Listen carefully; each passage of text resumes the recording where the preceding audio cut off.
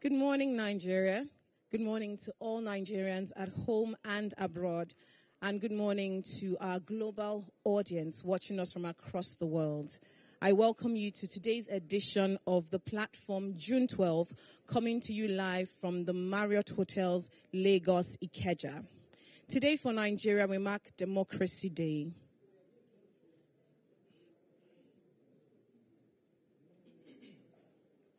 Today in Nigeria, we mark Democracy Day, and it marks 33 years after the historic moment that became a defining symbol in our democratic aspiration here in Nigeria.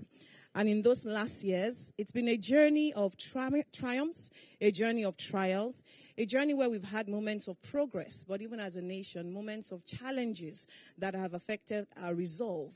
But even then, the Nigerian spirit remains unbroken, resilient, and strong. And we continue to the journey towards the future that we desire for our great nation, Nigeria. So I say welcome once again to today's edition of The Platform. Happy Democracy Day. This is The Platform Studios. My name is Tonyo Yemade, and I'm not alone. I have with me Soji Akinyele. Soji, welcome to The Platform, June 12 edition. Thank you so much, Pastor Tony. Happy Democracy Day to you. Thank you. And to our viewers out there, it's such an honor to be in your space again as we celebrate our Democracy Day here in Nigeria. Indeed, as Pastor Tony said, it's been a season of triumphs, trials, but out of those 33 years, we have experienced 27 years now of unbroken democracy, and I think it's worth acknowledging as we go into the discourse for today, which is themed Governance, democracy, and national security. A very important discourse for such a time as this. I agree. And so we have a lineup of speakers that it's very important that I say, hear ye them, in terms of the experience that we're bringing into the room. For those of you that are joining the platform for the very first time, well, you're welcome. The platform is an institution in Nigeria. It's our flagship personal development, corporate development, and national building discourse where we speak about the tough issues and speak to the fabric of our society and to our government in terms of holding them accountable, advocating for better rulership, better leadership, and also better citizenship. I must admit. And we have a lineup of speakers today that Pastor Tony and I will be introducing to you in a summary, just so you can get the gist of it, enough for you to stay glued to your screens as we go into today's discourse. Amazing. So we have a lineup of 7 speakers today, which also includes our convener of the platform Nigeria, Pastor of the Covenant Nation, Pastor Koju Oyemade. His Excellency, His Excellency, Dr. Professor Pastor Koju Oyemade. And he'll be starting off the platform, always taking us, setting the tone for the discourse of today. And we have, in no order, but we have with us General Christopher Gwabin Musa, His Excellency Abubakar Bukola Saraki, His Excellency Babatunde Raji Fashola, Miss Ayobe, Dr. Brian Kagoro, our guest from Zimbabwe, Mr. Olusegun Adeniyi, and Dr. Charles Omole, and of course our moderator, Dr. Victor Oladokun. What do you have to say to this interesting lineup of speakers? Indeed, it's very interesting. For those of you that have followed the history of Nigeria in the modern democracy, you would know some of these people. Dr. Bukola Saraki, His Excellency Governor Fashola. These have been 2-time governors in Nigeria, one of Kwara State, one in Lagos State. Governor Fashola has been Minister of Power, Works and Housing. His Excellency Bukola Saraki has actually been the Senate President here in Nigeria and the Chairman of the National Assembly. Now, that's an important thing to note because he, at one time, has been the paramount legislator in our country and indeed the third in succession, if you were counting President, Vice President, and then Senate President. That's an important thing. When you think of the discourse here and the spread of it, we have a security expert in terms of Charles Omole. We have a security practitioner who is currently, what you call in the theater, of it, in terms of the Minister of Defense, General Musa, retired General Musa. We have Ayobe, who we need to put that in context. She's a septuagenarian, if that's the right word, 70. And she's seen activism and advocacy for democracy here in Nigeria. And I think you and I, millennials, Gen Z, Gen Alpha, can take a few notes as to how to advocate better, in terms of governance and government accountability. Absolutely. We have Dr. Victor Oladokun, who you shouldn't miss. He's going to be the moderator of the panel of these experts. And what he brings to the room is a global, discussion as to, make sure that there's mutual respect even in the discussion of our ideas. I think I'll leave it at that and, have some of our guests also tell us what they expect here. Certainly. It's going to be a great time at the platform today. This is the studio, and before we go into the main session, we have with us some platform past attendees who tell us what they expect and even the impact the platform has had on them over the years. So our first guest, will call him up, Mr. Gbenga Olorunfemi. Please join us here on set. You are most welcome, sir. You're welcome. Happy Democracy Day. Happy Democracy Day to you too. How are you feeling today? Very well, thank you, and excited. Excellent. What has the journey of the platform been for you, and what are your expectations from today's discourse? I'm excited. There's a lot of expectation that experts in the House today, IOB, for example, CLO, Civil Liberty Organization, I used to respect how they used to conduct their protest those days. My godfather owned the building where their office was domiciled. Wow. So I had opportunity to meet them one-on-one.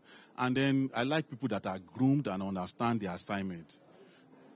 Abubakar Bukola Saraki represents that for me. He's one of the Senate presidents that has shown that he understands the assignment, and then he did it well when he was there. And right now we're talking about security. Again, what does even the platform represent for us? There's this thing that they say that judiciary is the last hope of the common man. I think the platform is where the common man and the so-called bourgeois or the elites meet to cross-fertilize ideas, and then a lot of things are usually birthed. So that's what platform represents for me. That's why I always look forward to platform, and then we look forward to experts come and talk about issues so that you can actually know what to run with and how to see life. They give you the right lens to see life, and then when it comes to the business part of some other things, maybe prospective business to go out. Thank you so much. Thank you so much. And we are sure that by the end of this platform, you have more in your arsenal as to how to move the nation forward. Oh, definitely. Definitely. You can say that again. Thank you, sir. Thank you very much, Mr. Olorunfemi. It's such a powerful thing he said there, that the platform seems to be like a melting point where, like he said, the elites and the common man come together, to discuss matters that affect our government and our governance. Our next guest is actually running for a seat in the Federal House of Representatives. Her name is Simi Fajemirukun Ajayi, and I'd like to invite her up to tell us a little about, there's a story she has that is very necessary story of how platform started the journey. How platform converted her. So let's hear that story. You're welcome, Simi. Thank you so much, and thank you for having me. And also, thank you for always organizing this. I don't know how many years now, probably over 15. Started in 2007. Wow, okay. So congratulations to the team. I started with a platform. I was in the U.S. actually trying to see how I can jackpada, and stay, because Nigeria was frustrating me. And then a friend of mine, Sheye Odukogbe, who's in the UK, he sent me a link to watch the platform in 2018. And I watched the platform either between July and August, and I watched it several times. And by September, I bought my nomination form to run for House of Rep at the time in FCT Amak Buhari constituency. You were in US and you came back after watching and for your form that same year. Yes, amazing. That's definitely a platform testimony there. But now, so tell us, what are your expectations today? Especially because you are still running, right? Yes, I'm for another seat. Yes, I'm running for the same seat, but in Ondo State, my state of origin. And I'm actually here with my constituency from Ile-Oluji, Okegbo, Odibo. And one of the things I wanted to achieve was that thought leadership that platform has provided for so many years, but possibly maybe not the grassroots. So I brought the grassroots in with me. We came in from Ondo, arrived 9 p.m. yesterday.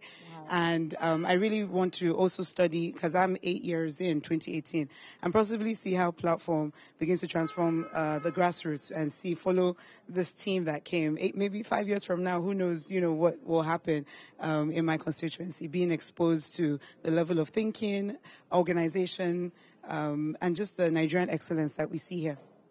Indeed. Thank you very much. Thank you so much. Excellence that we see here. Thank you for joining us. Thank you so much. And this just testifies to the power of the platform. It's conversations that stir and empower and make us all realize that we are all builders of this nation. If someone could be abroad and come back and that same year got into it, how much more? So it's not just that we are here to listen, but we are here to receive ideas and concepts and also understand the land better to know how we can position to co-build. Our final guest is coming here. Yes, and we have Mr. Innocent Daniels, who is also, I believe, you've attended a few platforms. You're welcome. Thank you for having me. Okay, so can you tell us what are your expectations here today?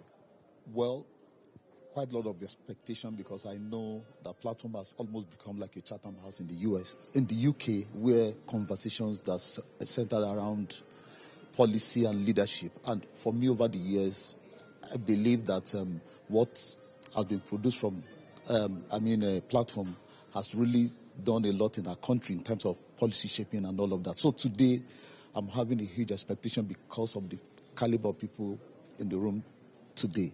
And I want to say this, that next election is a very big stake in our country, and I believe the things that are going to be discussed here today should be watched out for because it's going to shape a lot of things, looking at security and the way the elections will go. So I'm looking forward to that because I believe that today we are going to get a point of that conversation where we know where we're headed to. Thank you. Well, thank you very much, Mr. Innocent Daniels.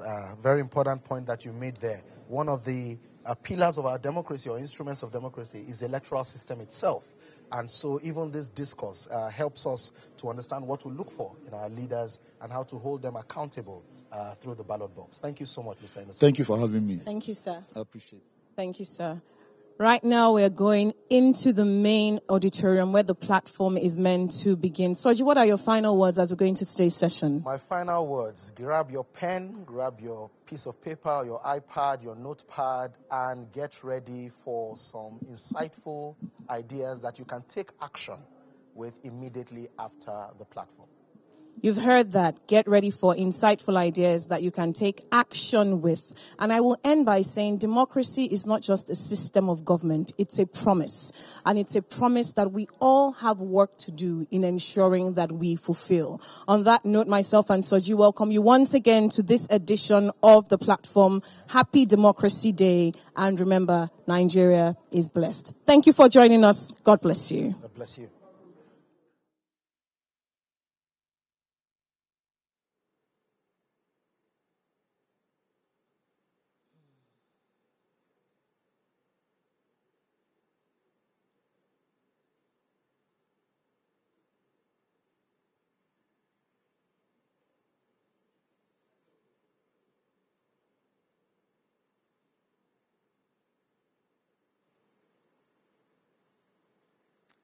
Good morning, everyone.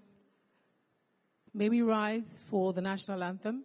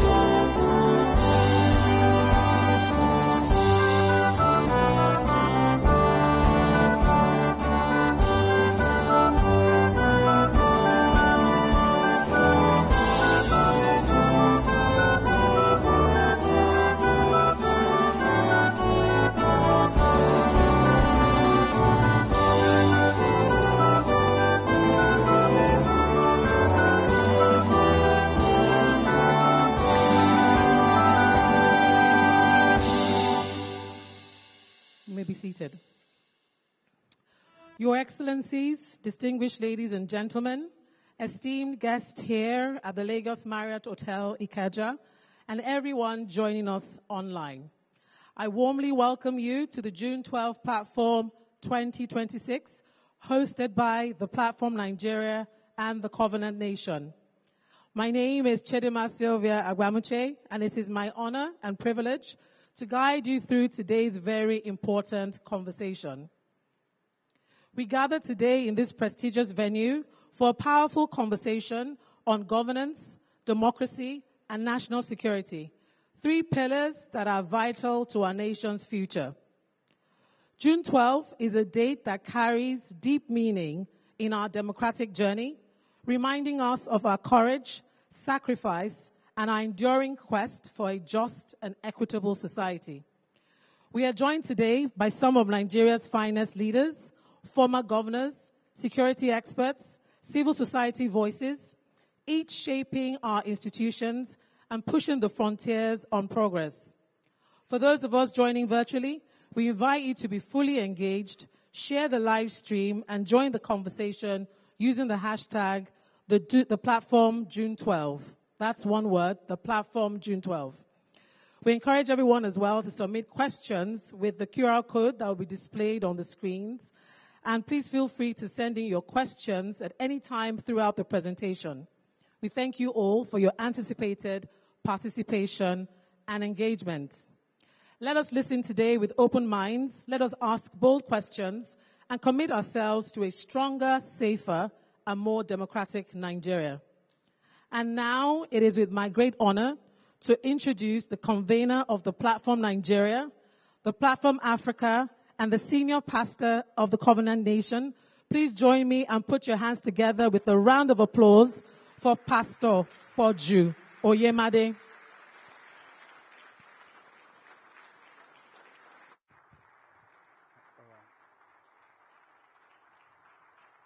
All right, we may all be seated, thank you.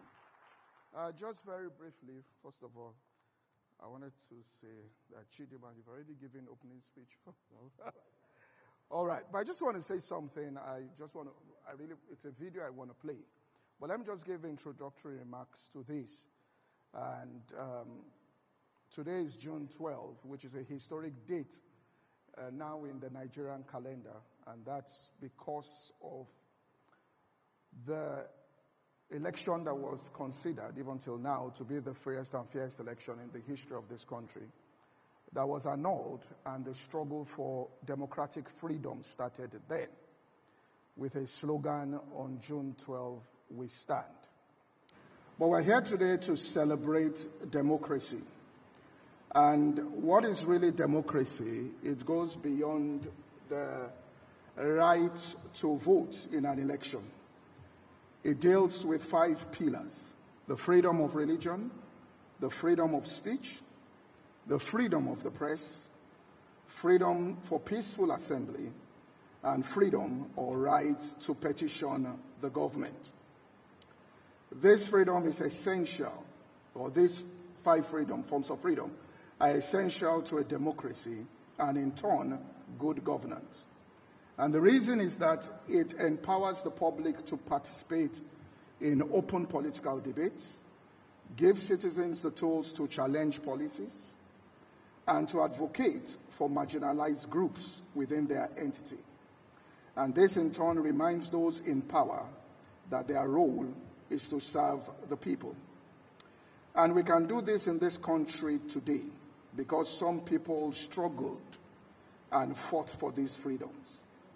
We can peacefully gather here today to discuss policies, to debate on issues, and to offer our opinions because some people fought for this.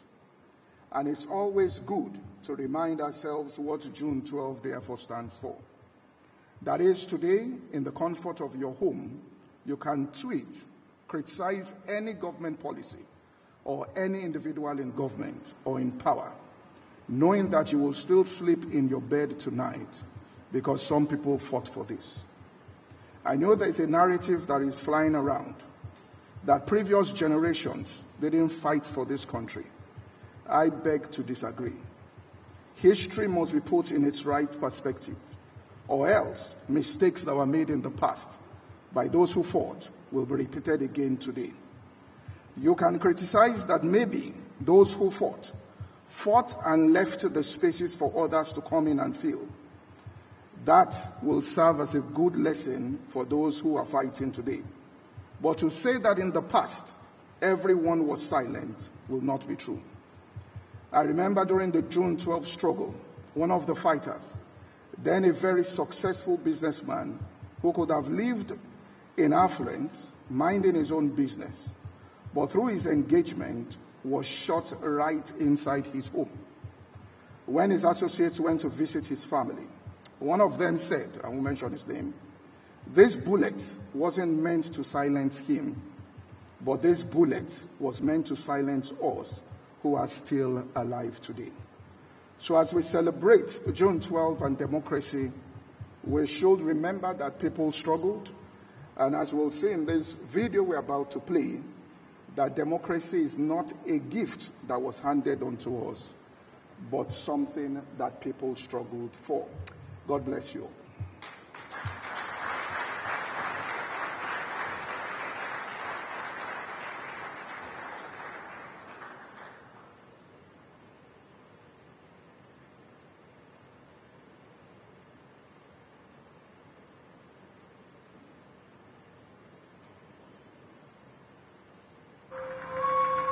We are in a democracy.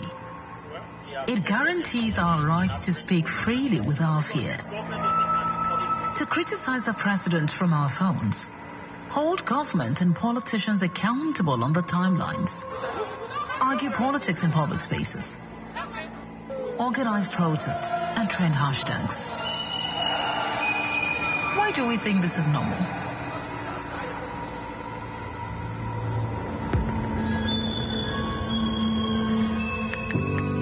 Made the post on Twitter criticizing the government. Why do you think it's normal for you to enjoy a good night's sleep in the comfort of your room? To continue your life as if criticizing the government is normal? To have an opinion about who should lead the country, and to express such opinion publicly, insisting that you will vote a government out if they misbehave. Under the boots of successive military government, your opinion was not protected speech. It was a crime. The journey that led to democracy in Nigeria was rough. Before democracy became a public conversation, it was a private fear. All processions, political meetings. There was a time when speaking freely about government and governance could destroy a life. What has become normal today was paid for by a lot of people. Some of them are popular activists whose names are tied to the struggle for democracy. Others are faceless, everyday people like you, who did not even choose a part in the struggle, but got dragged into it by circumstance. Wives, children, drivers, journalists, friends, domestic staff, students, neighbors, everyday people.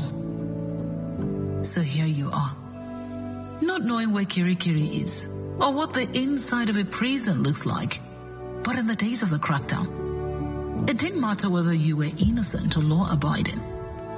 Someone you know just needed to be remotely tied to the struggle, and a knock on the door at midnight could empty a home of peace forever. A woman wakes up one morning and her husband is gone. No explanation, only whispers. A child who waited at the school gate for her parent to come pick her, but they never came.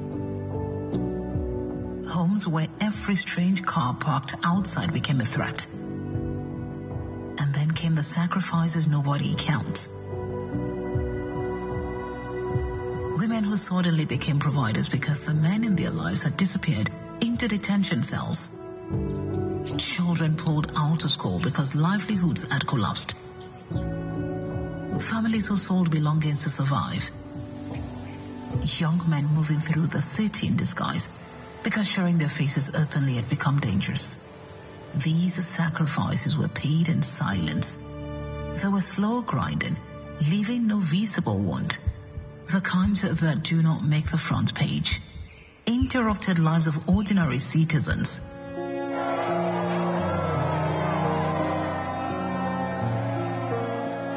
At the center of that storm stood Moshood Kashimawo Olawale Abiola. The struggle took almost everything from him. his freedom, his years, his peace. Then it took his wife, Kudirat Abiola, who was assassinated on the streets for refusing to stop fighting for his mandate. In the end, he never saw that democracy was elected to lead. He paid the final price for a future he would not be allowed to enter. Democracy is not a gift. It is an inheritance purchased at a cost most Nigerians will never fully understand. The least we owe those people is remembrance. Because if history had shifted differently, any one of us could have been one of the forgotten names that paid for the freedom we now take for granted.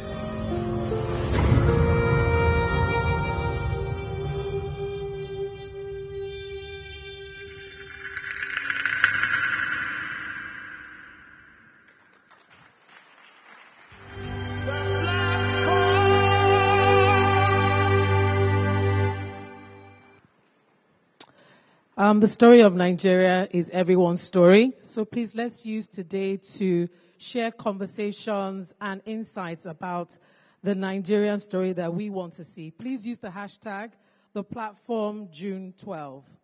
And now, Your Excellencies, distinguished ladies and gentlemen, it is my honor to introduce a globally respected lawyer, security consultant, and strategist. Dr. Charles Omole advises businesses and governments across Europe, the Middle East, and Africa, having worked in over 40 countries to help nations reform the security services. As a constitutional law scholar, he combines a rigorous academic and research pedigree with practical industry experience in a compelling proposition. Dr. Omole is a global expert in law enforcement jurisprudence and organizational transformation, with a particular focus on good governance in national security operations, security sector reforms, excellence in policing, and leadership development. Alongside international scholarship, Dr. Omole also serves as a judge in the London circuit of the British judiciary, presiding in both the Crown and the family courts. Importantly, Dr. Charles Omole has spoken at the Platform Nigeria, delivering powerful insights at the 2018 edition on unlocking our country's potential, as well as in 2022. Distinguished ladies and gentlemen, kindly put your hands together as we welcome Dr. Charles Omole.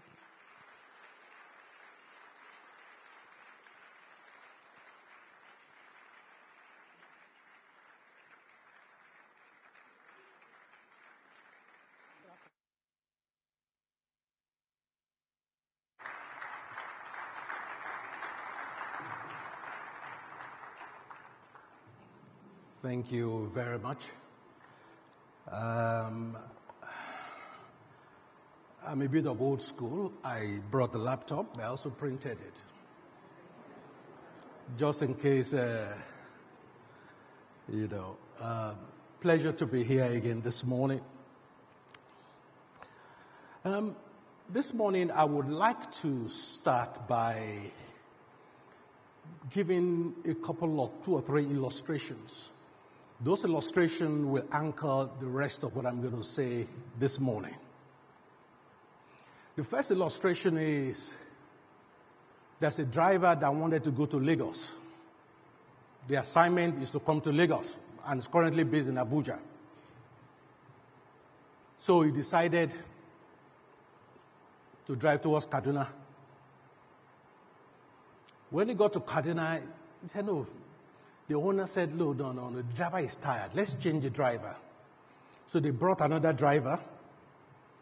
They got to Kano. When they got to Kano, they said, we need the best driver in the world to come and drive the car. So they brought a very good driver. They got to Sokoto. Are they going to get to Lagos? You see, they keep changing driver, but they are still heading in the wrong direction. That illustrates our security challenge in Nigeria. We are changing the drivers, we are changing the personnel, but we are heading in the wrong direction. That's why I feel we need to rethink our concept of security as a nation, and I have some ideas about how to do that this morning. I'm not going to spend time telling you about problems. I'd rather speak to the solutions. And in addressing the solutions, you will identify the problems I'm dealing with. The second illustration, if somebody is diagnosed with stage 1 cancer, usually the best practice is you give them tried and tested medication that's been approved by the regulators in whichever country. But if that patient becomes terminal, say stage 4, and has been given, say, 3 months to live, one thing you will notice is at that stage, experimental treatment are allowed. Because it's like, look, what has he got to lose?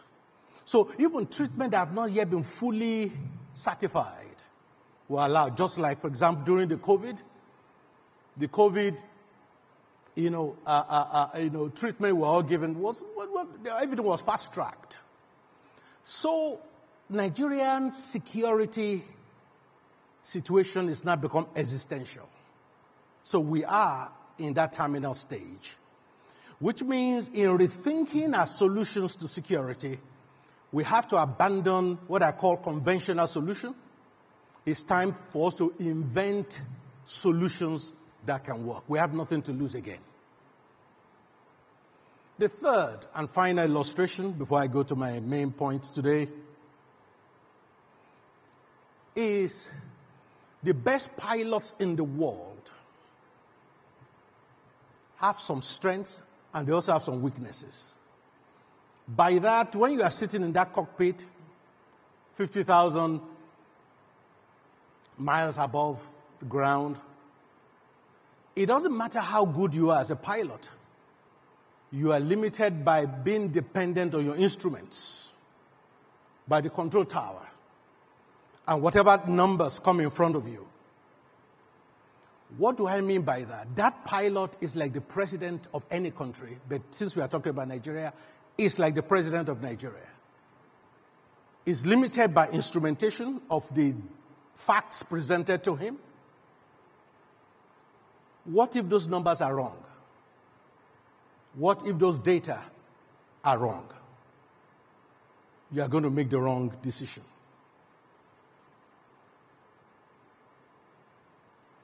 The Nigerian state inherited a security doctrine forged in war, coups, and counterinsurgency. The challenge before us is to evolve from protecting territory alone to start protecting people. Because insecurity often takes root long before the first shot is fired. Nigeria's security challenges demand a new mindset, not a repetition of old assumptions. For far too long, we have relied on familiar structures, familiar responses, and familiar explanations, even when the results have shown that they are no longer sufficient. I think Nigeria is the only country that I know so far, when it comes to security, that feels doing the same thing that has not worked will eventually work. If we are serious about solving insecurity in Nigeria, we must be willing to question the status quo. We cannot continue to do what has not worked and expect a different outcome. This is the purpose of this presentation. We must move from security as a force to security as governance. We need a new mindset entirely to rejig this. We have so far defined security in a very narrow fashion. To many ministries, acts all over, the country, as if insecurity is the sole responsibility of the police and the armed forces. But what they do not understand is this. Bad land policy can create conflict. Bad education policy can produce and recruit extremism. Bad urban planning can create ungoverned spaces. Bad economic policy can turn desperation into violence. Bad justice delivery can turn victims into vigilantes. So security is the duty of every department of government. But that has not been the case in our country. So what can we do? Number one, a few mindset reforms that I think we need. Make security the job of the whole government. What do I mean by that? I remember in 2004, then I was still based in England. No, 2003. Arsenal, for those of you Arsenal supporters, were planning to build a new stadium at that time. So they applied to the Islington Council, the council then. I happened to be on the council management at that time. And the first thing I remembered we did was for them to do what we call security impact assessment of locating the stadium where it is now and of increasing the number in terms of its capacity. That security impact assessment showed a few things. I'm not going into details about it, but one thing it showed is that the train stations around the new stadium needed to be upgraded. Otherwise, it will not be able to handle the number of people that will be exiting the stadium. There will be stampede, people will die. So the first thing Arsenal was asked to do was upgrade all those train stations. One of them in particular, called the Holloway Road Station, had only one small escalator. Small elevator. It didn't even have escalator. It was only stairs. All these things was executed before even the stadium was built. Something tells me if that was in Nigeria, they will have finished building the stadium, there will be stampede, 50 people will die, and government will start giving condolence messages. A lot of our security challenges are foreseeable. And the easy way for government to make this the duty of all government is to make sure there is security impact assessment of every major government policy and projects. In other words, a new law is not needed. The president can wake up tomorrow and give an executive order that no new project will be accepted or signed off by the Federal Executive Council without him seeing the security impact of that particular policy. That will make a lot of things that we react to be more proactive in dealing with them. Very good example. I gave an interview last year in which I said there are 5 major security impacts I have seen in the new tax regime that the government introduced this year. I gave only one of them. I didn't give you the other 4. I have not seen any sign that government have done any impact assessment, security impact assessment of those tax policies. And mark my word, I'm saying it now, by January next year, you will begin to see those security impact. Because right now, because the enforcement of the new tax regime has been light touch, Nigerians are not reacting yet. Wait till January. That's when you begin to see. And since I've given one, I might as well give you free of charge here as well. I said one consequence of the new tax policy is that a lot more people will be holding cash at home, not in their bank accounts. And if a lot more people holding cash at home, what does that mean? More robberies. So what have we put in place to preempt that impact? Are you getting what I'm saying now? Every policy of government, every major project of government have security impact. Take the new coastal road. Whether you are for it or against it is irrelevant. But it does have significant security impact. When you are in downtown Lagos, you are being robbed. Is it when you're on a road that you are alone for 4 hours that you won't be robbed? How have security been embedded in the construction of that road? Because these are the things that you do from scratch. I can go on and begin to give examples of things that are foreseeable that we neglect as a nation, and then we just begin to react when those foreseeable consequences begin to manifest. So the first thing is, security has to be seen as the job of every department of government, not just of security services. Number two, create a national security delivery dashboard or security data grid. What do I mean by that? Many of the data that we need to use for security purposes in Nigeria are too fragmented. As many of you know, there are several government and private entities that collect your biometrics. From telephone, to passport, to driver's license, to bank account, name it. And these data don't talk to each other. So what does that mean? It means we do not have a bird's eye view of what's going on. Let me give you a typical example. One of the consequences of 9/11 in the United States was the creation of the Department of Homeland Security. One of the reasoning behind it was the fact that all those terrorists existed in one security database or the other in the U.S., but they were not talking to each other. So what the Department of Homeland Security did was came as an umbrella on top of all the security outfits in the U.S. A typical example. Your name is Muhammad or Musa. You go to New York to buy 20 kilograms of fertilizer.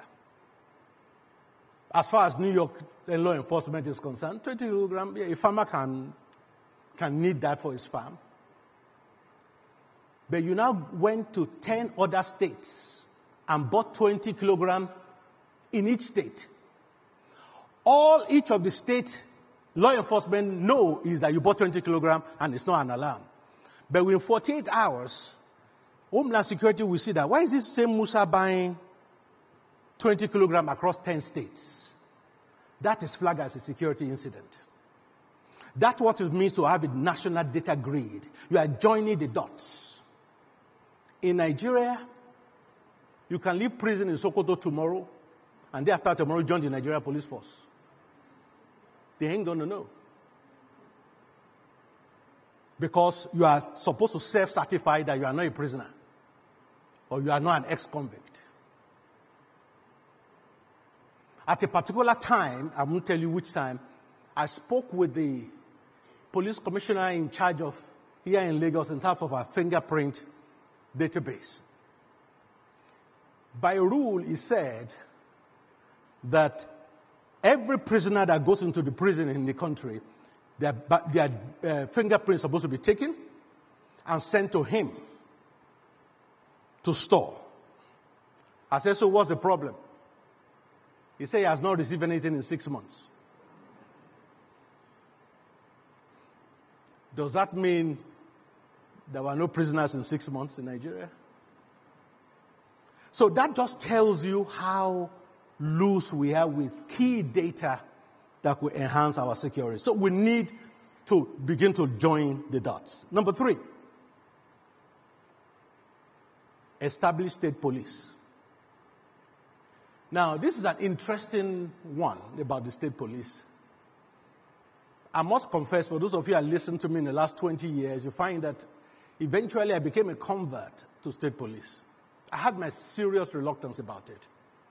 Part of it was, in 1952, the Action Group won the election in the Western region. The Minister for Local Government Affairs at that time was one Honorable Obafemi Awolowo.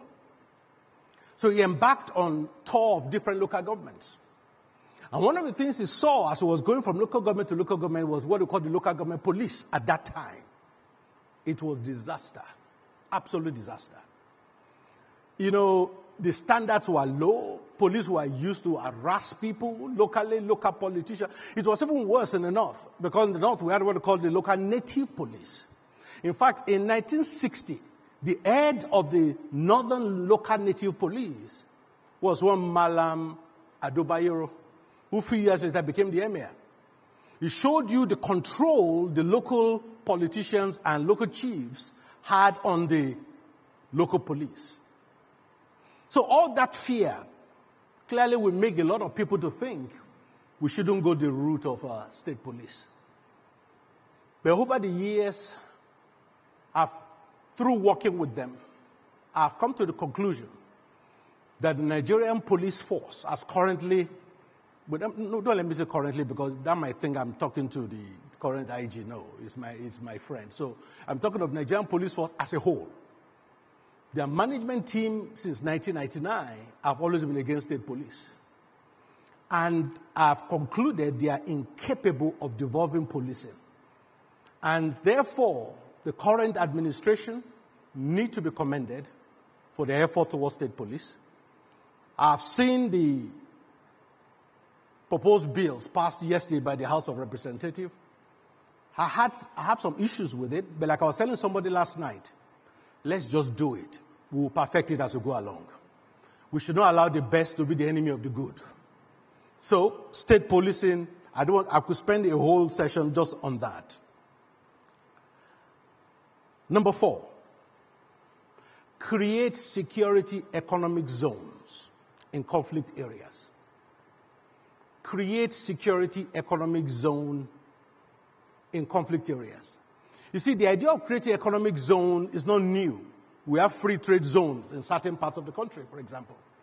The whole idea, see, what perpetuates insecurity is that it comes to a locality, decimates the economic life of that area, and then the military or police come, dislodge the bad guys, they move on, but the economy remains completely abandoned. And that acts as a recruitment sergeant for more of the insecurity. So we need to make areas affected by conflict to be more economically viable. We need to give people their options away from insecurity. And one of the ways to do that is to create security economic zone that will have things like, tax-free, industrial clusters, agro-processing hubs, enhanced security presence in those places, the fast-track courts if needed. They create incentive. Even government can, in those places, say for the first 2 years of a new business, we will pay half the salary of the staff. Just create incentive for economic viability in those areas.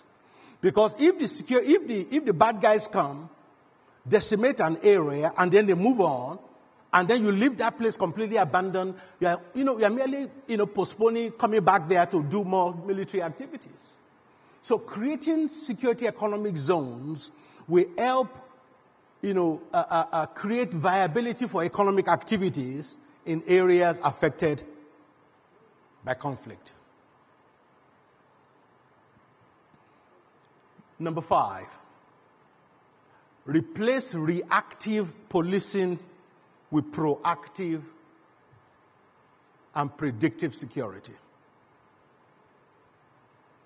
What do I mean by that? Those who are familiar with insecurity in Nigeria know very well that we are very good at reacting to things after the fact. And we do that every time. I remember when I was being interviewed after the Kaduna kidnapping a few months back, I told the journalist, I said there will be more kidnapping. I said it will also be more frequent as the election draws near. You don't need to be a prophet to know that will happen. But like everything else in Nigeria, we wait for it to happen. Now we are reacting to it. That's because our entire security posture is reactive, not proactive. I remember in 2021, then the House of Representatives put together a security summit, which by that time I was security advisor to the then House of Reps and the Speaker. I wrote a 150-page report with over 100 recommendations. Those recommendations were presented to President Buhari himself. I remember during that presentation, all the service chiefs were there. Guess what? 95% of those recommendations have not been implemented, even till today. So the question that bothers me sometimes, and that's a different pathological assessment I don't want to be distracted with, and that is, why is it that when people get to government, they become omniscient? Suddenly they know everything. You can give them the best ideas in the world, their ears are blocked. Why? Part of the reason, I think, is because in Nigeria, the concept of constructive criticism is not recognized. Constructive criticism is seen as disloyalty. As a result, the leader therefore attracts only people who are yes men. People who will affirm the foolishness or whatever it is he's doing. Because the person who is saying yes sir knows that that's a wrong decision, but knows that if he recommends something different, it will be considered disloyal. Our leaders need to begin to be able to encourage dissenting voices. People who can give constructive criticism and give solutions. But the idea right now of just surrounding yourself with echo chambers is not helping the nation at all. Because for a nation as talented as Nigeria, the president can put a technical team together. He said, I'm giving you 30 days, find solution to our insecurity. They will bring practical solutions out there. Why are we not using resources we have? You see, I talk to politicians all the time. And if you're a scientist, you would think maybe many of them have gone through cloning. Because all you hear is the same thing everywhere. I remember speaking to one recently. I said, but that was not what you said last year before your appointment. You say, hey, Doc, we're in government now. So suddenly it's as though their brain takes a leave of absence. Why? Because he came in and is eager to conform with the prevailing voices. Constructive criticism needs to be encouraged. So replace reactive policing with proactive policing. A few things we need to do to encourage that. Number one, intelligence reform. Right now, there is no law in Nigeria that compels one security agency to share intelligence with another. They do so by best practice, but they don't have to. I've been in meetings where DSS have said, we are not sharing that with the police, we don't trust them. So, the president can bring out an executive order tomorrow to make it a sackable offense for you to fail to share intelligence. There are things we can do. And by the way, the reason why many of them do that is they want to take the glory.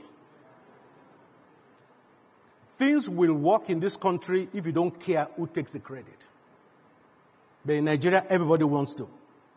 So we need to reform our intelligence sharing. Number two, we need a national early warning system. We don't have that at the moment. You see, a road on average could be seeing 2 motorbikes every day for 6 months. Suddenly, 70 motorbikes will be on that road one day, and we'll go on it for 3 hours, and we are not aware. That shouldn't be the case. There are technical and human solutions to creating an early warning system. And then thirdly, we need a rapid response team across all the geopolitical zones. What do I mean by that? I remember, for those of you who remember the Kuje prison breakout, part of the challenge of response at that time, which is exemplified by what's happened today, is that the police have to call different areas to mop up numbers to be able to respond. And by the time they put those numbers together, the bad guys were what? They were gone. We need to have a team where their job is, if they are not in operation, they are training. If they are not in operation, they are training. They are not doing normal policing work. Their job is to respond. Before the 3 hours it would take them to ride back into the bush, they would have been intercepted. We need a national rapid response team, which we don't have at the moment.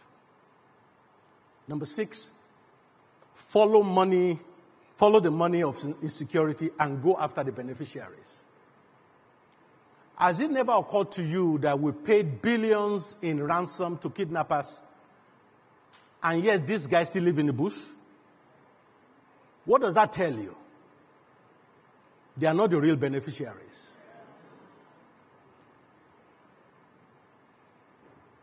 The Inspector General of Police, Al-Khali, when he was Inspector General of Police, stated that based on police records, there are 86 armed non-state groups in Nigeria. So that's 86 groups that are guns for hire. A deep dive into that will tell you that more than half of them are being managed by retired and serving people from our security services. I promise I won't break any table this morning. So I'm not going to say more than that. But there are solutions to these things if the government asks. We need to deal with the beneficiaries of insecurity. Number 7, secure our democracy itself. A stolen electoral process gives birth to the ingredients of insecurity. And our politicians need to be aware of that. Because of my time, I'm speeding up. Number 8, reestablish the primacy and authority of the police as a primary institution for internal security. And also reform the police. What do I mean by that? There are nations on earth that do not have armed forces. But there's no nation on earth that does not have police. Nations like Costa Rica, Iceland, Panama, Mauritius, they don't have military. And they are peaceful. But there's no nation without police. Therefore, our police should become more of our priority. I was reading some of the constitutional amendments by the National Assembly. One of them is about military funding should now be made first-line charge. And I'm asking myself, why the military? What happened to the police? The impact of our long military interregnum on our psyche as a people need to be studied. The way we govern, the way we do everything in Nigeria is based on military mindset. Everything is deadline based. Things that other nations will do, and you will even notice they've done it. We do it in everything is dictatorial. It's almost like everybody wants just to make your life difficult. Why? We need to increase our internal security by reforming it. What do I mean by that? 2 main things that are usually the cause of problem in a country. The people that come in and the things or goods that come in. The people that come in, that's immigration. Things or goods that come in is what? Customs. In every nation on earth, customs is a major component of its internal security. But guess what? In Nigeria, our customs is under Ministry of Finance. All their targets, read any news that comes from customs, it's always, we raised so billion. We raised so trillion. I'm not dismissing that, but that's only part of the job of customs. What happened to the security component? That will never happen unless the customs is divided. The excise function can remain in finance, but the security component needs to be moved elsewhere. We need our customs to begin to do the security job, which others do all over the world, not just collecting money and taxes. part of the reform we need, after state police becomes operational, we need to change the way our Inspector General of Police are appointed. Time will not permit me to go through different ways, different countries, appoint their Inspector General of Police. We need to widen the pool. The highest professional policing rank in the world is commissioner. Anything above commissioner rank is political. Therefore, Inspector General of Police does not have to come from the rank and file of the police. We need to widen that, but because of time. Next, introduce independent state security performance ranking. And now, this is my main point before I close. This will produce an annual ranking of all states. Security accountability will suddenly become politically measurable. You hear things like governors saying, when I was governor, we were number, say, 25 in WAEC. By the time I left as governor, we became top 10. As an indicator that he has improved what? Education. But security is never discussed at the state level like that. So governors are not held accountable. So I'm happy to announce today that I'm putting together a team, and we've started work already, of national security experts to commence the production of the first ever independent state security ranking and rating in Nigeria.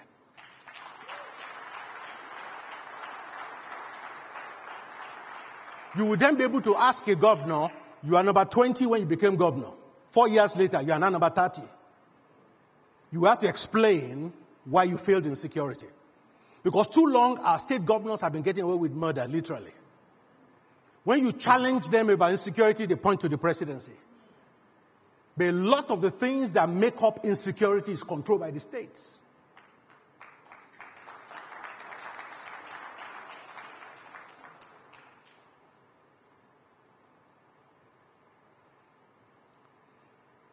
So more news will be announced about that. And we are hoping if we can do it before the next election, but the next election is January. That's a bit tight. But don't worry. As you come in as governor after next election, you will know your ranking as you are starting. So that we'll be able to now check a year, 2 years, 3 years later where you are in terms of security.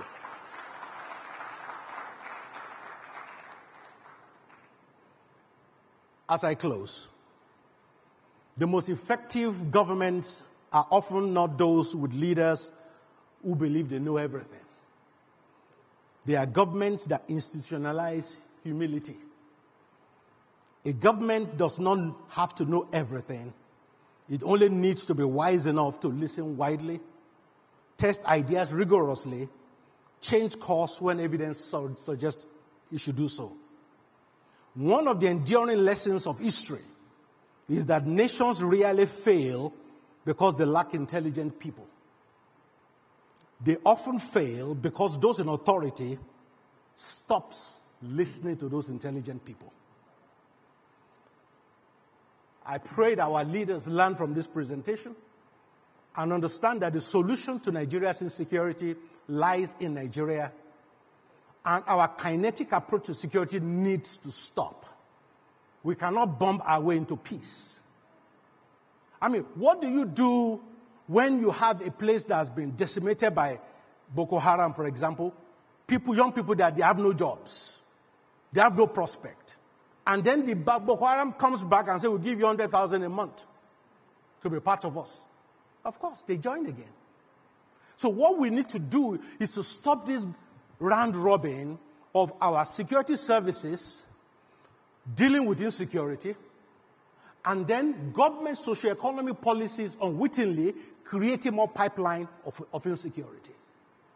So we are going around in circles. So that circle needs to stop. And I pray that for us to do it, remember that illustration I gave about a terminal patient. We are in that existential crisis at the moment. And our government needs to understand this is the time to embrace bold move, do the unthinkable, throw away the rule book, and let's secure this nation. Thank you.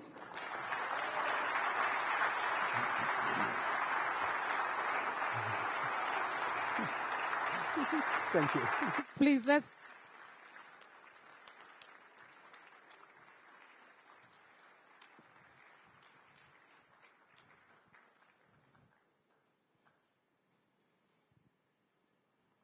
keep clapping, please. That was a powerful submission. Thank you, sir. As we prepare to welcome our next speaker, kindly continue to share your thoughts. A lot has been shared today with your key highlights. The platform June 12th is the hashtag. Please remember to use it as you share it online. Thank you. And now, Your Excellencies, distinguished ladies and gentlemen, it is my privilege to introduce a towering figure in Nigeria's human rights and pro-democracy movement. Ayo Obe is a Nigerian lawyer and human rights activist, renowned for her leadership in pro-democracy efforts. She was the president of the Civil Liberties Organization, CLO, Nigeria's oldest indigenous human rights NGO, and advocated for the actualization of Chief MKO Abiola's 1993 presidential election victory. She was listed as one of the heroes of June 12.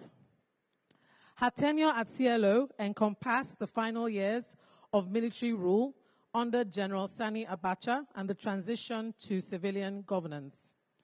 During this period, the CLO, under her leadership, campaigned against repressive military decrees, including curtailing freedom of expression and assembly, and documented widespread human rights violations, such as arbitrary detentions, extrajudicial executions, associated with the regime's crackdown on pro-democracy activists. In recognition of her immense contribution to human rights and democracy, in June 2025, President Bola Tinubu conferred on Ayo Obe the National Honor of Officer of the Order of the Niger, OON. Your Excellencies, distinguished ladies and gentlemen, please join me in giving a most resounding welcome to Ayo Obe, OON.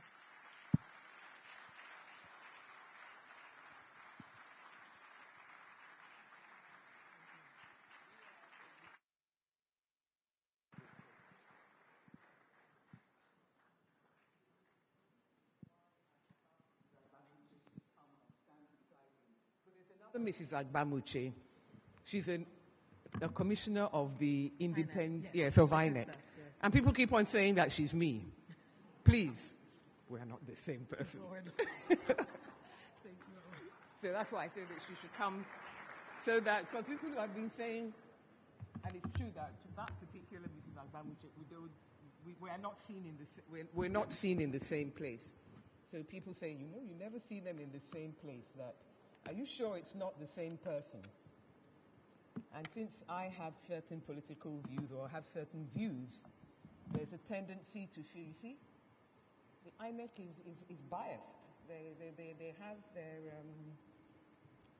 their political position. I have to tell you that I'm short-sighted in one eye, so I get cross-eyed if I have something right in front of me, especially when I'm trying to look at my paper. But distinguished ladies and gentlemen, when I was invited to take to the platform on June 12th, I took care to ask the organizers what the program was going to be and who would the other speakers be, and if, would there be other speakers. But having now seen that you have two former state governors, a security expert, a former army general, I have to confess that I'm a bit hesitant to spend a lot of time talking about the past and what happened in relation to June 12th or the struggle for democracy in Nigeria. Because while our state governors are fond of designating themselves as executive governor, the media, especially at times like this, prefer the expression Chief Security Officer of the state to describe them. So even though we are here to discuss or to mark Democracy Day, the focus of our discussion is not just democracy, but it's also about governance and national security. And I think that the paper that you heard from Dr. Omole underlined for many people that things don't just happen in a vacuum. That if you plan for X, but you are in the direction of A, then you're going to run into trouble. So if we look at the condition of democracy in the world today, it's actually difficult to argue that it is, especially in our own region, that it's really been out of intensive care. But actually, even the countries that have been practicing democracy for as many as 150 years, not a very long period in the history of humankind, but even those countries are now giving democracy a bad name. And here in Nigeria, against the background of genuine resentment of the treatment by France of its former colonies in the Sahel, as well as a very skillful propaganda campaign this is being run out of mostly Burkina Faso and the military dictator there, and the deepening discontent that we have, which is actually, not to say real anger, of Nigerians at the economic hardship that has been produced by the Tinubu administration's economic reforms, especially floating the naira and ending fuel subsidy. That anger and discontent has been given added fuel by the sense that insecurity is rising. And with that comes the demands to know, how is democracy helping us? How is it solving our problems? Now, of course, when we make that demand, the inconvenient facts about insecurity in the Sahelian military dictatorships are glossed over, and, the completely different relationship that Nigeria has with its former colonizer, let alone France, those are ignored, while some declare that they are fed up with this democracy.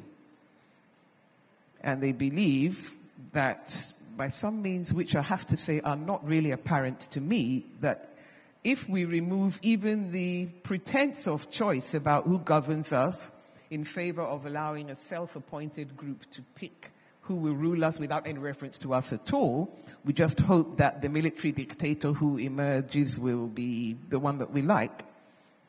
That is the method that will lead us into the sunlit uplands of security and prosperity. One might even say, in the words of our national anthem, peace and plenty, that Nigeria is going to be blessed with. Now, I think that would hardly be true even if democracy was only a once every 4 years event when citizens get to choose who will govern them. But of course, democracy is a lot more than that. The fact that citizens will get that choice must necessarily dictate the way that those who win the contest should behave in the intervening period. That is, provided that we, the citizens, don't sleep on our rights, or allow ourselves to accept the idea that those rights can be trampled upon because what's important is that the team that we support should win, continue to win.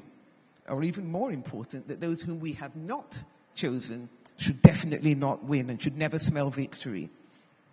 Now, it's true, I said the sense that insecurity is rising. I said that not because the insecurity that we're now all talking about is in our imaginations, but because we, or some of us in this country, in Nigeria, have been living with that insecurity for well over a decade. That's why we still have camps for internally displaced people. And some of our citizens are still living in refugee camps in other countries, including those Sahelian dictatorships. Indeed, when 276 Chibok girls were kidnapped on the night of the 14th to 15th of April 2014, it was because that abduction had followed on a series of atrocities against schools in the northern part of the country principally, without any apparent action beyond sympathy and concern from the federal government of Nigeria, that the people of Nigeria rose up and said, Is that what you're going to do? No.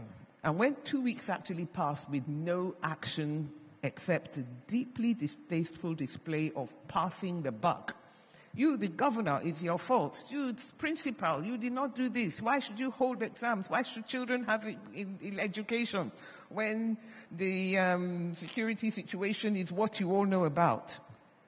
When all that was seen, that was when the Bring Back Our Girls movement was born.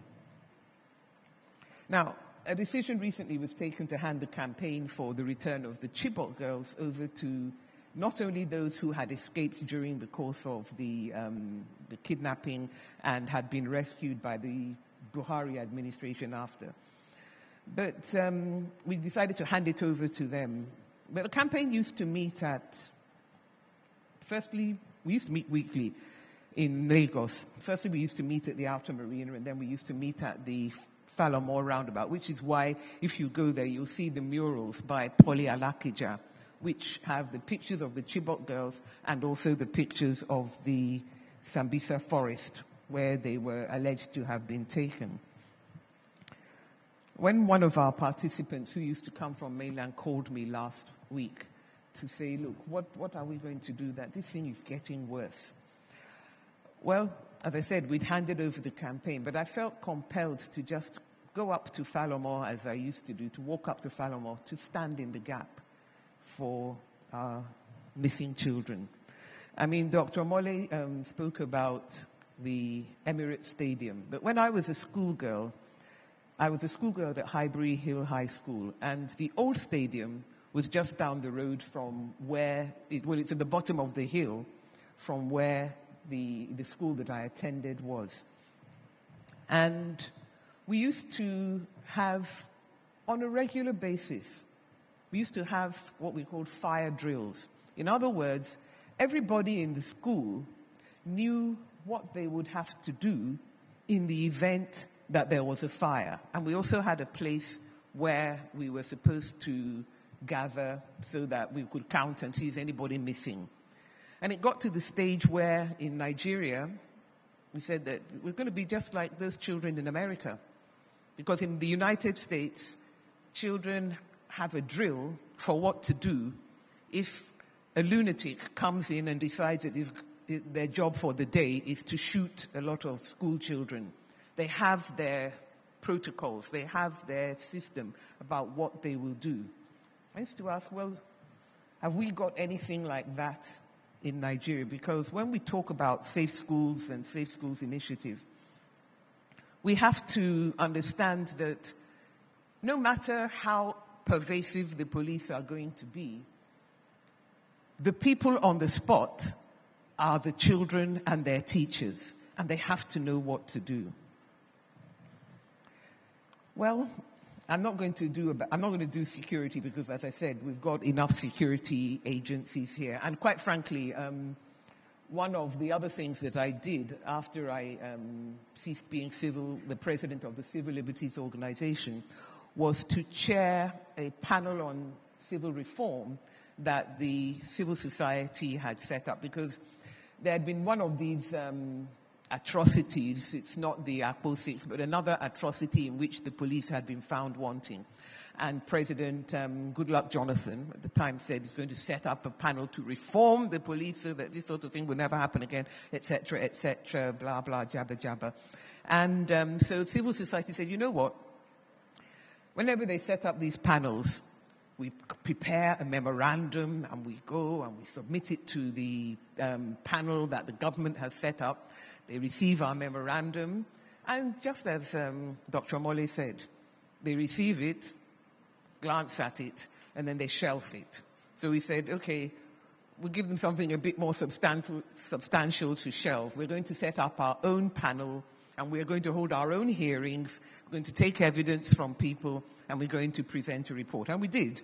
And of the recommendations, well, one of our recommendations was actually for state police. We also recommended that the Inspector General of Police should be an open process. But of course, whenever it comes to choosing the political power that goes with control over the police is just too sweet for political leaders to let go. So let's see what happens. Now, as I said, with abductions that's affecting us here, right here in Yoruba land, it's tempting for some of us to argue that it's in fact democracy that's the problem, that the politicians are busy running after elections, that they're not concerned with our security. But I need to make my position on this very clear. There is absolutely no conflict between national security and democracy. In fact, in my view, if our security is to be sustained, then we have to have democratic legitimacy. However, that democracy itself can only survive if the response to mass criminal violence is grounded in the rule of law. You know, I say prayers every morning, and amongst the things that I pray for are our security agencies. I pray for them protection, blessing, but I also pray that they should follow human rights and humanitarian law in carrying out their operations. Now, there may be others who think that if they call themselves moral or democratic, or even most moral, or even only democracy, then their barbarity and savagery may be excused. But what we have seen is that even genocide is not enough to suppress. And in any case, it's not an option for us here in Nigeria. We can't do scorched earth with our own country, with our own fellow citizens.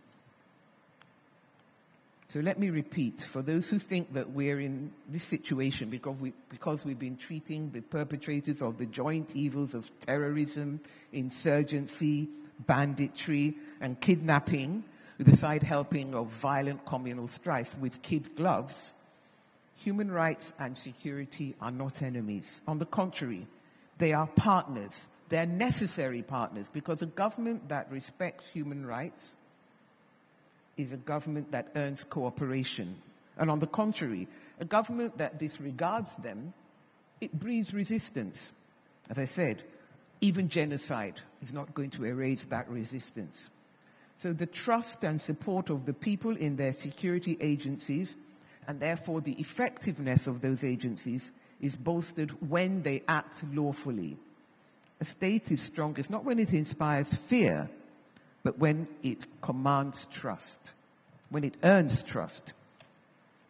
So, democracy and security. Yes, of course, there are those who are going to be quick to point out that our current president, Bola Tinubu, was one of those who berated the Goodluck Jonathan administration for its failings on the issue of security, and in particular, for its failure to bring back our girls.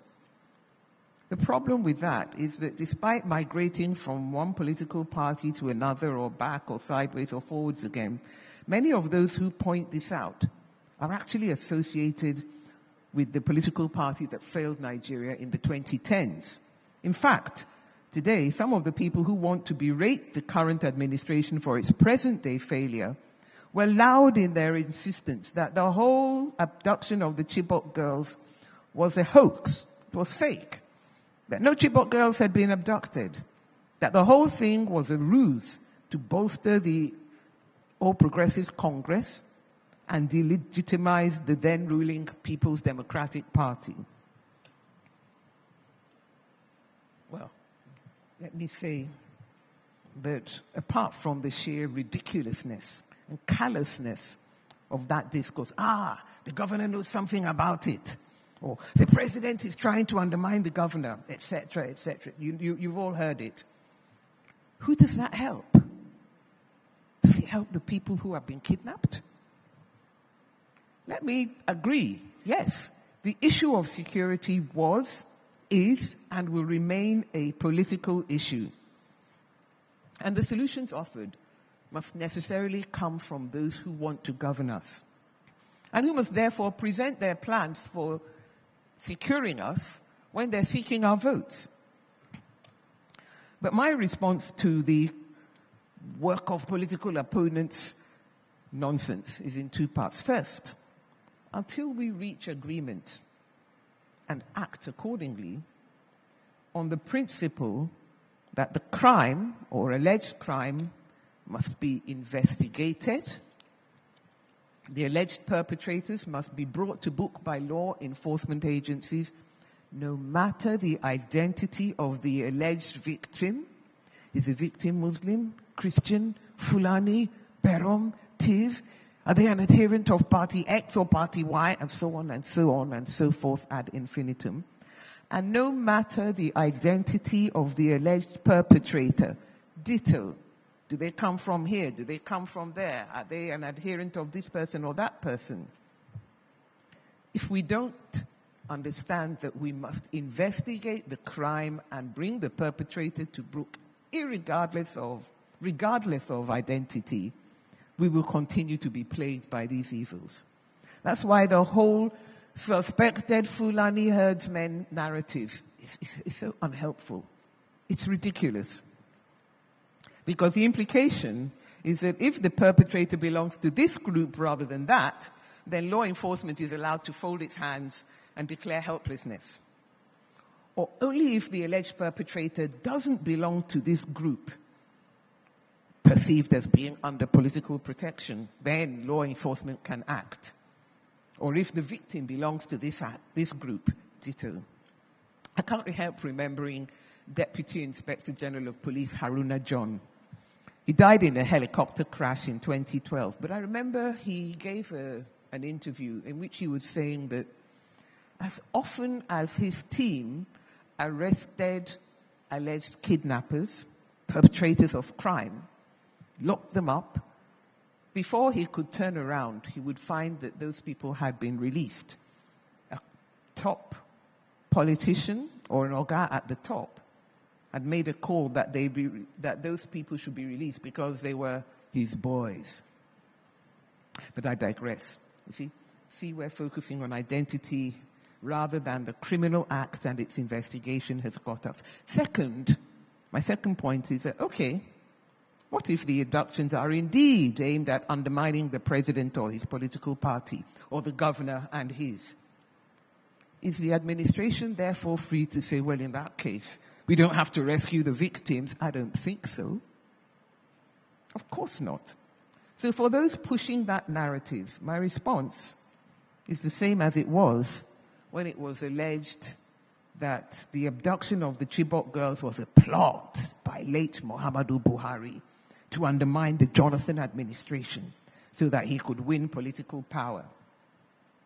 And that is that, on the contrary, knowing the political stakes involved, it behoves the commander-in-chief of the armed forces and the man who, as at now, despite the recommendations of our civil society panel on police reform, the man who still has the power to direct the policy of the Nigeria police force, as well as numerous other security bodies, plethora of initials, SSS, DMI, NSS, NSA, NSDC, and so on and so forth.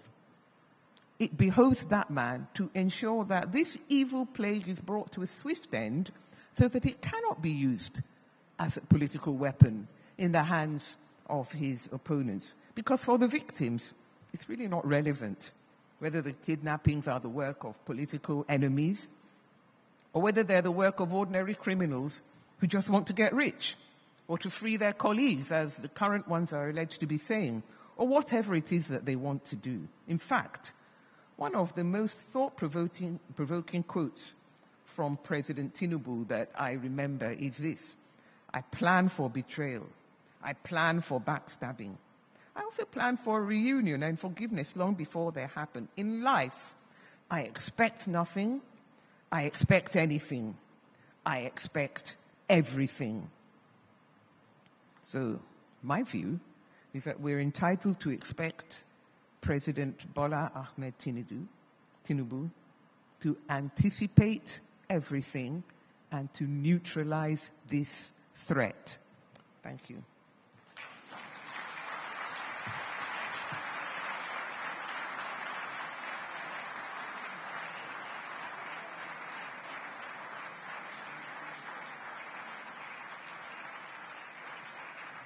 Let's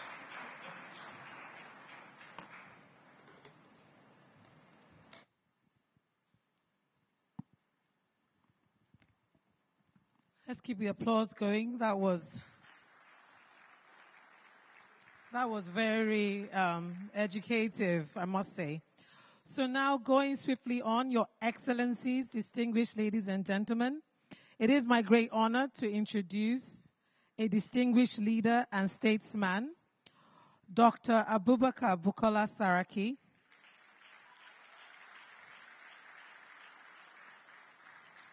Dr. Saraki was born into a great political family led by his father, Dr. Olushola Saraki, Nigeria's Senate leader from 1979 to 1983. Following in his father's footsteps, Dr. Saraki trained and worked as a medical doctor in the United Kingdom before returning home to manage the family-owned commercial bank. With the return of democracy in 1999, Dr. Saraki heeded the call of President Olusegun Obasanjo to serve as a special assistant to the president on budget matters and initiated the Fiscal Responsibility Bill. Prior to this, he was an executive vice chairman in the banking sector. In 2003, he was elected governor of Kwara State and re-elected in 2007, serving for a period of 8 years until 2011. During his tenure as governor, Dr. Saraki positively transformed many aspects of Kwara State and delivered major reforms. In 2015, Dr. Saraki was elected President of the Senate of the Federal Republic of Nigeria, where he led the adoption of a Senate legislative agenda focused on improving livelihood, governance, and business. Dr. Saraki holds the national honor of Commander of the Order of the Niger, CON. He is married to Ms. Toyin Ojora Saraki, and they have 4 children and 2 grandchildren. Your Excellencies, distinguished ladies and gentlemen, let us receive with a warm appreciation His Excellency, Dr. Abubakar Bukola Saraki, CON.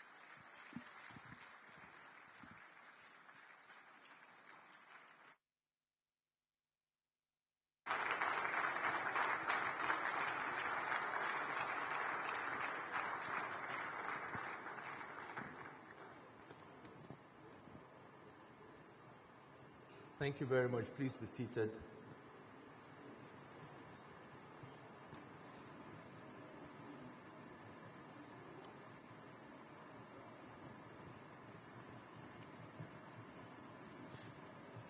Good morning, everybody.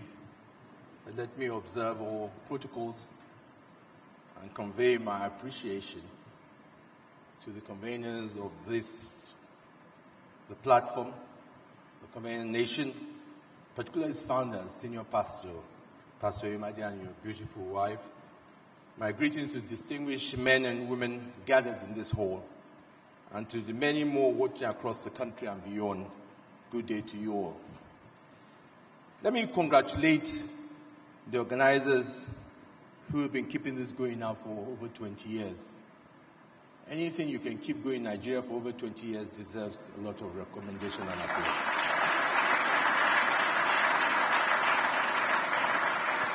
When I got the invitation to speak, I was asking myself, why did it take the pastor 20 years to ask me to speak? And as I was driving here, I was still thinking about it. So when I arrived in the waiting room, I met my friend Segun Adeniyi. We might have different things, but we have something we're very strong about. We're both Arsenal supporters. So he said to me, do you know that pastor is a Liverpool supporter? I said, that must be really the reason why I've never been invited. But then I was told that he's a man that associates with champions. So I said, that is why this year I have been invited.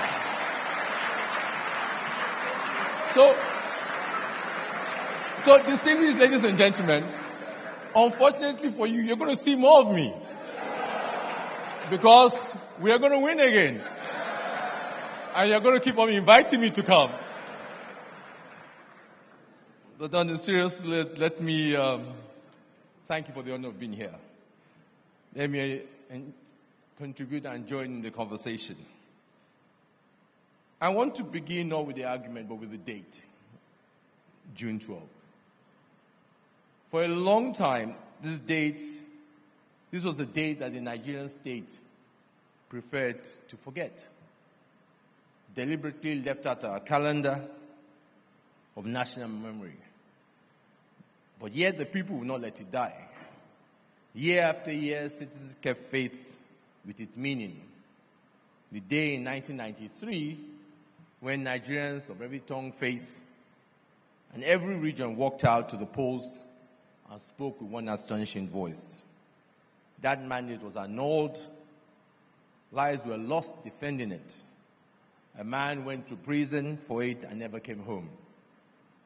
But the idea survived. And today we stand on Democracy Day, which exists only because ordinary Nigerians refuse to surrender their belief in the ballot. I open here deliberately because everything I'll say in this hall flows from a single truth. Democracy in Nigeria was never handed to us. It was fought for. And what is fought for must be cherished, protected, built upon. Otherwise, it will slip away. My subject today is the institution, the legislation institution, which I had the great honor to lead from 2015 to 2019, the National Assembly, and in particular the Senate. I want to make a case that's often drowned out by the noise of our politics. That is the legislature, for all its imperfections, and there are many imperfections, and for all the ridicule it sometimes attracts, it is the load-bearing wall of our democracy. Remove it, weaken it, hollow it out, and the whole structure comes down. Even under military rule, you do have an executive arm of government, and you have a judiciary. It is only in a democratic dispensation do you have the legislation arm of government. That shows how important that aspect of the government is. I'm going to try and make a case under three headings.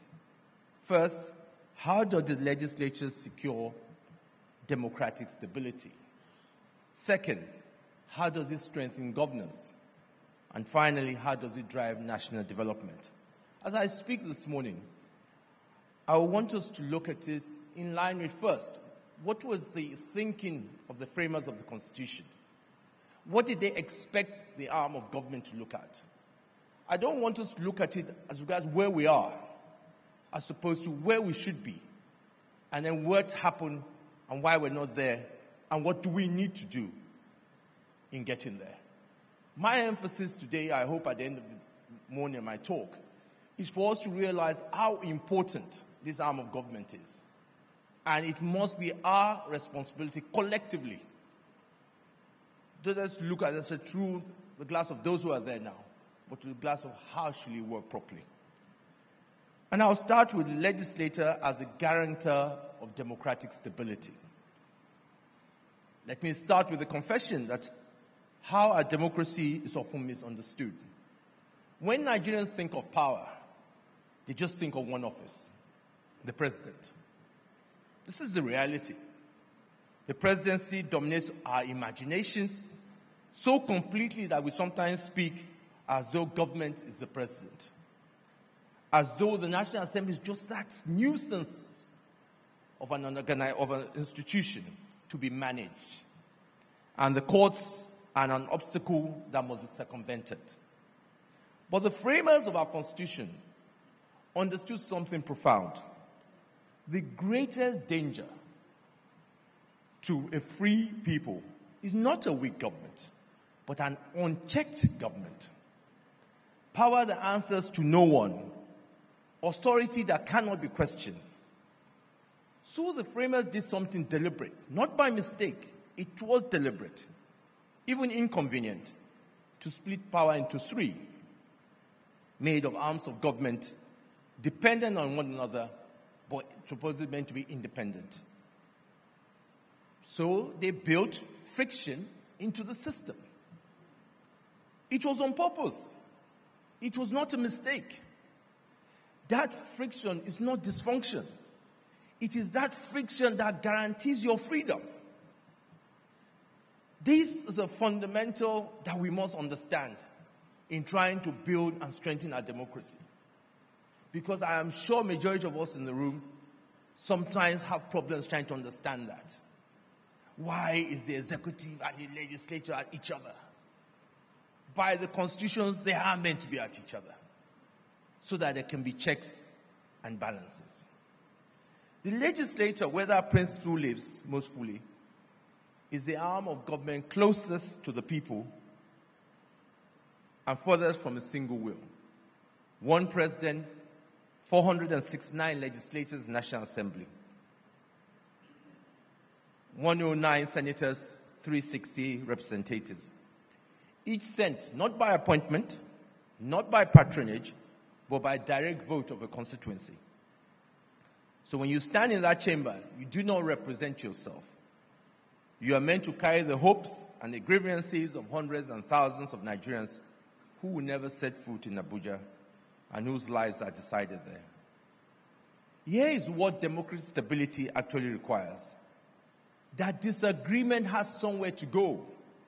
In societies with functional legislatures, conflicts has nowhere in societies without functioning legislatures, conflict has nowhere to go, except it is resolved on the streets, in the barracks, or at worst, to the barrel of a gun.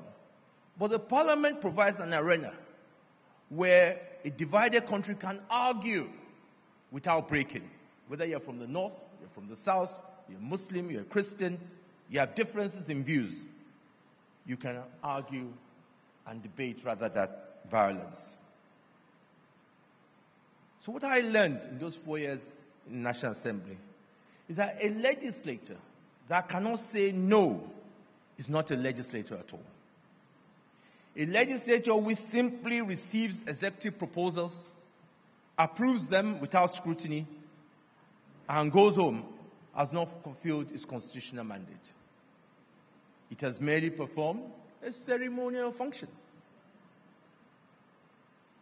It's an echo. A democracy made only of echoes is only one election away from becoming something else entirely.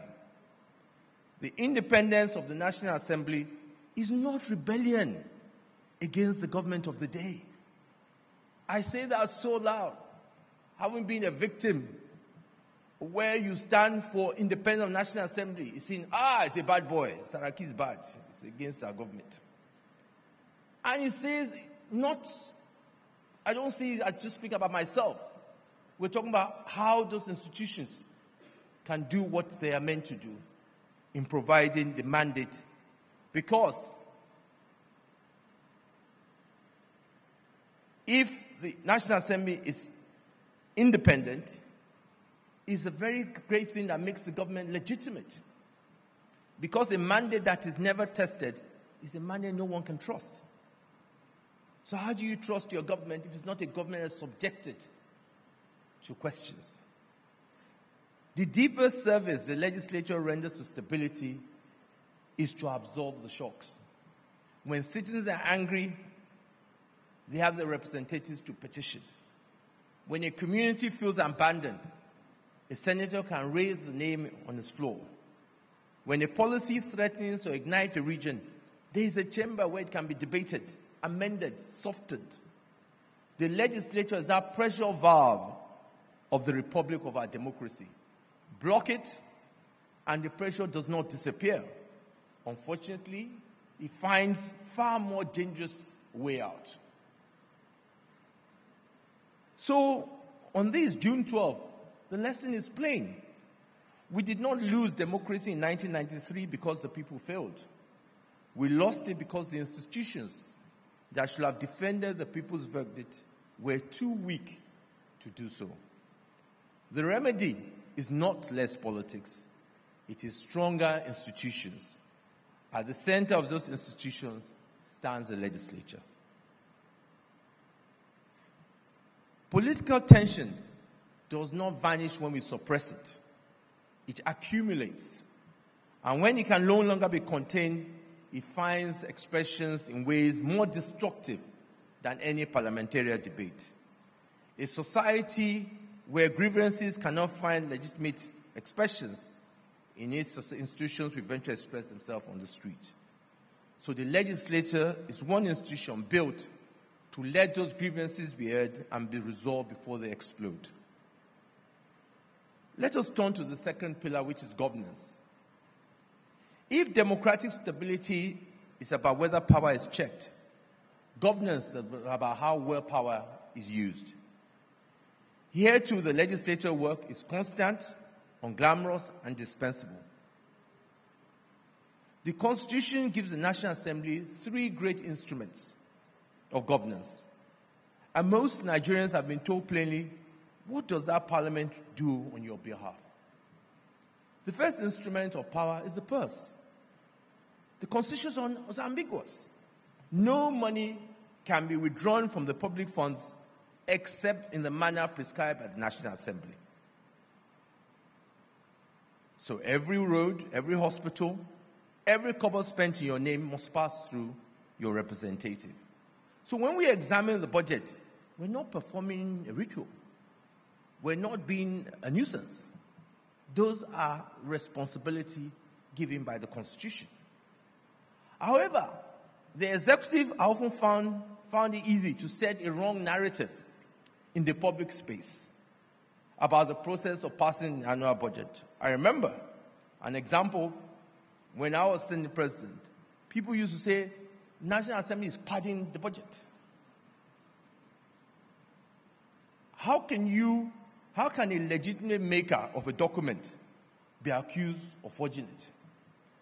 The legislature is only doing what, by Constitution, has the powers to do. It is like accusing the organizers of platform of forging their own program today because the preferred speaker's slot did not make the final schedule. I'm making it as basic as that because sometimes the concept that we have is one of the reasons why we have this failure in a better understanding of legislative arm of government. A lot of time, the executive wants to feel comfortable in violating constitutional provision. There are many times that the executive will go ahead and incur expenditure without legislative approval. But nobody is up in arms. It's seen as, we just take it as something that's happened. But it's wrong. Even if it's for good purpose. I remember in 2018 when the Buhari government were buying the Tucanos from the US government. Good purpose, to fight insecurity. But money had been spent before approval. Today we see many agencies incur money outside the budget. It is wrong. And until we begin to address the issues of what are those responsibilities, that arm of government will not play the role. And I'll come back later to talk how important it is, why we need to get this arm of government right. The same applies to borrowing. The act of borrowing. When country borrows, it's not government money. It's the obligations of Nigerians alive today, their children. So the legislature must approve that borrowing. I remember again in the 8th Senate, we had a request from the administration for 29.96 billion, September 2016. And we rejected the plan because it was not accompanied with any breakdown. We said, okay, you want to borrow what is it being used for? How will it be repaid? What are you asking?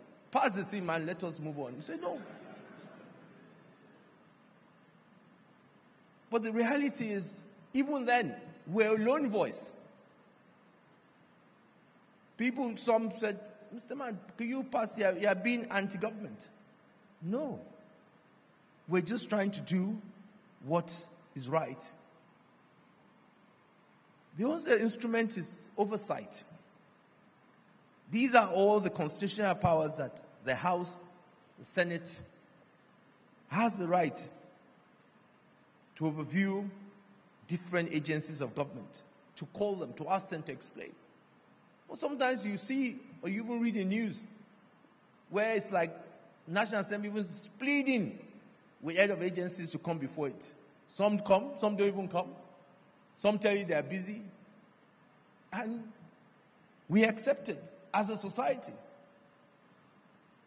And when we compare ourselves across to other places where democracy has worked well, we see that those kind of practices are not allowed or entertained.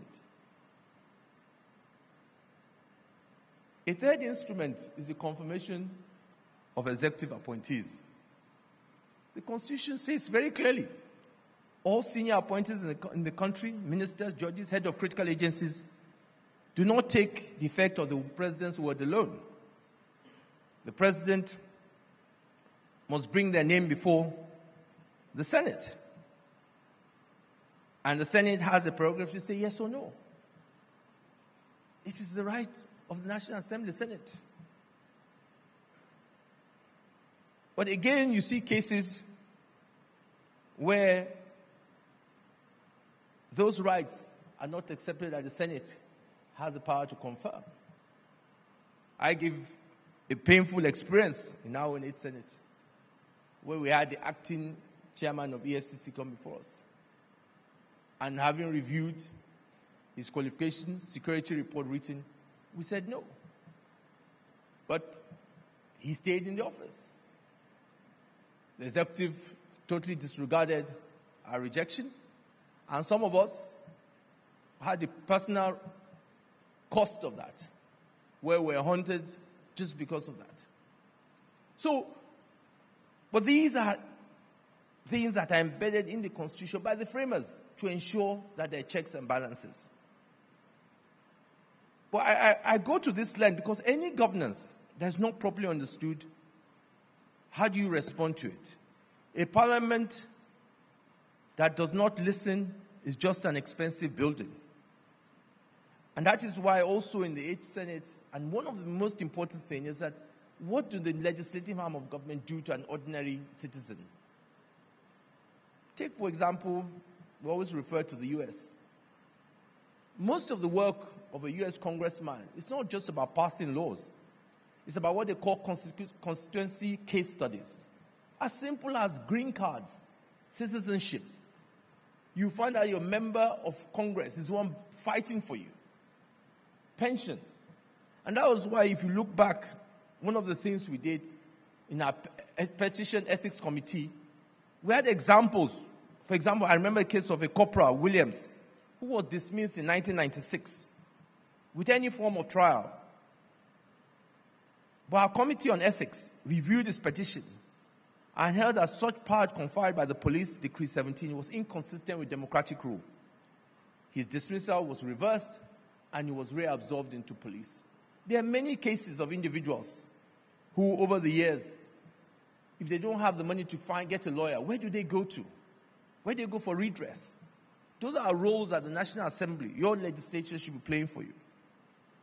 We had cases of where some petitions on people on pension. We had a widow who for years could not get the pension of the late husband. But again, the National Assembly provides that opportunity. Then we now talk about legislation and national development.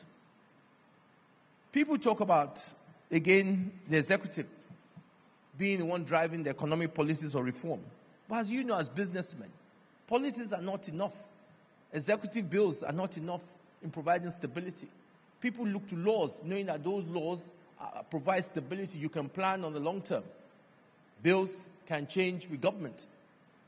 So one of the things we did at that time was to sit down with the business sector. Some of you will be surprised that a lot of laws are outdated. Some of them were written way back in the 70s. And do they apply to modern business? They don't.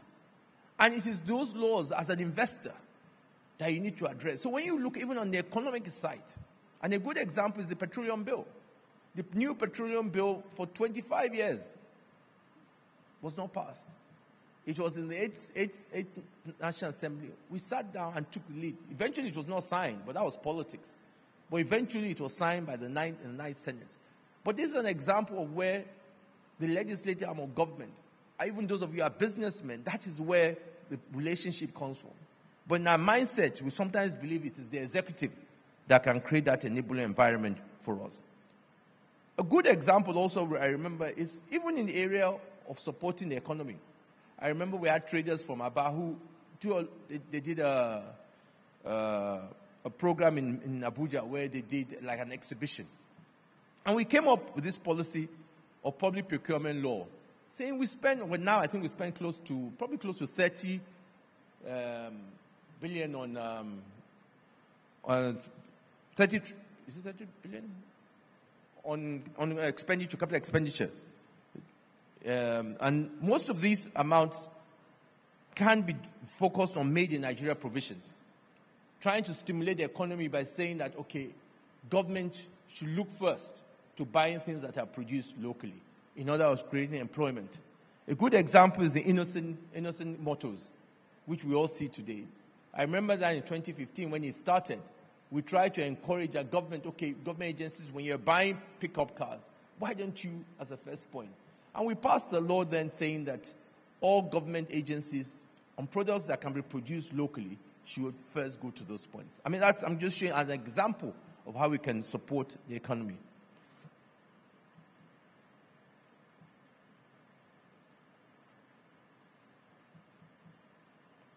Having said that, I think to be unworthy on this platform if I pretended that the legislature is at fault. Our parliament is too often seen as distant from the people it serves. Its proceedings feel opaque. It appears that our members are more attentive to the executive, who controls resources, than the constituents who controls votes. I remember Dr. Charles, when he was talking about, was saying that why are people conforming? But the real reason is that you have to ask yourself, those that did not conform, where did they find themselves, their political history? It's not very few people that are strong enough to stand and fight against the strong arm of the executive. So that's why most of them conform. And that's why it comes back, I'll bring it back to the citizens who are here, that the legislature is only as strong as the citizens who hold it accountable. People who do not know what this parliament does cannot defend it when it's attacked, reward it when it's brave, or punish it when it betrays. The singlest greatest reform could make the National Assembly, will cost the government nothing. A citizenry that watches, asks, and votes on legislative records, and not just presidential personalities. For example, you see legislators who keep on winning elections, and for the 4 years they have not even raised their hand up to speak, but they will win election anytime, anyhow. While those who are active, but because they cannot do what you want when they get back to constituencies, they don't win election. So the point I'm saying is that you as the people to have responsibilities in how do we elect the kind of legislators. And I believe in going forward, some of my recommendations, that the electorate has a role to play in making the legislature a bastion for development. Democracy cannot flourish where people do not understand how the constitution works. The electorate must consciously elect people who are capable, people who can perform. The legislators lack research. I remember in the 7th Senate when I was moving a motion on fuel subsidy regime and how there was corruption. And one of the reasons why I was able to show to NNPC, because in those days what used to happen, people used to import petroleum products. And they'll bring in vessels, documents to say vessel MV, just for his name, MV platform. I don't mean your platform, but... and those vessels were nowhere in Nigeria. And they will stamp the documents, and government will pay them. But as somebody who had ability to reach out, I went as far as going to the Lloyd's Register. And I could see that the vessel that was supposed to be in Lagos Port was in somewhere in Colombia. So I tell NNPC, come. See this vessel you guys paid so much. See where the vessel is. This is the capacity of what I mean by legislators need to also have the capacity. Sometimes when you watch the U.S. Congress, you look at the kind of team they have, the kind of research they do. And until we get to that kind of level, but how do we get there? I believe 2 major issues. 1, electoral reform. Dr. Charles talked about security. We talked about civil rights. until we begin to elect, have a process that ensures that the people that we want are elected. To me, that foundation is continuing going to be weak. If there's one single thing we've got to take away from here, is that we must go back and ensure that we have a process that the right people are elected. But unfortunately for now, the electoral processes that we have do not guarantee that. And that is why you have legislators who don't care how they perform, because they believe that they can win that election with or without you.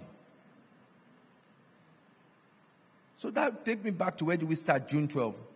We're here today as free citizens of a democratic republic because a generation before us decided that the voice expressed through a vote must be held. They did not have a strong institution, but they protected their mandate. So the question is, we ask ourselves, do we think it's possible for a repeat of what happened in June 12? For as long as our institutions are not strong enough, unfortunately, it might happen again. And what we need to do is not just to wait for every 4 years. We must engage on a regular basis in ensuring that we have the strong institutions. Our task for this new generation is to ensure that institutions are strong to outlast strong men, and by insisting that the legislature is independent, transparent, capable, and close to the people. To fellow public servants, let us retire the lie that strong legislatures and strong nations are enemies of the state. They are the same thing. There's never been a stable, prosperous, free country anywhere in the world built on a weak parliament. Not one. If you can name me one, there is not one. My position that, as I said, the difference between military and democratic rule is the legislative arm of government. To every Nigerian, democracy is not a single election or a single office.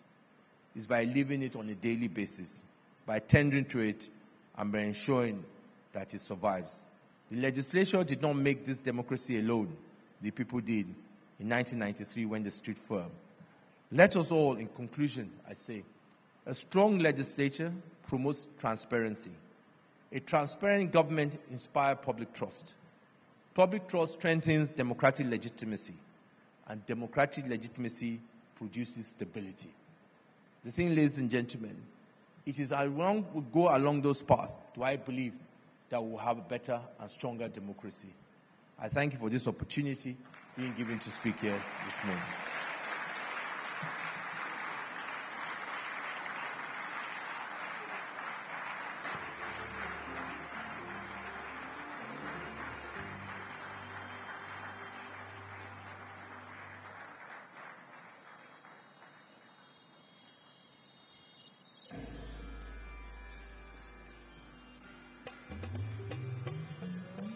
Let's continue clapping.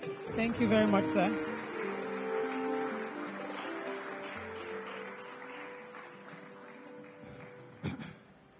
So we have heard that we all have our own responsibilities as citizens of this country to understand the Constitution so we can keep our government officials accountable.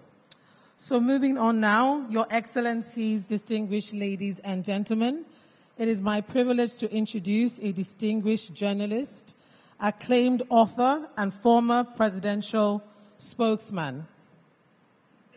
Olusegun Adeniyi is a highly respected voice in Nigerian media and governance.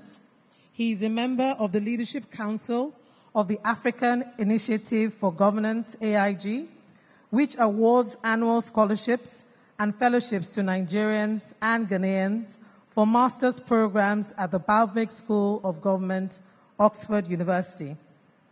In April 2019, Adeniyi was inaugurated as a council member of the Belt and Road News Network, BRNN, in Beijing, China.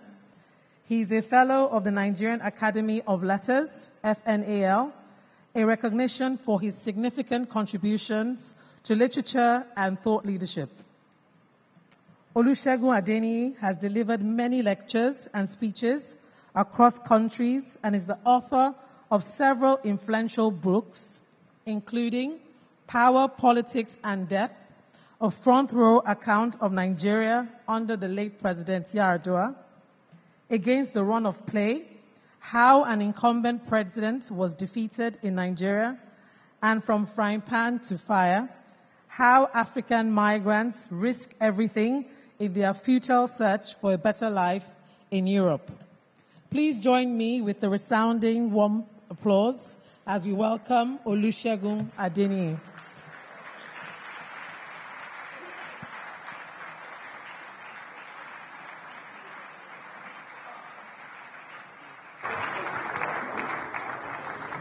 Pastor Kojo, I have a present for you.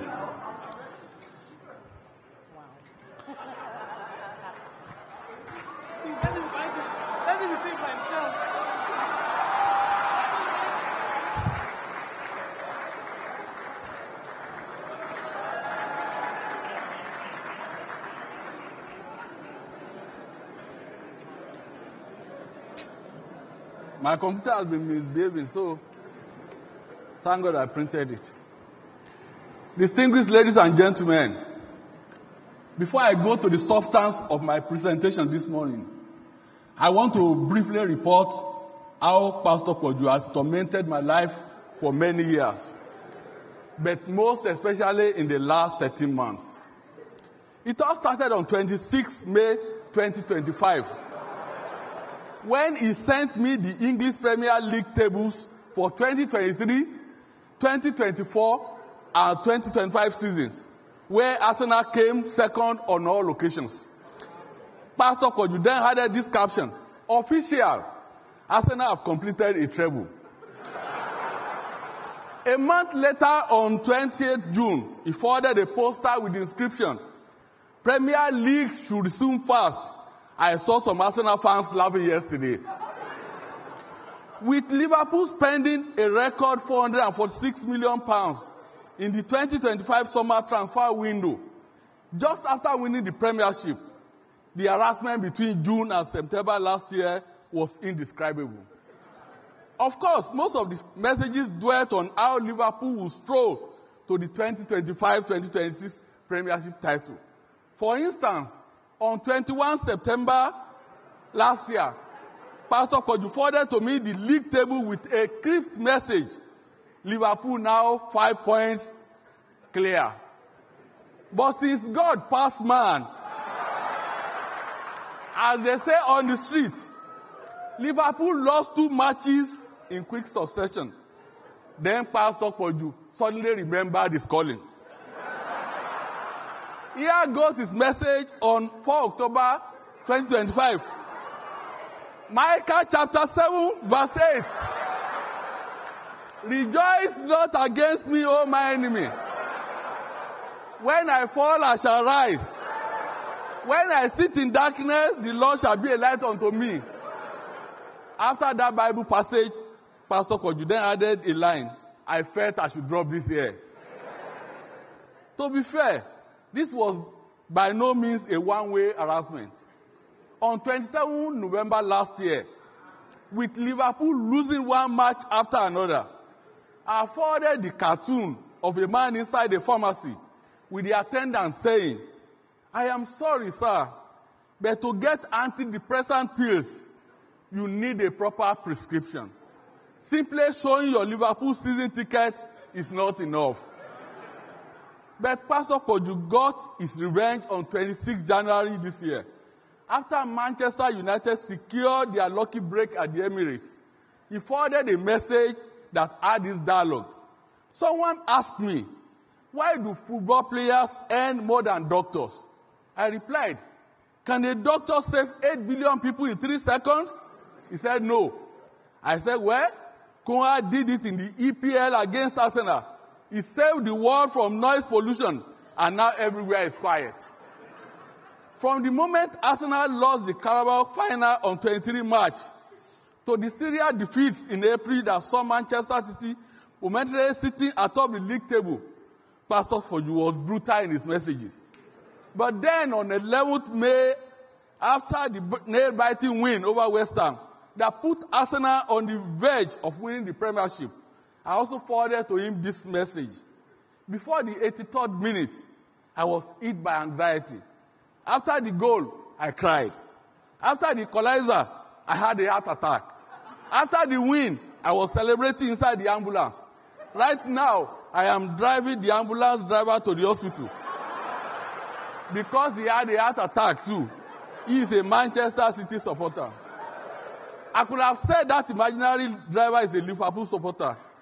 But then I'm a generous man. Distinguished ladies and gentlemen, I've shared all this not only to entertain, but also because that exchange with Pastor Koju captures something I find genuinely instructive. Here is a very busy man who shepherds a big flock and has spent the last 2 decades building Platform Nigeria into one of the most consequential intellectual and civic spaces on this continent. Yet he found time, week after week, to torment a national supporter with league tables, Bible verses, posters, and cartoons. That says something about Pastor Koju. Whether he's curating conversation about Nigeria's future or sending me a meme about football at midnight. Meme, I don't even know how to pronounce that thing. How do they pronounce it, I beg? Meme, okay. Thank you for teaching me something today. Or whether he's sending me a meme about football at midnight, the man is fully present. But there is even a bigger issue here. Pastor Koju and I do not support the same football club. We probably never will, unless he wants to be a Ghana. But across one Premiership League season of rivalry, not once did either of us walk away from the conversation. We sharpened each other, made each other laugh, and kept faith with the idea that the other person, however misguided about their football team, was worth engaging. That is the disposition that nation building demands, and precisely what this platform has modeled for us year after year.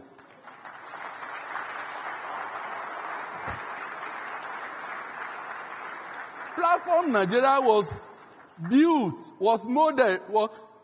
built on a simple but radical premise that Nigerians of different persuasions, generations, and convictions could sit in the same room, disagree sharply, and still live richer for the encounter.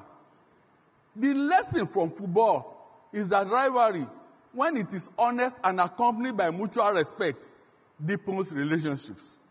Liverpool and Arsenal supporters may never see eye to eye, but they share a language, passion, and common investment in something larger than themselves.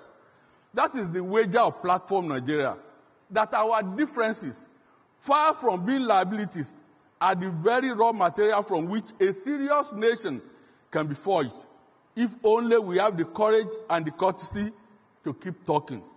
What Pastor Koju has created here is not a venue of consensus. It is a venue for encounter, and Nigeria owes him a debt of gratitude for it. For the record, this is my 9th time speaking on Platform Nigeria. And I cannot but thank Mrs. Toyin Oyemade, who I understand influences my being invited again and again because he enjoys my cow stories. Unfortunately, today, I have no cow tales to share. But in the few minutes I have left, I would like to talk briefly about a haunting silence spreading across democracies. It is the silence of citizens turning their backs on the very process meant to give them voice. And nowhere does this echo more ominously than in Nigeria. The 2023 presidential election recorded a voter turnout of just 26.72%, the lowest in Nigeria's electoral history. Out of 93.47 million registered voters, only 24.9 million showed up to vote. More starkly still, the mandate of the winning candidate, on which an anthem has been invented, flows from less than 10% of Nigeria's electorate. The numbers indeed tell a story of progressive deterioration. In 2003, the high water mark of our post-military participatory energy, Nigeria recorded 69% turnout. By 2011, it had fallen to 53.7%. In 2015, it dropped further to 43.7%, then 34.75% in 2019, and 3 years ago, 26.72%. The trajectory is unmistakable. With each election cycle, more Nigerians are choosing not to choose. Meanwhile, this problem is associated with all our elections and not just the presidential. For instance, the last Ondo State gubernatorial election in 2024 recorded a voter turnout of just 25%. Yes, our politicians have been quick to celebrate their victories and issue acceptance speeches about mandates and democratic legitimacy. But there's a question they must now confront. What does it mean to govern with the consent of so few?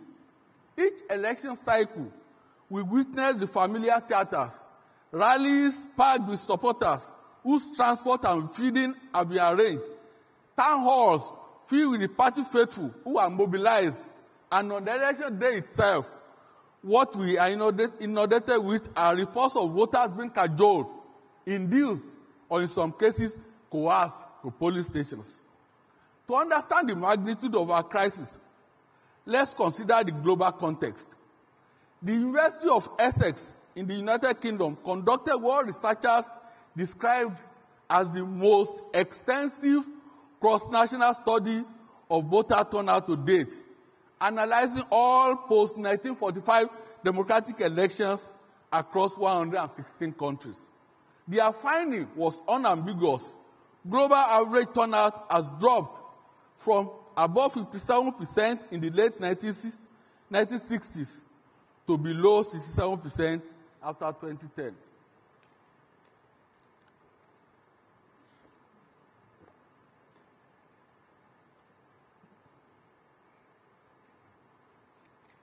The findings from that research, published in the journal World Politics, deserve to be read slowly.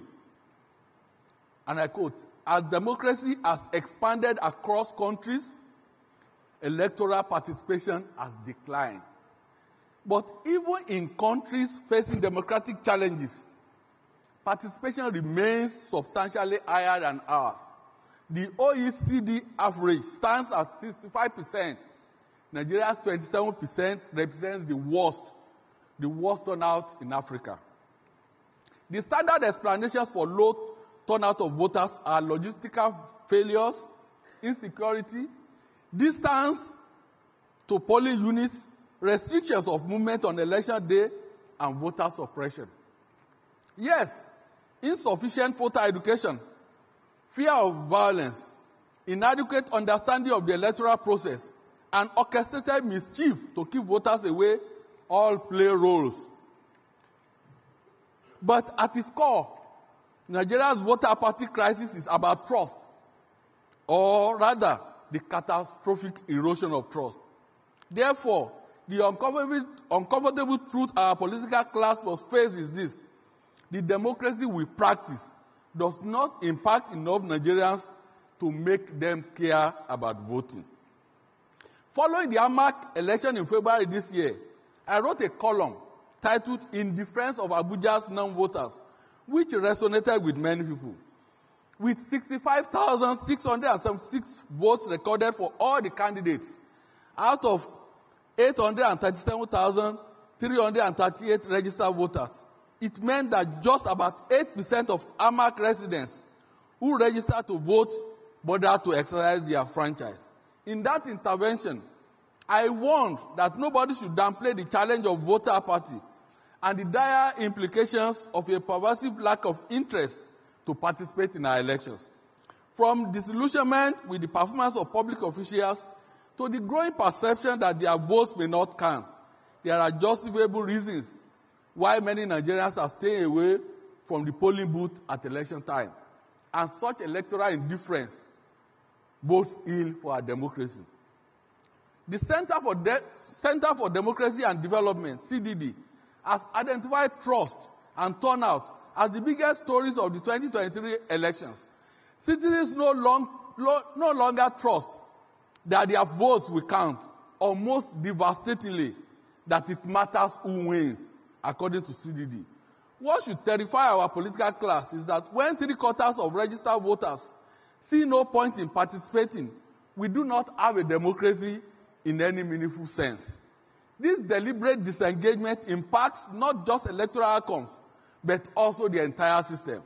In a research paper, Voter Turnout Problems, Government by Some of the People, Douglas J. Amai, a professor emeritus of politics at Mount Holyoke College in the United States, contends that low turnout of voters undermines majority rule, fair representation, and policy responsiveness, which are key aspects of a democracy.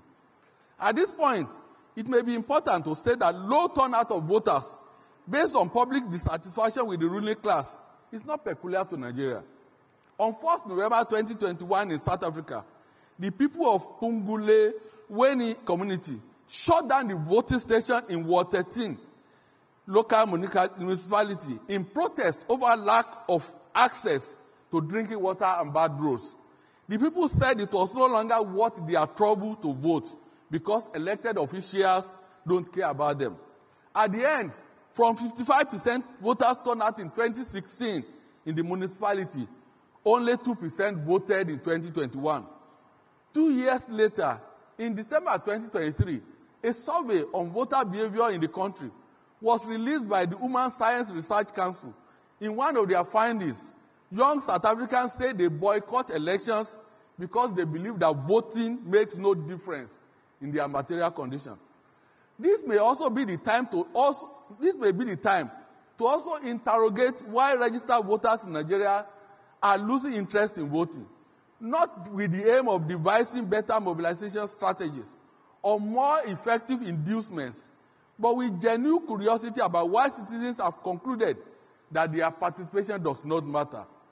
I must admit that increased voter turnout cannot in and of itself guarantee a people-friendly government, but to restore voter confidence and participation, Nigerians must begin to see that those elected to public offices work for them.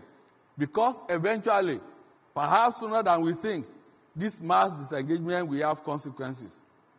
Distinguished ladies and gentlemen, there's no way we can talk about turnout of voters without highlighting the wonders of Nigeria's political environment. The low turnout that we witnessed in our general elections by INEC is never reflected in the primaries of the political parties. The ruling APC and the opposition ADC recently conducted their primaries in preparation for the 2027 general election. From a membership register, and I have the register of the parties, I did my research and I got it, of 12,643,316 people, APC was able to record 11,069,756 votes, which represent 87.5 turnout.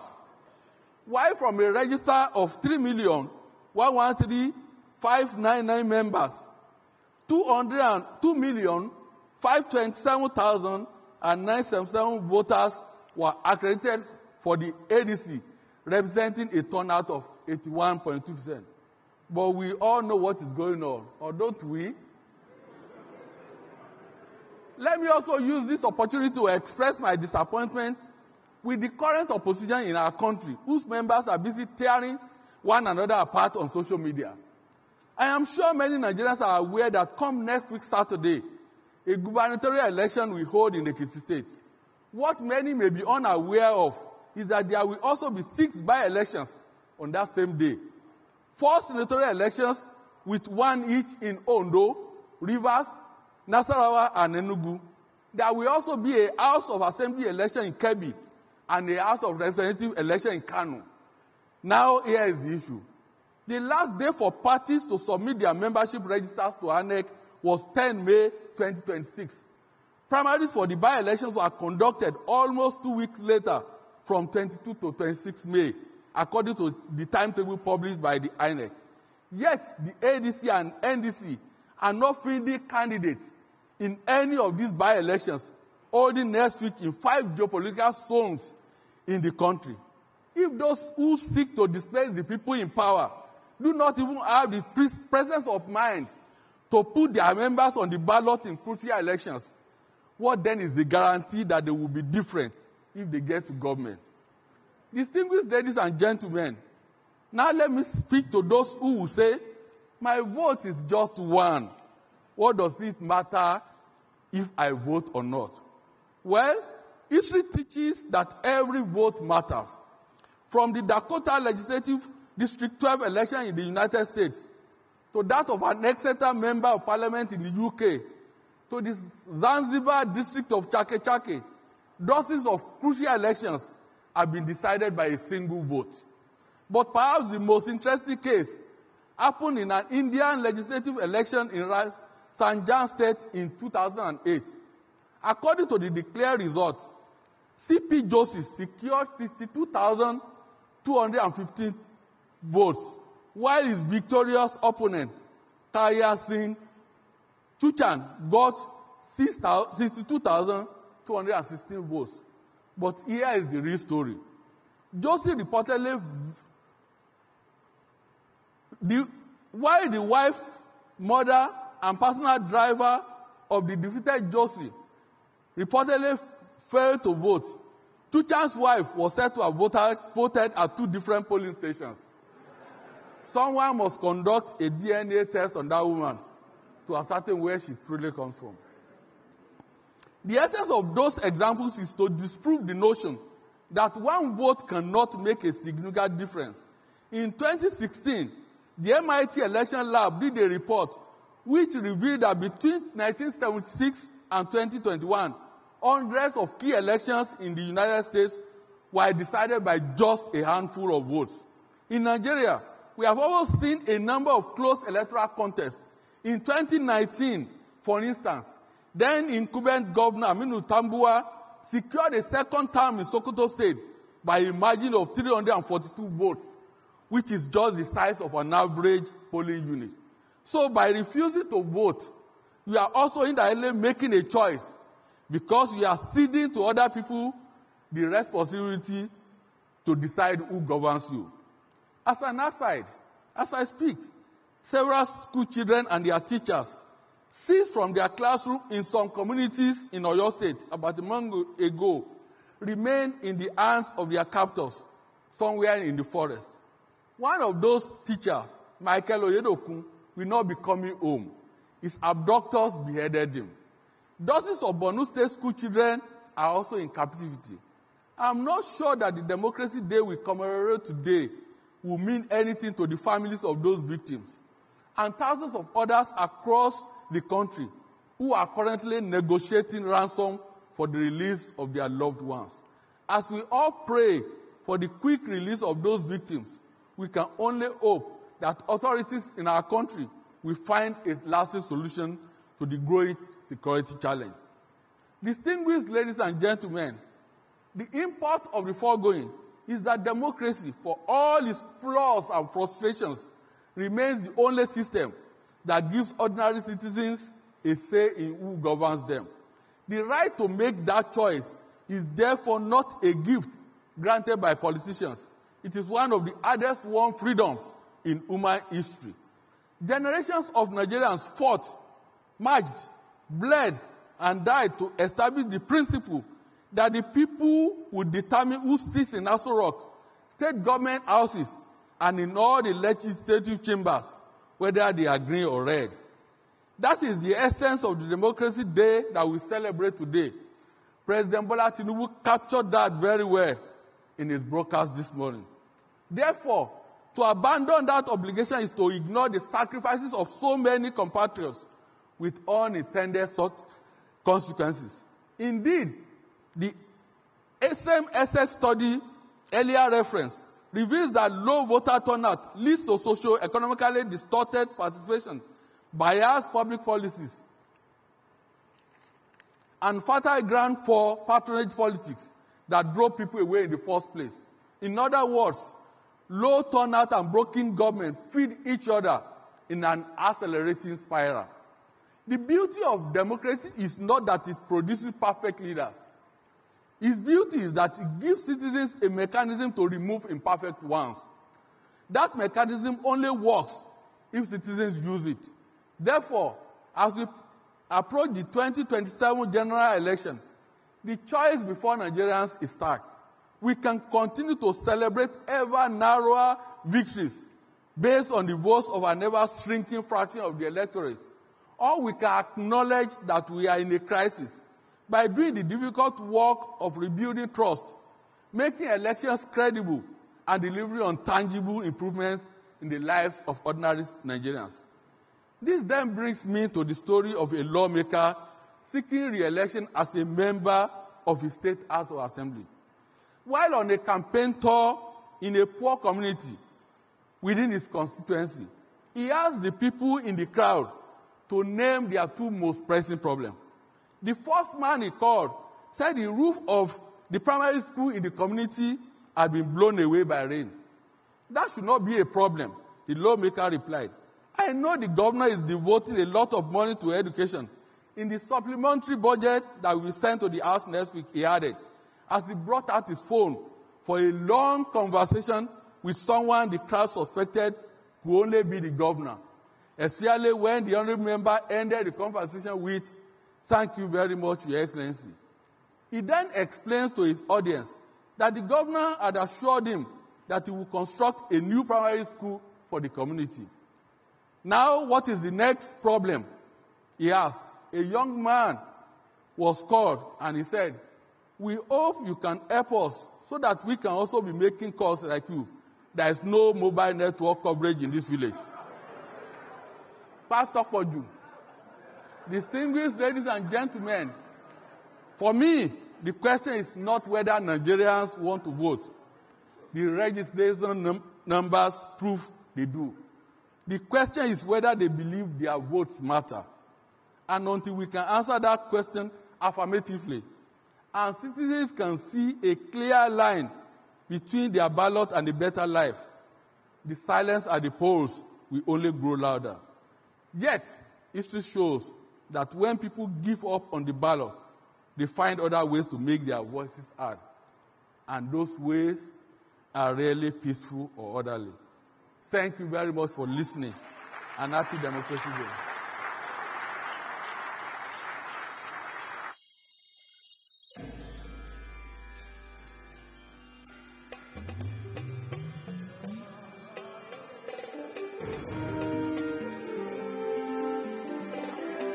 Let's keep clapping.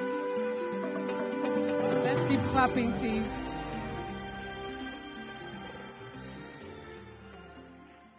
When those to choose decide not to choose, let us take away that we should remember to exercise our civic responsibility and that our vote counts. So please, let's keep the conversation going beyond this room. Share your key moments online. Remember, the hashtag for today is the platform June 12. Your Excellencies, distinguished ladies and gentlemen, it is my honor to introduce a distinguished African human rights champion and constitutional lawyer. Brian Kagoro is a renowned Zimbabwean activist who has dedicated his life to justice and constitutional reform. He has also served as a consultant for several regional organizations, including the African Union Commission, NEPAD, the New Partnership for Africa's Development, and the United Nations Economic Commission for Africa. Mr. Brian Kagoro is the founder of the Crisis in Zimbabwean Coalition, where he served as both spokesperson and national coordinator. He is also a board member of the Amani Trust and serves as a legal advisor to the Zimbabwean Congress of Trade Unions. In addition to his activism, he is an accomplished academic, having published numerous articles on Zimbabwean and global politics. Please welcome with a round of applause, Mr. Brian Kagoro.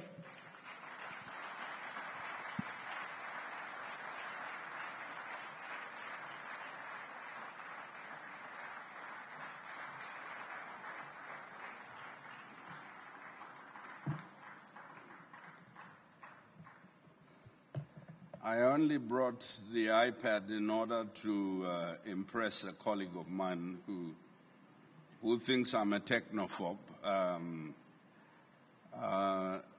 To our hosts, allow me to thank you for this platform and its significance not only for Nigeria but for the continent. I wanted to start off by a story. When all is done, I'll have given you 2 stories, 3 proverbs, and if you remember nothing else, please do remember the stories in the proverb. My father told me a story of a caretaker in a school who was told that their primary job was to lock the gate every day at 6 p.m. so that the thieves don't come in. And for almost 20, 30 years, the caretaker faithfully locked the gate every day at 6 p.m. and the school was kept safe. And then it happened as society developed that the thieves in the local area came and stole the fence. After the thieves had stolen the fence, the caretaker continued to lock the gate at 6 p.m. So one of the things I will say, and in agreement with what Charles said earlier, is be careful not to lock the gate when there's no more fence. The second story I wanted to tell you is a fairly simple story. There is a king somewhere in Africa who wanted succession, and the king went to 3 mentees and gave them a seed and said to them, there will be one single determinant that will be voted for by the whole community of who my successor will be. And that determination will be based on the following. I have given each of you a seed. The one who has the tallest tree at the end of 2 years will become my successor. So it happened, the chaps took the seed and they went and planted it. Everyone discovered after some time there was no germination.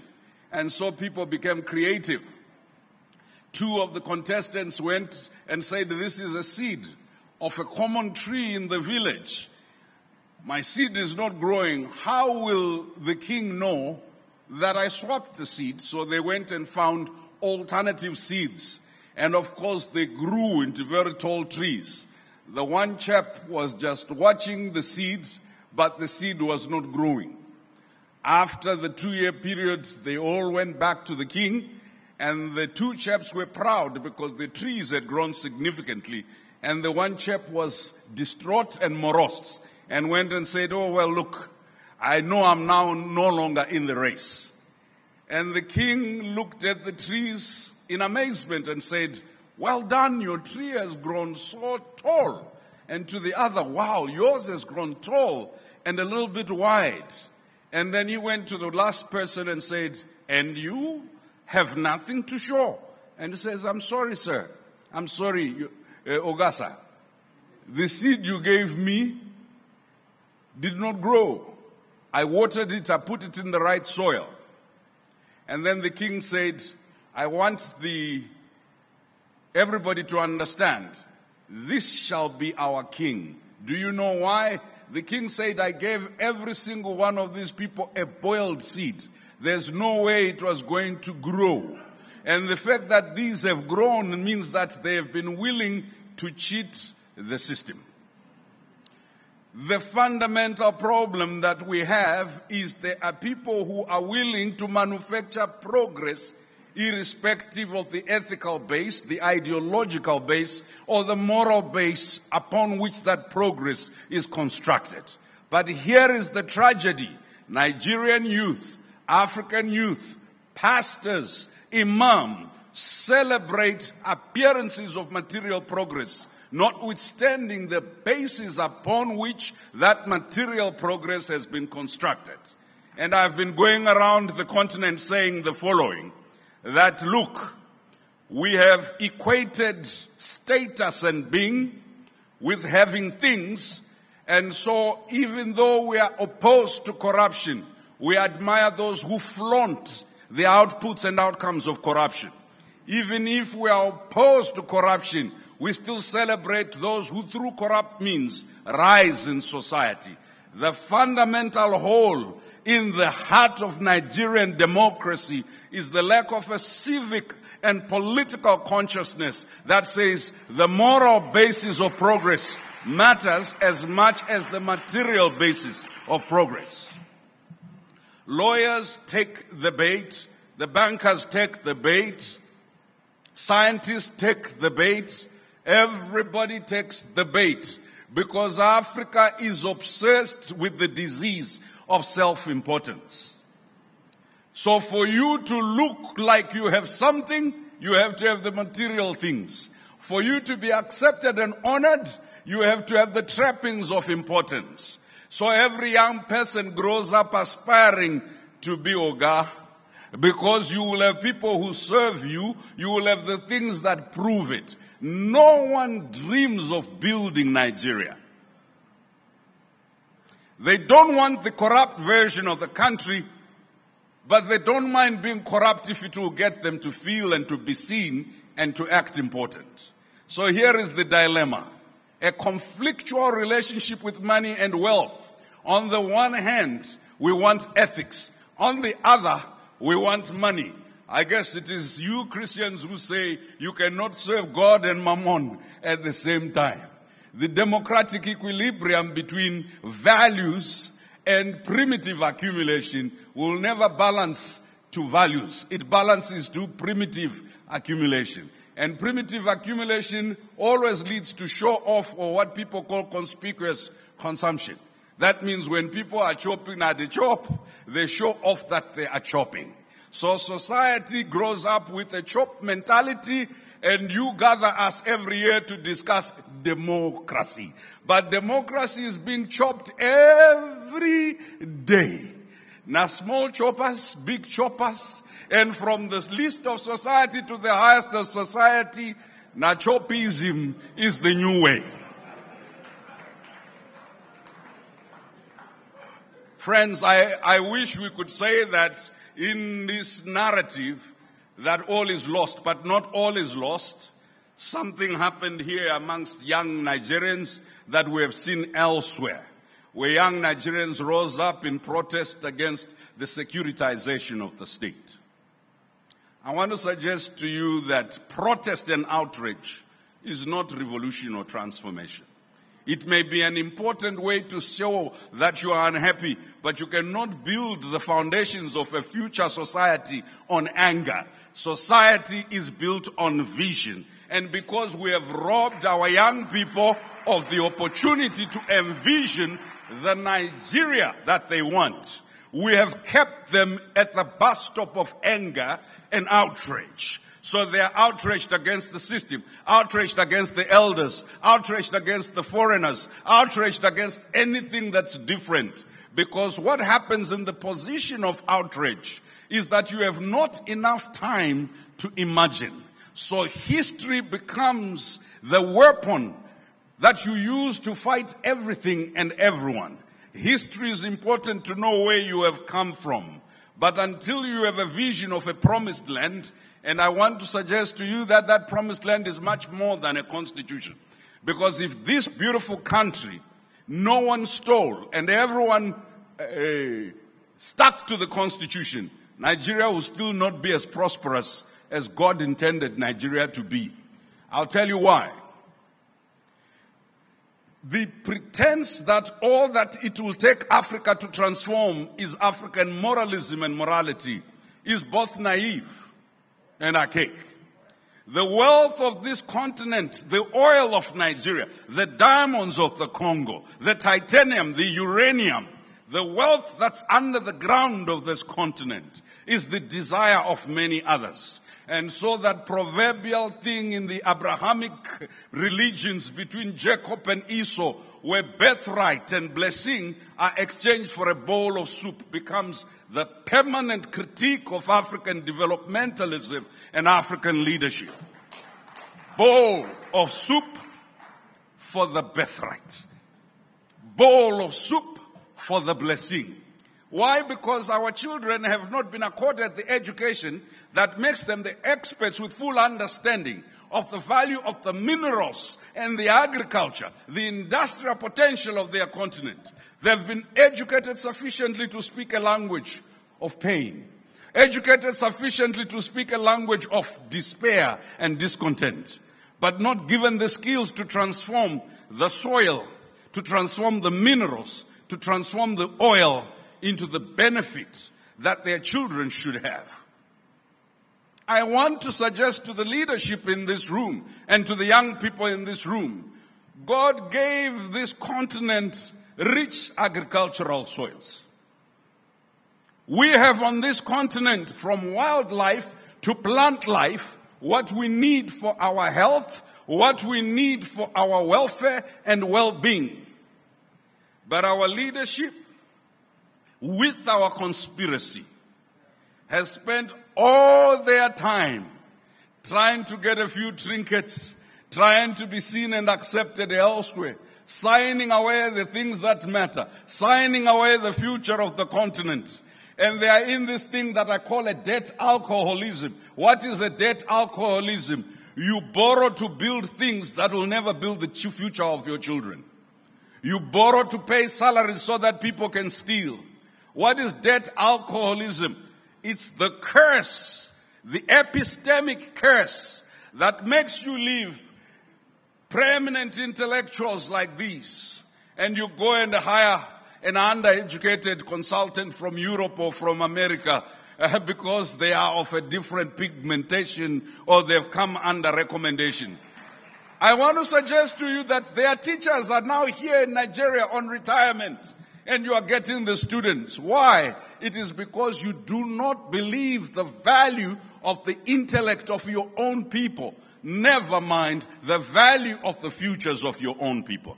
This is not a problem of politicians. So let me suggest something to you that you have thought about. Let me give you the words of what you have thought about. Number one, we have de-intellectualized African politics so that many of your major political parties don't have a policy and research wing, and yet they are responsible for making policies, from IT policy to policing policy to AI policy. How are they making policy without research and police wings? Many people who want to be governors, who want to rule, do not have the research competencies or the data that backs them up. I'll tell you how they hope to make it. Through power, through popularity, through political beauty pageantry, through accumulating enough money, whether from corruption or other means, to pay their way to power. Once they've paid their way to power, they realize, it is good to be here, but they are unable to do anything, and the masses are demanding performance. What is the solution?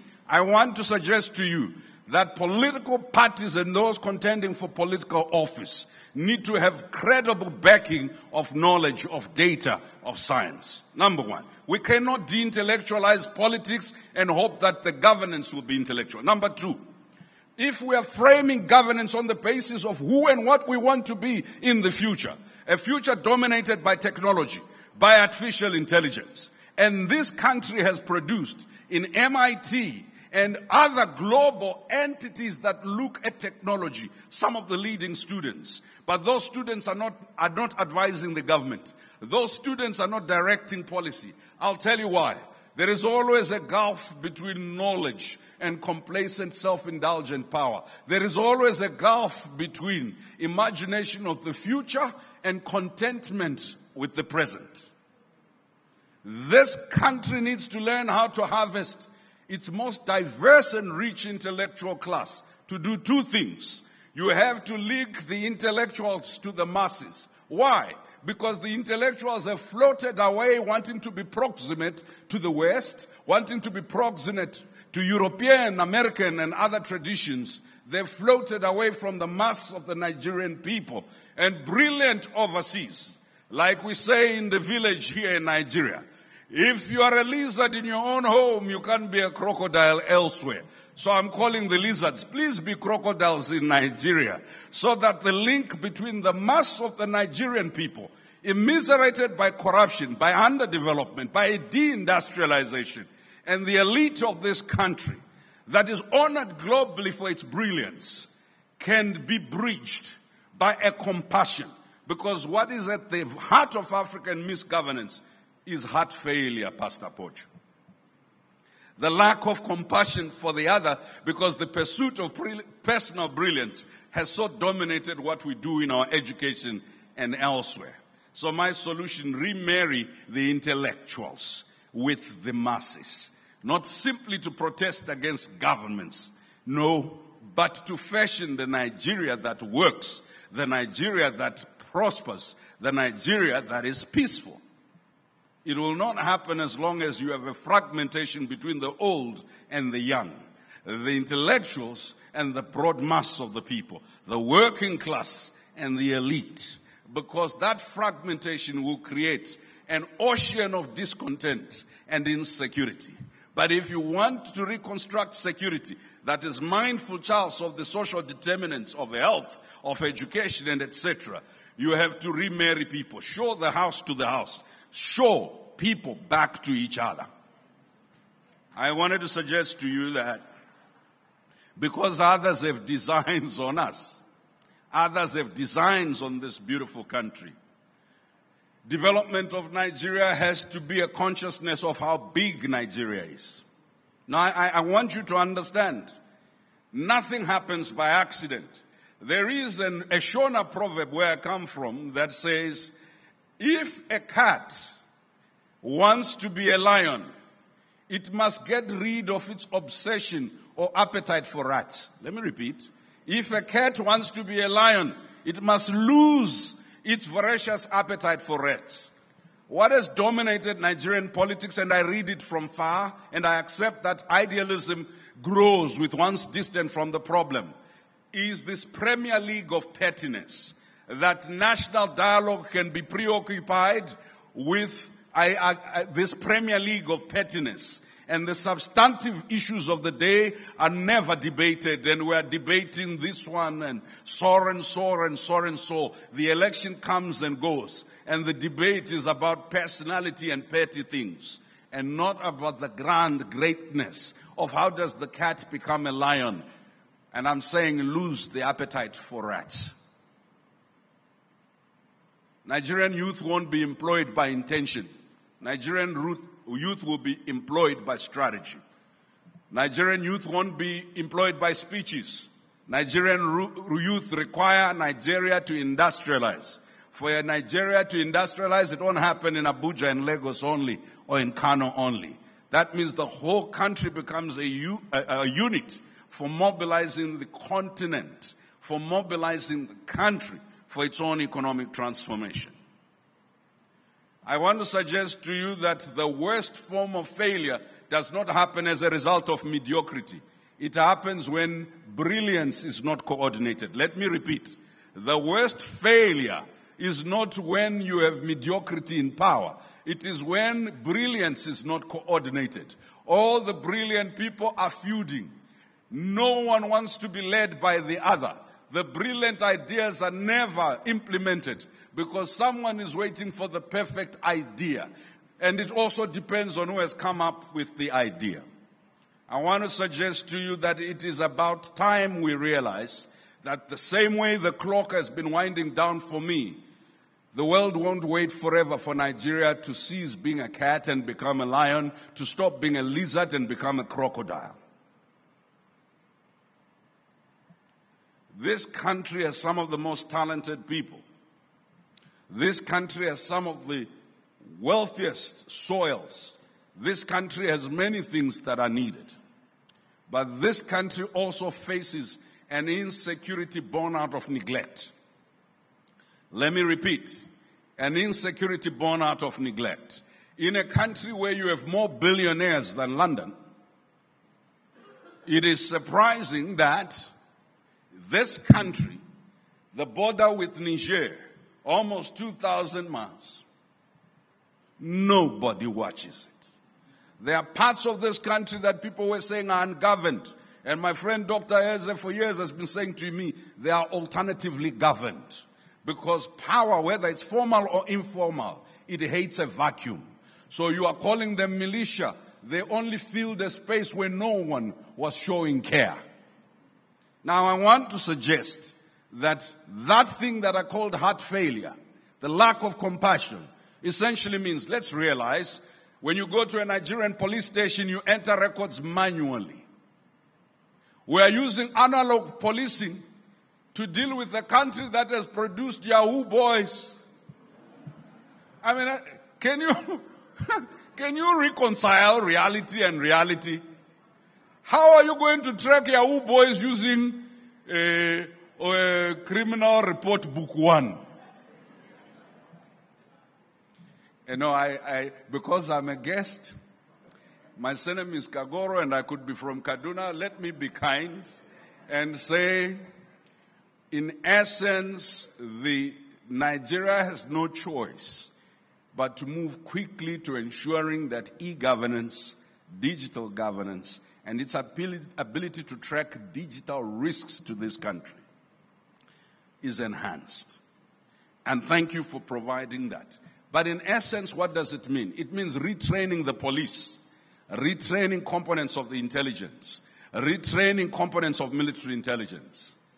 The governance crisis is not a failure of process, of procedure, and institution. It is the active sabotage. Remember I said you de-intellectualize politics, you also de-intellectualize governance. But there is a gap between the governance frames we inherited from our colonial masters and where the country is. Can I tell you what that gap is? The governance forms where representative politics was seen as adequate no longer suffices, because young people don't only define their demos based on the state they come from.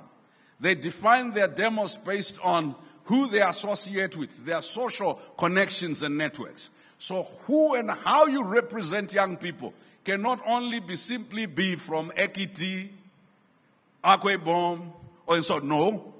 Representative democracy must be reimagined and reimagined radically. Without that reimagination, we'll continue to manufacture people, my size, my age, with the level of stomach that I have and comfort that I have. And the young people will continue to rebel. They are not rebelling simply because we are inadequate. They are rebelling because we are obsolete. What we're trying to govern and where they are going are two different universes. And let me repeat what you said, Charles. They are not going to Sokoto. They are coming to Lagos.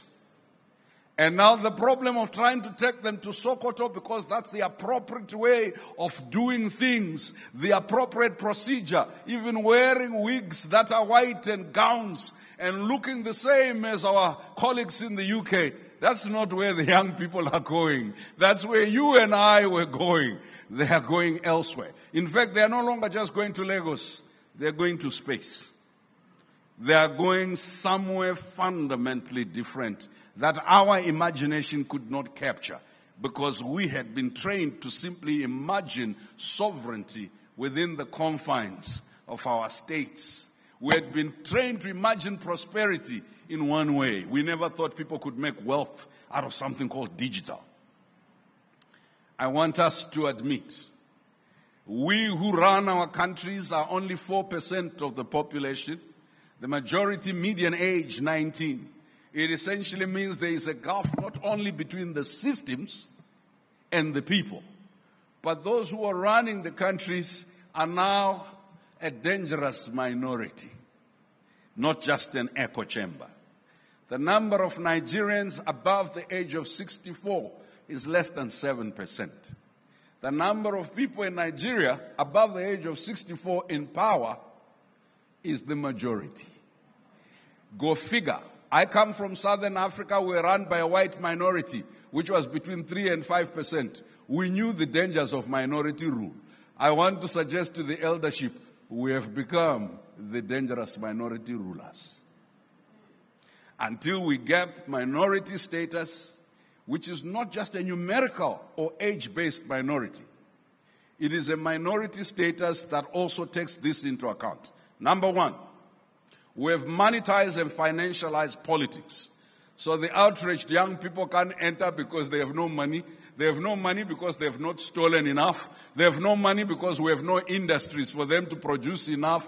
They have no money because we have sabotaged the economy so that it depends on someone who knows someone who knows someone else. And they come from families where they don't know anyone. And they want Nigeria to work whether you know someone or you don't know someone.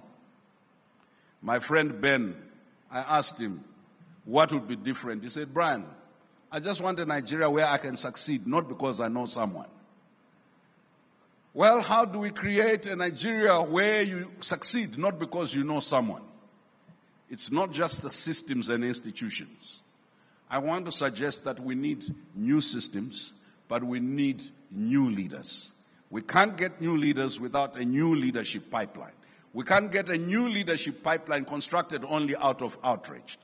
A new leadership pipeline has to have the values of the future, the competencies and the skills required in the future, the foresight of the future, the global perspective of the future. Now, if we can't do that, I want to suggest something to you. We cannot continue to ignore Nigerian women and hope that the World Trade Organization, the United Nations, and everybody else is going to recognize them as leaders. Because the chickens will come home to roost. You will have a generational divide between the young and the old. You will have a gendered divide between the women and the men. But you will have another divide. Someone is now telling you that you should fight on the basis of faith. I want to say to Nigeria, you people who are in faith, you are no longer the sole merchants of hope. The number of unchurched Nigerians is now grown by over 44% in 3 decades. That means Nigerians will neither go to the mosque or to the church, even for a country that's more than 80% religious. Be careful that you do not end up with a situation where the value base of society is determined solely by the internet and by anger. The greatest threat to democracy is not the theft of elections, as bad as that is.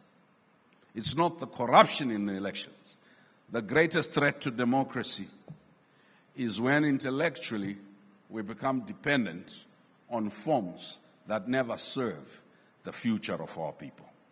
Let me end with this story. They built the Great Wall of China in order to keep out the northern invaders. Then after some time, the invasion started. It's because when the fathers were building the Great Wall, they did not teach their children ethics.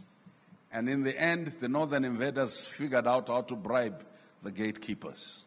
Your society's gatekeepers, if you neglect them today, this country will pay the consequences in the future. God bless you.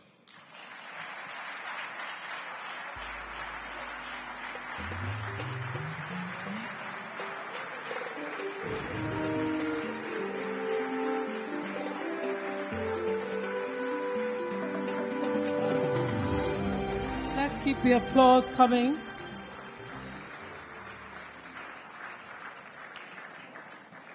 We have a lot to unpack there. But let's also remember that digitization and digital economy is the way that the world is going, and we must adapt or we will be extinct. So now, Your Excellencies, distinguished ladies and gentlemen, please join me in welcoming a distinguished legal mind, public servants, and powerful voice in governance. Babatunde Raji Fashola is a senior advocate of Nigeria and the former Minister of Power, Works and Housing from 2019 till 2023. Please put your hands together for Babatunde Raji Fashola, SANCON.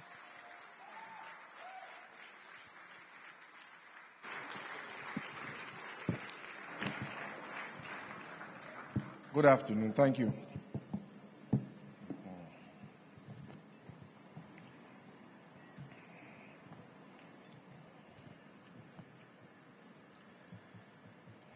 Let me start by thanking our convener for this important annual meeting on a very iconic day in our national history, June 12th. Of course, for me as a parent and for other parents across the nation, today comes with very mixed blessings for very obvious reasons. But the business of nationhood must continue so that we do not surrender to those who wish otherwise. But our hearts go out to those in grief and those in captivity, and our biggest encouragement for our government and law enforcement to bring them back safely. So, I have been asked to speak about democracy beyond elections. And this just takes me back again to 1993 and why we convened on June 12th. This should have been an ordinary day, just another ordinary day. We had gone to vote, and we had expected while we were monitoring the results that the votes would be counted. Then the abnormal happened. The votes were stopped. The elections were subsequently annulled. And June 12 became not just a date anymore. It became an event, a cause and a movement, an agitation that took local, international, and global center stage. That date has become more than a number. It has become the expression of the wish of a people and their resolve. The events that followed, of course, have led to the elections that were held in 1999 and birthed this, our democracy. I asked people born in 1999 if they remembered what happened. Some of them don't even know who MKO Abiola was. So I have shared books written about MKO's Abiola's life with them, and then we have been able to have conversations.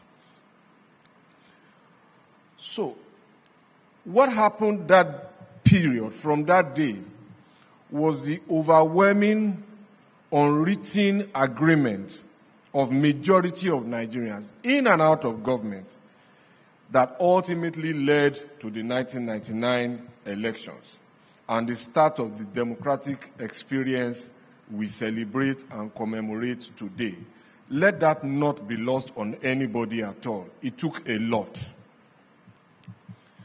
So if we are to discuss democracy beyond elections, the question I ask is, what kind of democracy have we made an agreement about?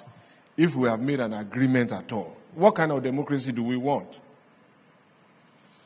And for those to whom that might sound strange, there is the classic liberal democracy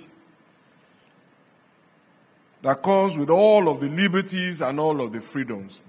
But a new school of thought has also emerged and is being discussed by scholars about an illiberal type of democracy. And there are reasons why this dichotomy has evolved, not the least of which is the undisputed fact that democracy is not an easy form of government at all.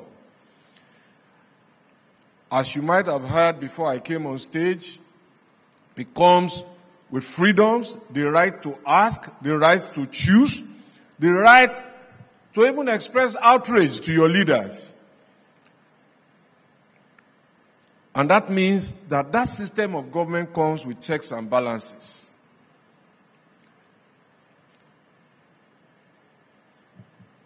It commends the necessity for consensus building.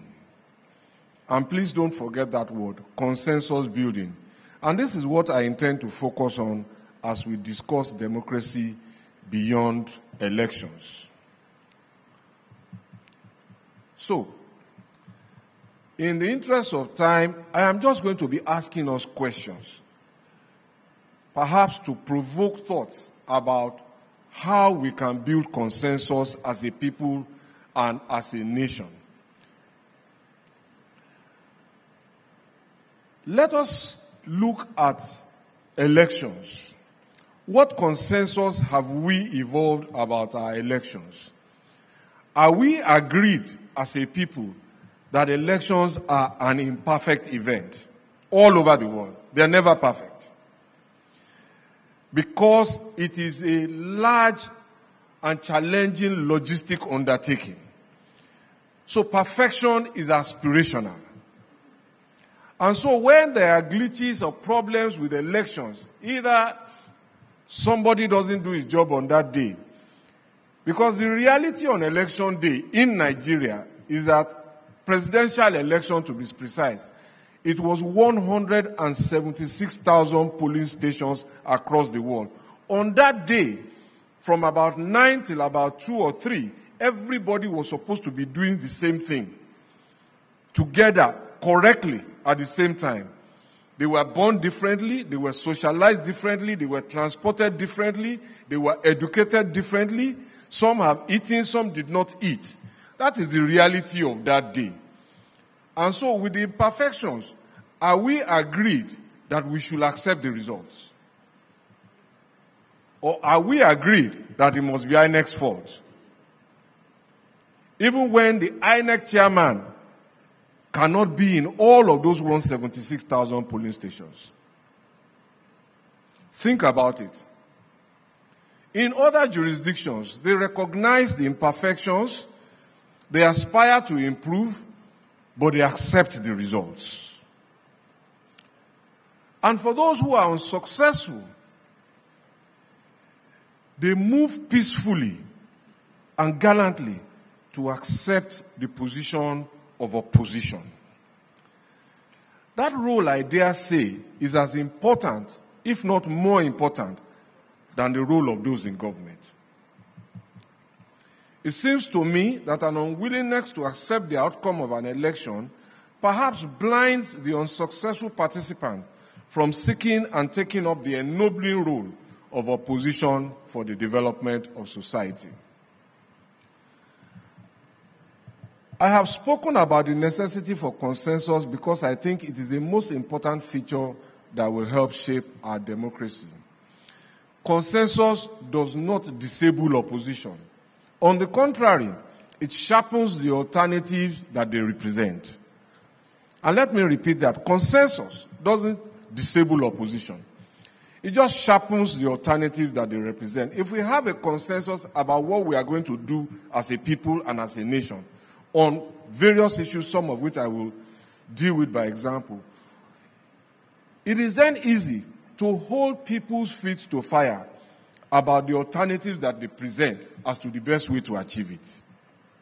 And you will see from some of the examples. We have just had a major fiscal reform that delivered 4 new tax laws. And unless I missed it, I don't recall what the political parties, and this is not about what their individual members have said about the tax reform. I don't recall what the party's positions were about the subject of taxation. Now, can you truly have a representative government, a democratic government, without a debate about taxation? That is the basis of representation. And that is something about which I think we should reach a consensus. And the first question is, what do we want to do about taxes? Are we unanimous that every taxable person must pay? Because if we have that resolution as a consensus, the debate then will be whether the rich should pay more than the poor or whether they should pay the same. The debate will sharpen to whether corporates should pay more or less as a strategy for increasing industrialization or manufacturing or growth and creating employment. The other question to ask us about a consensus is, what should our foreign policy be? And can we form a consensus about who our enduring allies are.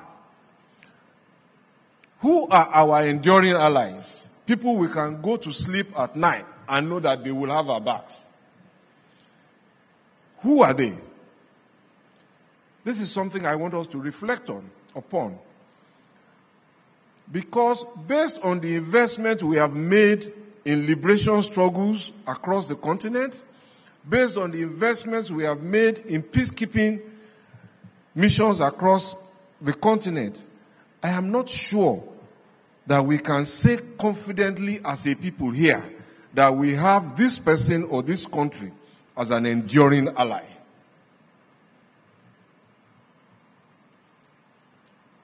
Can we have a consensus about the kind of parliamentary oversight that we want in our democracy? Because there should be parliamentary oversight of the executive arm. That's why it's a system of checks and balances. Should a party that has formed the majority in parliament, should that parliament oppose its own government simply because it does not want to be called a rubber stamp?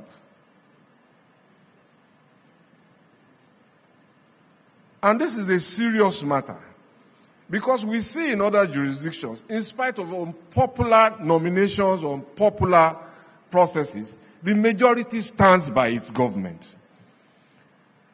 That is not to say that the majority cannot bring its own government to account when it is breaching the constitution or breaking the law. But it requires some deeper reflection. Why do people fight to deliver a majority in an election? As I've said before, it is a government by consensus. And that consensus usually requires you to have majority in parliament so that you can push your budget through on time for developmental work, you can pass your laws quickly for developmental work, and so on and so forth. But that does not necessarily mean that the majority must abdicate its responsibility to the electorate.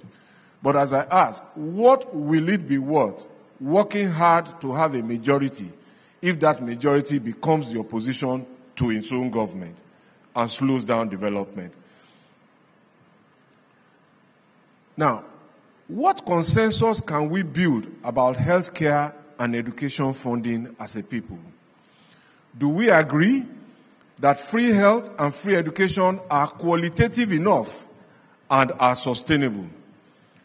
Or do we think that the quality is impacted by the price and they should be paid for? If we take the latter view, do we have a consensus that nobody must be left behind, irrespective of his status and his means?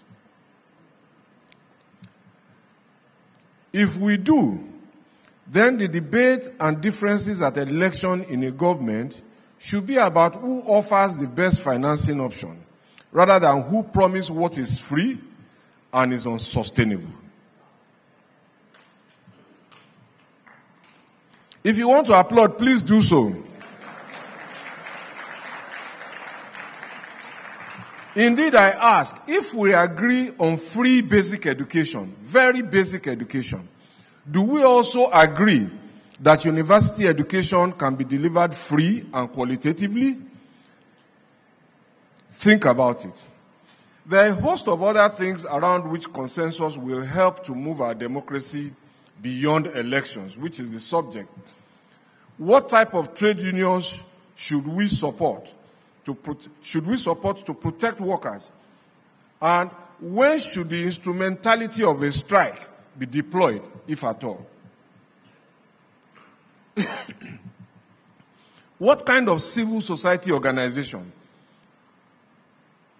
do we need to do the job of making public officers accountable? And what process should we adopt for making civil society organizations themselves accountable? Because we cannot have a society in which some people are unaccountable. Now, to the big one in the transition era, what kind of political parties do we desire? And what role should their executives play? And how do we hold them accountable? Political parties. And can they even hold their own candidates who hold office accountable? When did we last see a national chairman or a state chairman of a party invite the president or the governor to the party headquarters to come and explain what he is doing with their mandate, with the people? Is that the kind of political parties we want to see? Let's think about it.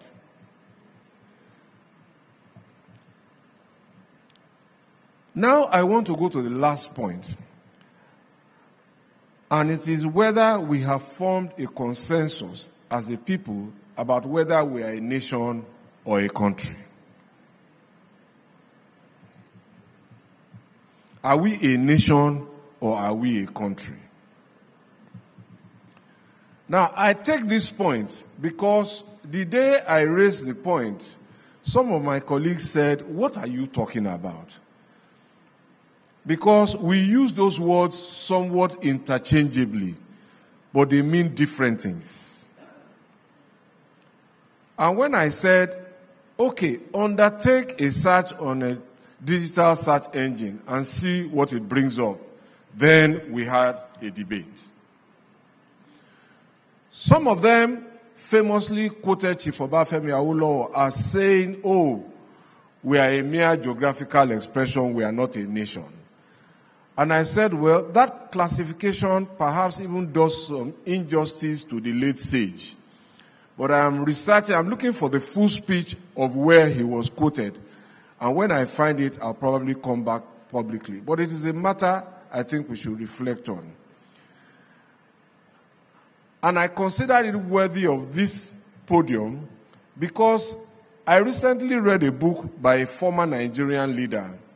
And in about 14 instances in his book, he referred to us interchangeably in one breath as a country, in another breath as a nation.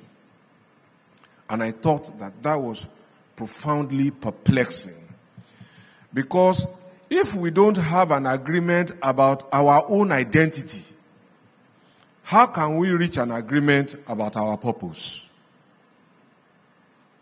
Are we a nation or a country? It is possible that those who created us by way of colonization and independence created us in their own image. No, it's serious. Just think of it. Because if you look at them, they are a country of several nations. And I think perhaps that is what we are. In less formal surroundings, I say that if you look at how they go to the World Cup as different nations, then they go to the Olympics as one country, and they play politics in a different way, under different names, you probably see what I am talking about. I think we are a country of many diverse nations. And that is a good thing, a very good thing, from which shared prosperity and development can be forged. We are also a resilient, innovative, and adaptable people. But can we forge a national creed from these traits? Not for the purpose of enduring rubbish. We can't be resilient to rubbish. But rather for the purpose of propelling ourselves to overcome every adversity that lies on our path to greatness. Ladies and gentlemen, on the anniversary of the historic and iconic June 12 date, these are my thoughts about democracy beyond elections. Thank you.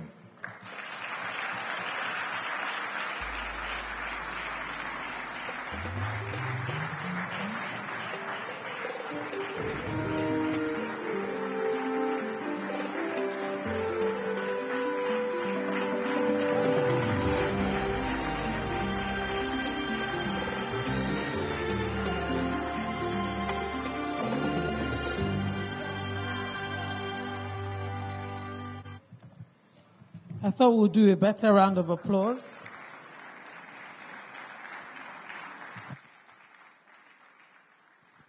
Before we welcome our final speaker, please do well to share your highlights and learning using the hashtag, which is the platform June 12. And Your Excellencies, distinguished ladies and gentlemen, it is my honor to introduce General Christopher Gwabin Musa, OFR. A retired Nigerian Army general who currently serves as Nigeria's Minister of Defense, having been nominated by His Excellency President Bola Ahmed Tinubu, GACFR, on December 2nd, 2025. Prior to this role, he was the 18th Chief of Defense Staff from June 2023 to October 2025. He holds a BSc in Chemistry, a Diploma in Defense and Strategic Studies, an Advanced Diploma in Security Management, and a Master's in Military Science from the National Defense University in China. He is a member of the Nigerian Institute of Management and a Fellow of Disaster Management and Safety Science. His contributions to national security and leadership are exceptional. He has been pivotal in enhancing Nigeria's defense capacity, and he was recently recognized with the African Peace and Security Leadership Award in 2024 for his role in regional and security cooperation. Please join me in welcoming, with a round of applause, General Christopher Gwabin Musa, OFR.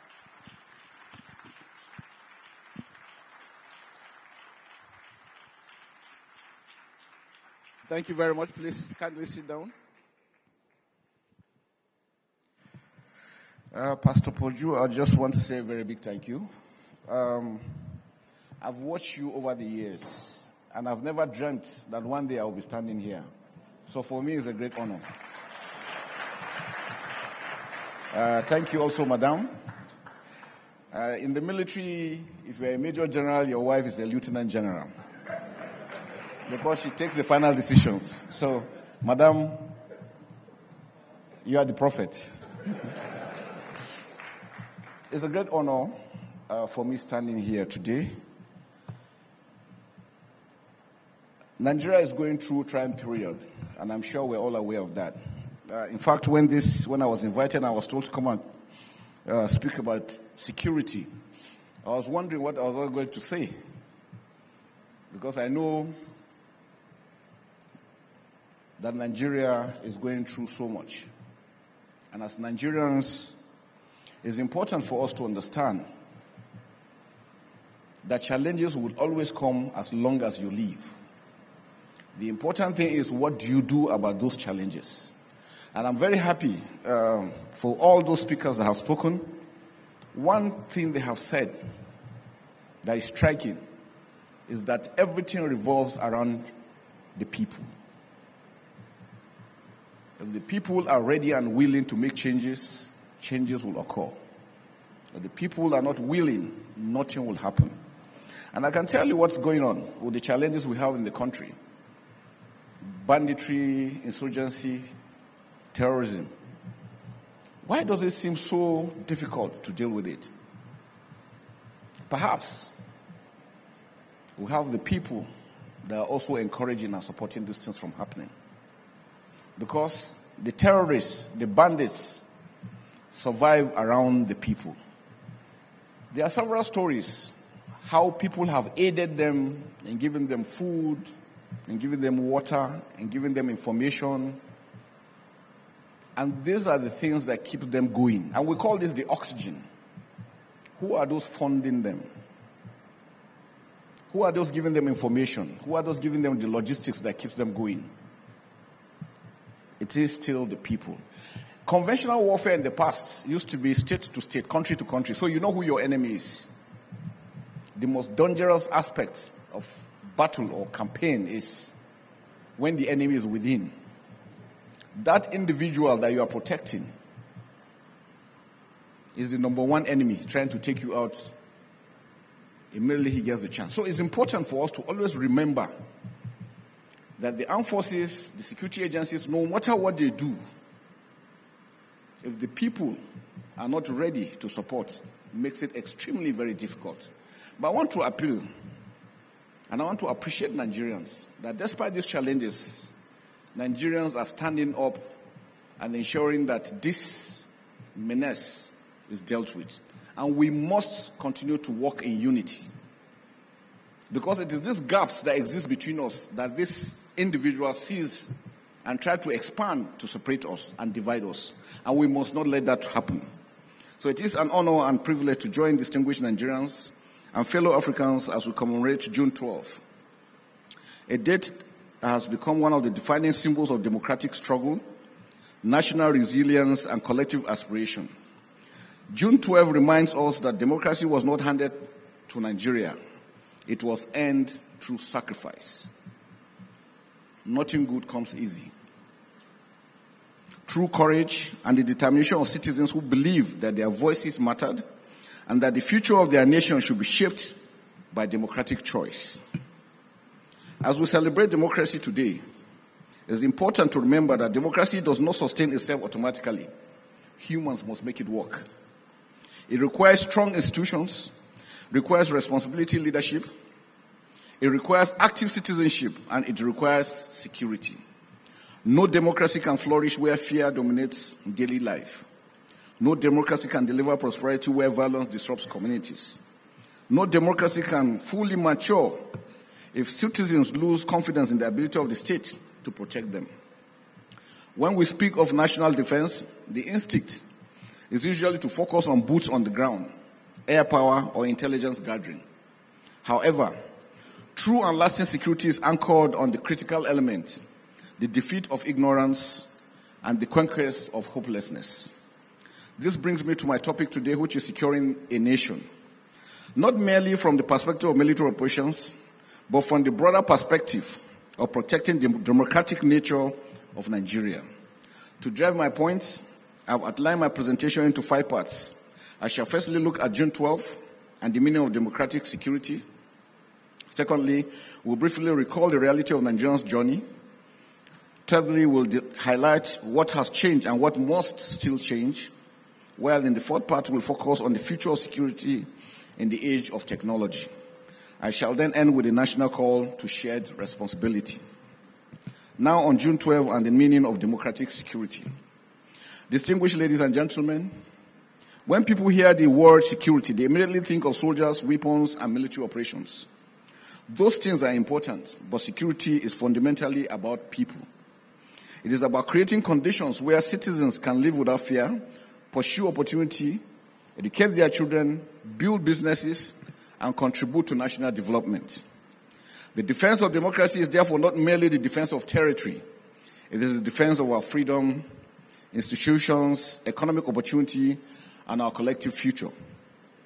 One lesson I've learned over decades of service is that the true measure of security is not simply the absence of conflicts. It is the presence of confidence. Confidence that citizens have in their future, confidence in the institutions can function effectively, and confidence that opportunity can flourish. Democracy gives legitimacy. Security gives stability. One cannot flourish without the other. Therefore, the question before us today is not whether Nigeria should be democratic. History has already answered that question.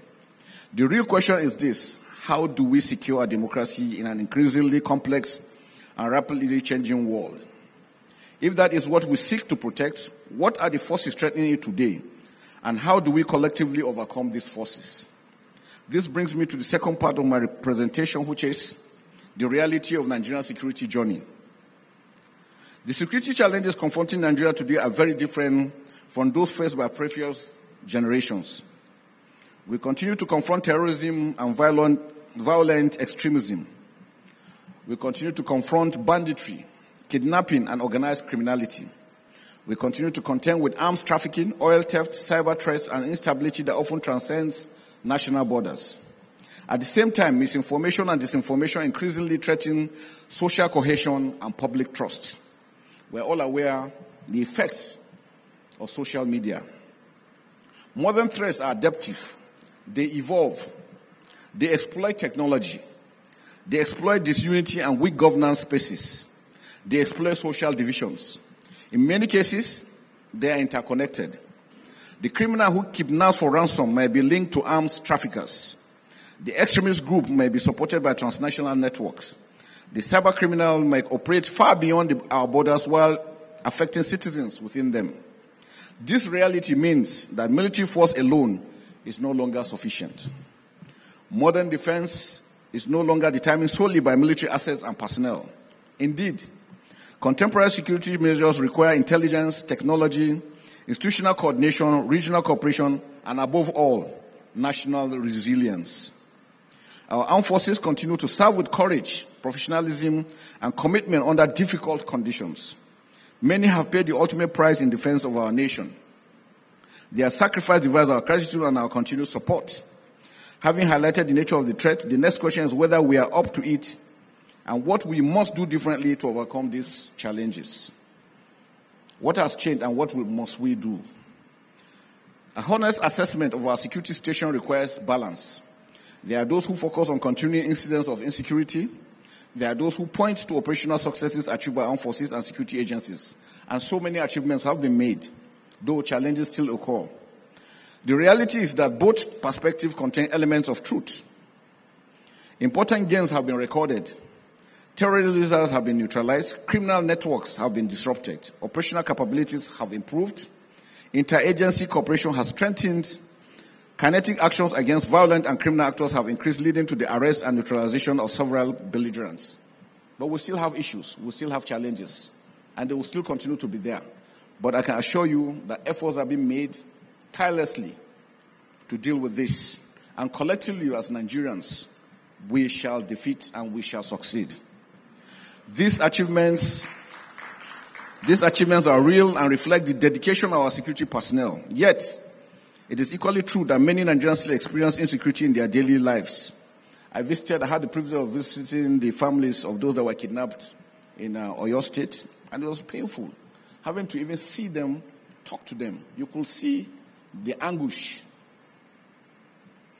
As a parent, no one will love his child or his ward to be taken away just like that and still being kept in captivity. But there's so much evil everywhere in the world, and we know with the recent world order, the Sahel has continued to be a major setback for us as Nigerians. Mali, Niger, Burkina Faso have withdrawn from ECOWAS. Libya, since Libya had fallen, movement of drugs, light weapons, so much within those general areas. And all this infiltrating into our porous borders continues to add to the challenges we're having. A traveler concerned about a highway, a parent worried about the safety of a child. These realities matter. Security is not measured only by operational statistics. It is ultimately measured by the confidence citizens feel in their homes, communities, and places of work. One lesson experience teaches is that security improvement rarely occurs in a straight line. There will always be challenges. Criminal networks adapt. Extremist groups regenerate. New threats emerge even when old threats are degraded. This is why security should be viewed not as a destination, but as a continuous process of adaptation. The challenge before us is not merely to sustain gains. The challenge is to outpace the evolution of these threats. If threats are evolving, our response must evolve even faster. Let us now examine the future of security in the age of technology. As we look ahead, one reality is becoming increasingly clear. The future of security will be shaped as much by technology as by traditional military power. Artificial intelligence is transforming decision-making. Drones are changing surveillance and operational effectiveness. Cyber capabilities are becoming central to national security.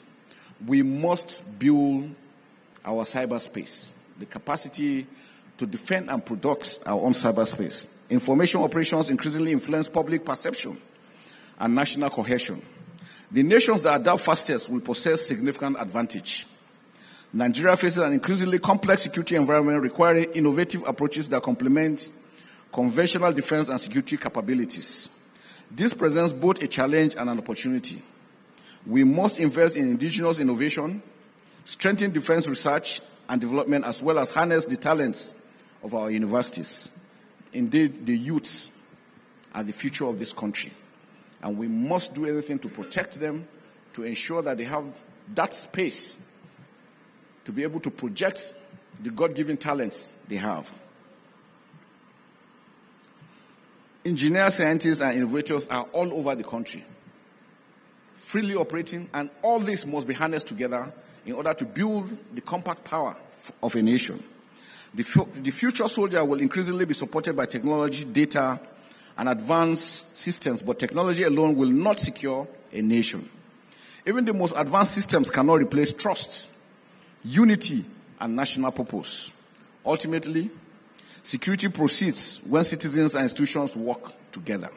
And this is what we want to appeal, that we must work together. The security forces are not the enemies of the state. In fact, what I always say is that we are all victims. As a commander, I had the privilege of being the commander in the theater, Operation Hadinkai, for 19 months. And the worst thing that could ever happen to you is having to meet the families of those who have passed on, who were killed, to explain to them what happened to their wards. Or to see those ones that have been amputated because the vehicles they were riding went through IEDs, which has taken the limbs. Some you see them, eyes taken, arms taken, and all this. And these are family members. So I want to appeal to Nigerians that as long as these individuals are sacrificing themselves, we have a country to protect. We must honor them. We must support them. We must give them everything that will keep them going. And together, with the support of the citizens, so much can be achieved. And I can assure you that.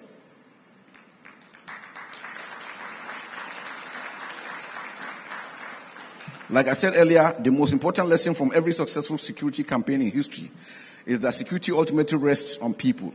And again, that's why history is very important.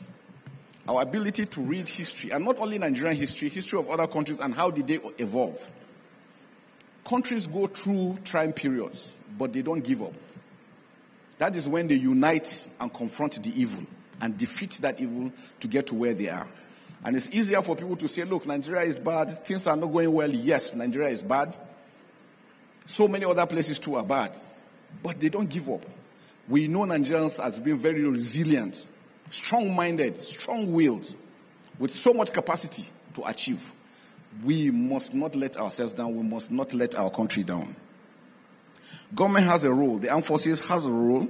Traditional institutions, religious leaders, the media, the private sector, every citizen has a role. And one thing I want us to take home when we go home, when you get home, please, when you lie down before you sleep, after your prayers, for those that pray, ask yourself, what have I contributed to the success of my country?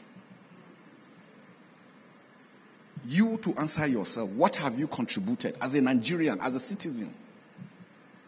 Or are you expecting somebody else to do it? And when we keep on saying, when you see something, say something, most of the abductions that have happened, during investigation, what we realize that strange faces will appear very close to communities. Everybody will keep quiet. They'll come into your market.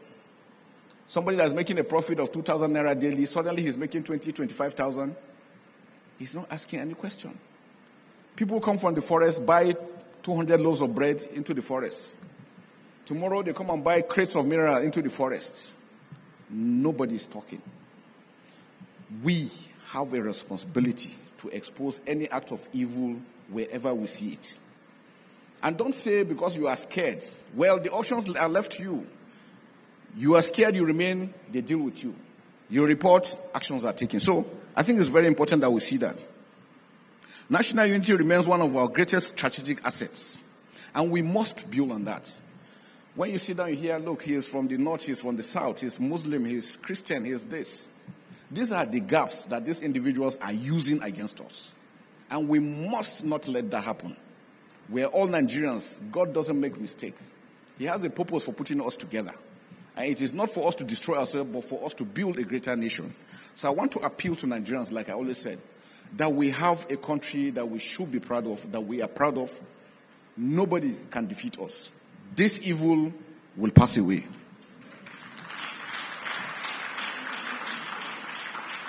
So those who seek to destabilize us, our nation, often seek to divide us. They want to divide and then strike.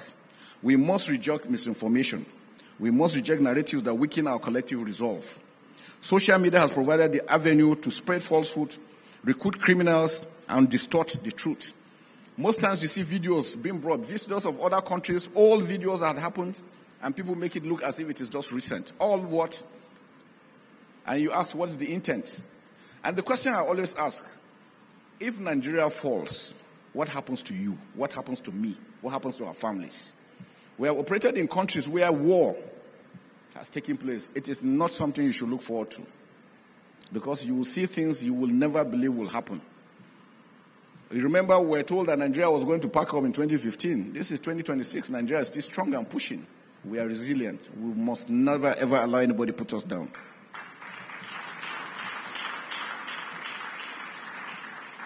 Most citizens get distracted through social media posts. Please, we should be very careful and very wary about social media.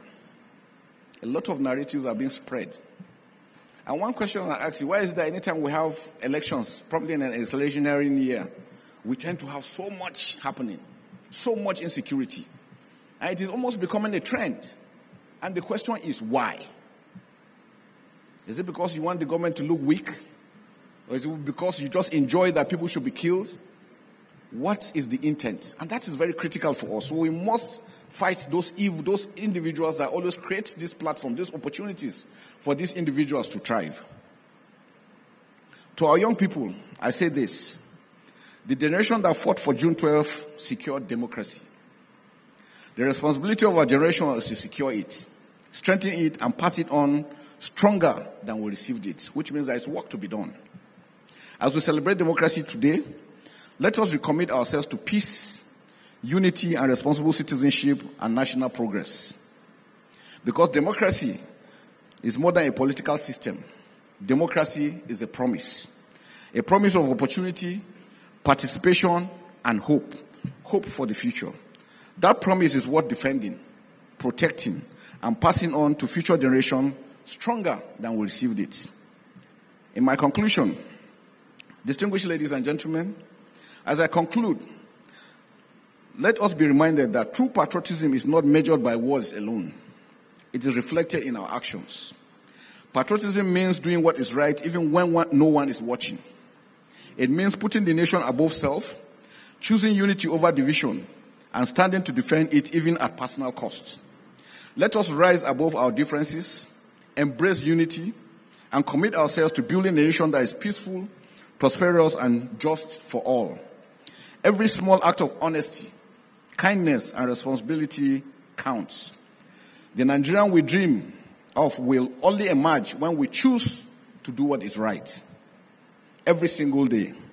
The future of our nation lies in our hands. God has given us that responsibility. Permit me to end by my presentation with a quote from our revered President and Commander-in-Chief of the Armed Forces, who was in the forefront of democracy we and all enjoy today, President Bola Ahmed Tinubu, GCFR. And I quote, "Nigeria will not surrender to fear.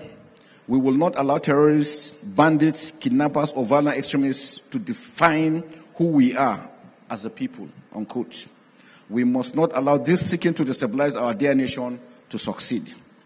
Distinguished ladies and gentlemen, no matter what economic theory we propagate or postulate, without security, without unity, without purpose, we cannot promote the much needed development and prosperity for our dear country. Nigeria will succeed. Nigeria will triumph. Thank you very much. God bless you.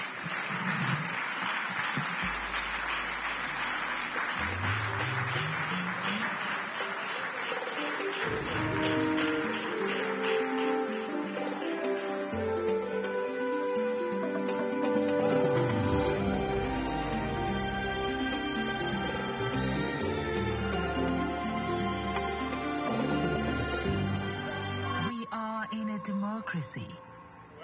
It guarantees our right to speak freely without fear, to criticize the president from our phones, hold government and politicians accountable on the timelines, argue politics in public spaces, organize protest and trend hashtags. Why do we think this is normal?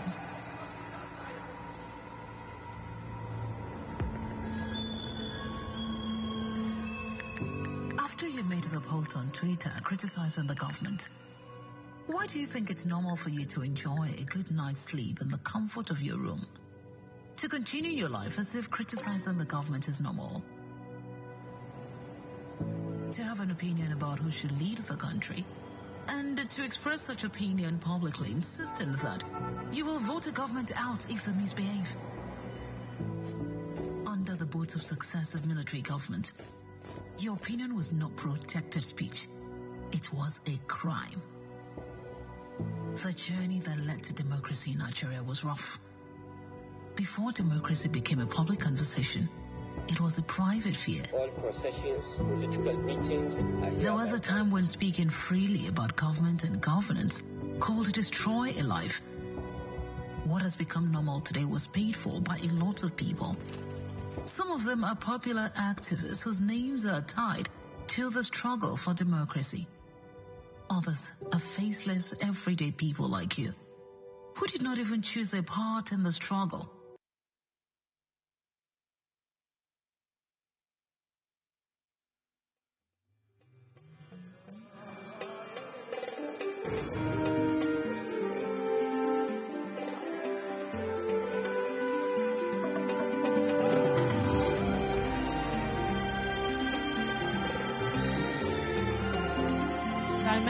All the things that we've heard today in a very interesting panel session. And to moderate this panel session, we have the honor to welcome a former senior advisor to the president of the African Development Bank Group and a distinguished moderator who has led conversations at the United Nations General Assembly and other global platforms. Please, distinguished ladies and gentlemen, join me in warmly welcoming Dr. Victor Oladoku.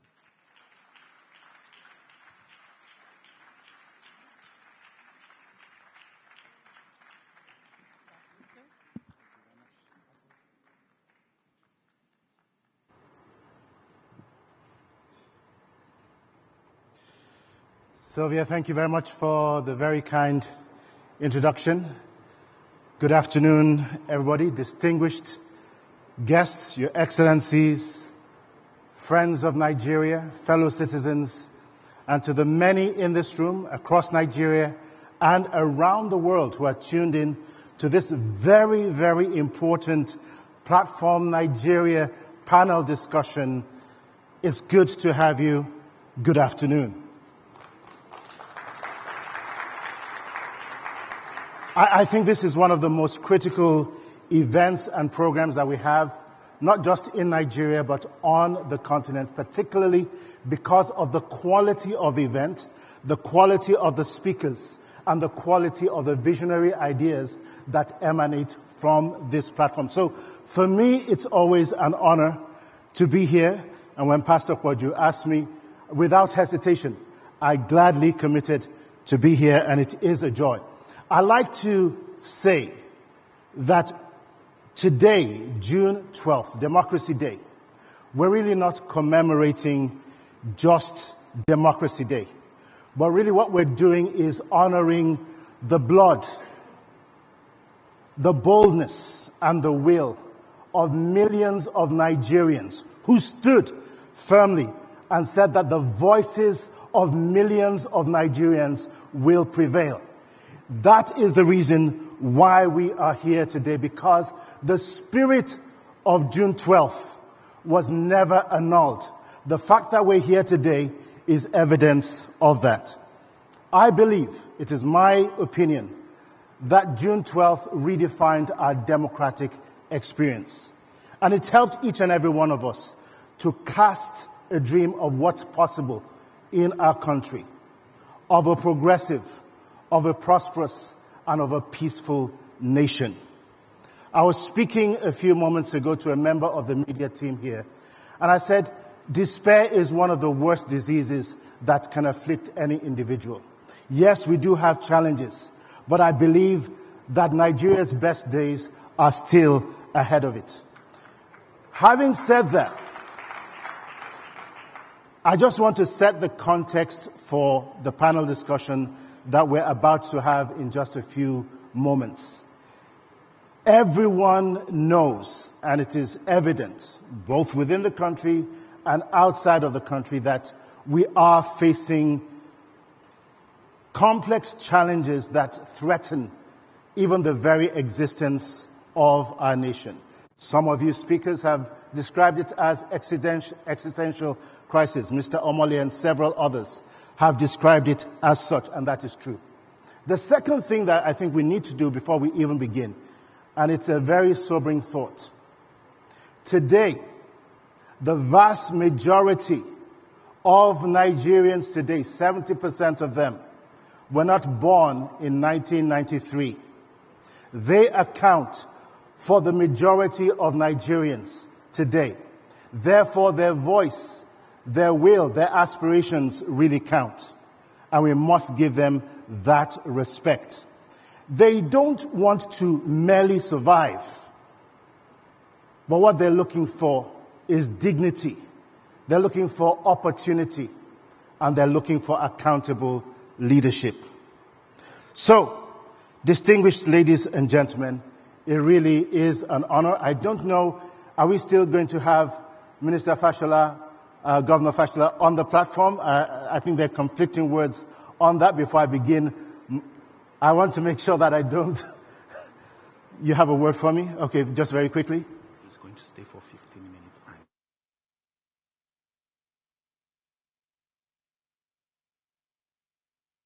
That's fantastic. Okay. In that case, we will proceed with that brief introduction. So it gives me great honor at this point to invite back to the podium the Honorable Minister of Defense, General Christopher Gwabin Musa, a distinguished military leader and former Chief of Defense Staff, who now leads gallantly our efforts to strengthen Nigeria's security architecture. His Excellency Senator Bukola Saraki, a two-time governor of Kwara State and former president of the Nigerian Senate. We're also delighted to have back with us on the platform, actually we'll come to my dear sister in a moment, but I'd like to use this opportunity to invite to the platform the only minister in the history of Nigeria who simultaneously has held 3 portfolios. A former distinguished governor of Lagos State and a super minister, His Excellency Babatunde Raji Fashola. You're welcome.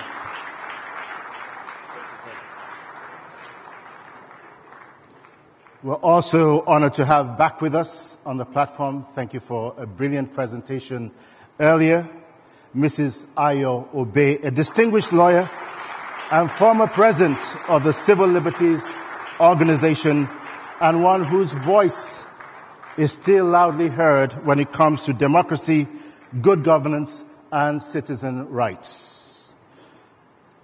In the Yoruba vocabulary, we say Laiwowe. Our next speaker did that. He came on the platform and showed off his laptop, but not for a single second did he glance at what was there. For that, just give him a round of applause. He spoke from the heart, and brilliantly so. Please just hold your fire just for a few moments. A very distinguished Zimbabwean and a Pan-Africanist whose ideas really are greatly appreciated. He's from Zimbabwe, but the last time I checked, Kagoro is a community in southern Kaduna. Kagoro is a Nigerian name. So I think we need some investigation there. But regardless of the case, Brian Kagoro, welcome home. The platform is yours.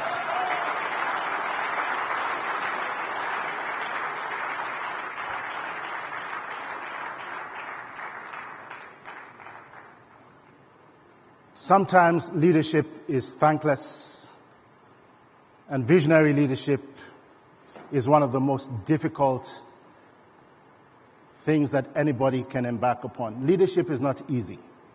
So just before we start our session, I really want us to sincerely appreciate the efforts, the work, many over decades of our panelists on the platform today.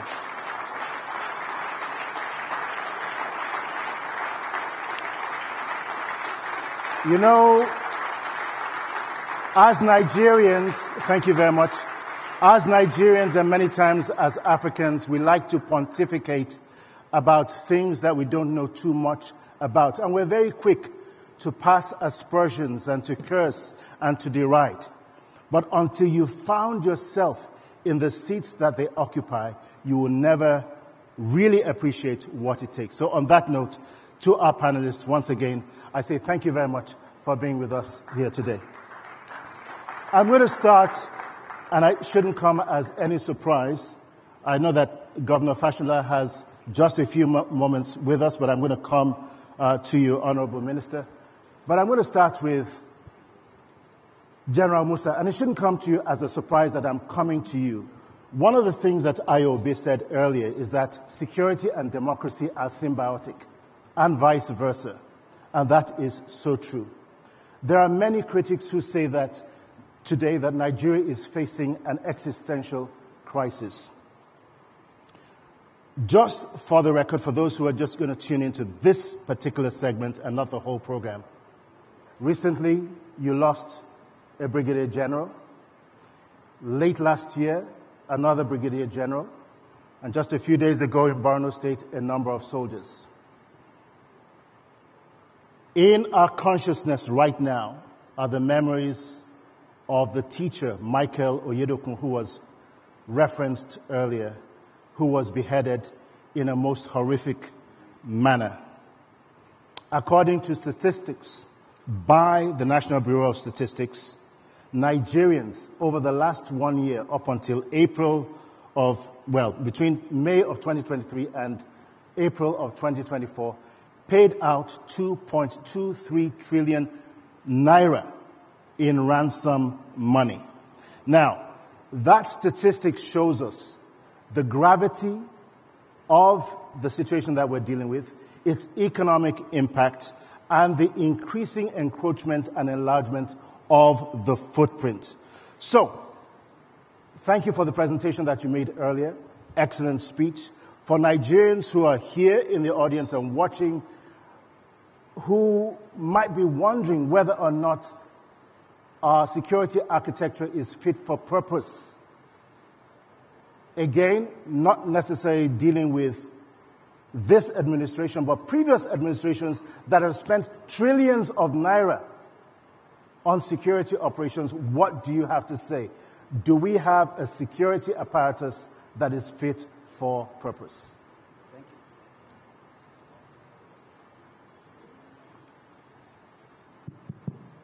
Thank you very much, gentlemen, one more time. Really very honored and privileged to be here. Questions, and because Nigerians want answers. The Nigerian military has over time have performed remarkably well all over the world because we're dealing with conventional warfare. That was how we were trained. That was how we operated over the years. Now, we are dealing with asymmetric warfare, which means, like I said earlier, the enemy is within, and that makes it more difficult. Sure. Boko Haram started in 2009, somewhere around Gedam in Yobe State. And I think the mistake we made over time is we took them for granted.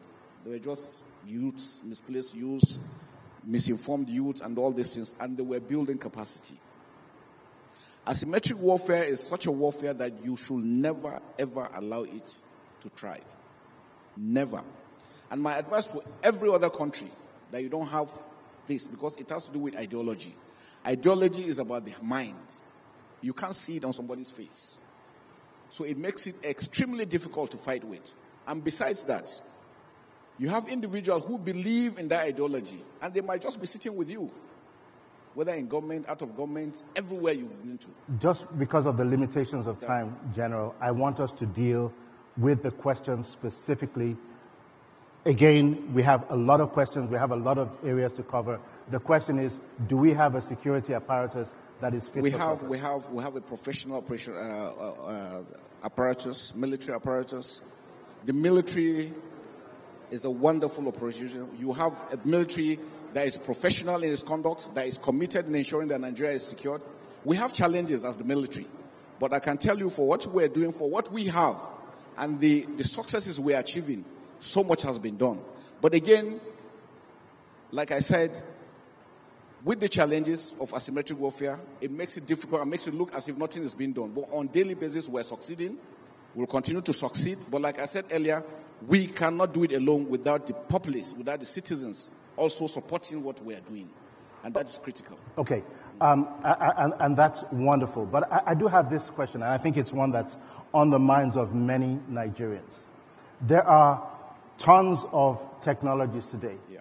Ground imaging, thermal imaging, night vision, satellites, you name it. The question a lot of people are asking is, how in the world do literally hundreds of militants and criminal elements move en masse in trucks, on motorcycles, heavily armed, without any interception? This is not a new phenomenon. It goes back probably over 10 years. Nigerians do not understand how this is possible. What do we need to do once and for all to decapitate, crush, and destroy this element once and for all? What we need to do as a nation, firstly, is to unite. Secondly, for us to have the technology required to fight. Nigeria has a land border of 4,000 kilometers. 923 square kilometers is a massive area. The armed forces alone cannot cover the entire area, even when you add up all the security agencies. So we have to leverage a lot on technology, which we are making efforts in getting. And one of the things that is actually affecting us, because we do not produce these items that we need. Now the world the way it is, even with your money sometimes you can't get these assets. But the little we have are what we are using, and it's giving us results, but we need to do more. The president has approved the Defense Industry Corporation to be able to establish and produce, manufacture what we need. We feel it is when we start producing these items, we can do more. And I can tell you, nobody is taking this for granted. We're equally troubled and worried that these individuals keep on moving here and there, but because we can't be everywhere at the same time. We have a number of drones that we use. They are not sufficient, but we're making use of what we have. And I can assure you, more are coming, because the president has recently just approved more of these drones that we can use. But what I can tell you again, for true, for real. Could we please have quiet in the hall, please? No side conversations, please. No side conversations, please. Some of the difficulties we face actually is lack of communication all over the country. So sometimes when abductions are done, before the information gets to us, it has already taken place. They've gone into the forest. We have a massive forest area that once they go in, makes it very difficult. And that's why we tell you it's important for Nigerians to work with us together. I know sometimes it looks as if things are not being done, but I guarantee you that the Nigerian military is doing so much, the government is doing so much, but we will do more. And I just want to appeal for your support. Thank you. Thank you very much, General. Could we kindly have quiet in the hall? No side conversations. You can applaud, you can comment afterwards, but let's please give honor and respect to the panelists here. If there's one thing, General, and you can hear the buzz in the room, security is the most critical issue that we're facing as a nation today. If we don't fix it, God help us. So I wish you all the very best in all that you're doing. We'll come back to you with a few more security questions in a moment. His Excellency Governor and Minister Fashola, I know you have to catch a flight shortly, so we do appreciate the fact that you've taken time to stay with us. In tandem with the question that we've just, or the response that we've just heard, I'm glad to see that just yesterday the House of Representatives approved a bill for the creation of state policemen. Now, the benchmark that we have is that Nigeria actually requires 266,000, actually 550,000 policemen. We only have 371,800 at the moment, a shortfall of approximately 4,600 per state. So it's an open secret for many of us that our police force are poorly trained, poorly recruited, underfunded, and not strategically assigned. Now, my question is this. Most states in Nigeria are not financially viable. Many of them can hardly pay salaries of civil servants until recently. Do we really believe that they have the capacity to fund state police? And what is the assurance and what are the safeguards that we can put in place to ensure that they do not become instruments of oppression by the governors of those states? As a former governor, how would you respond to this?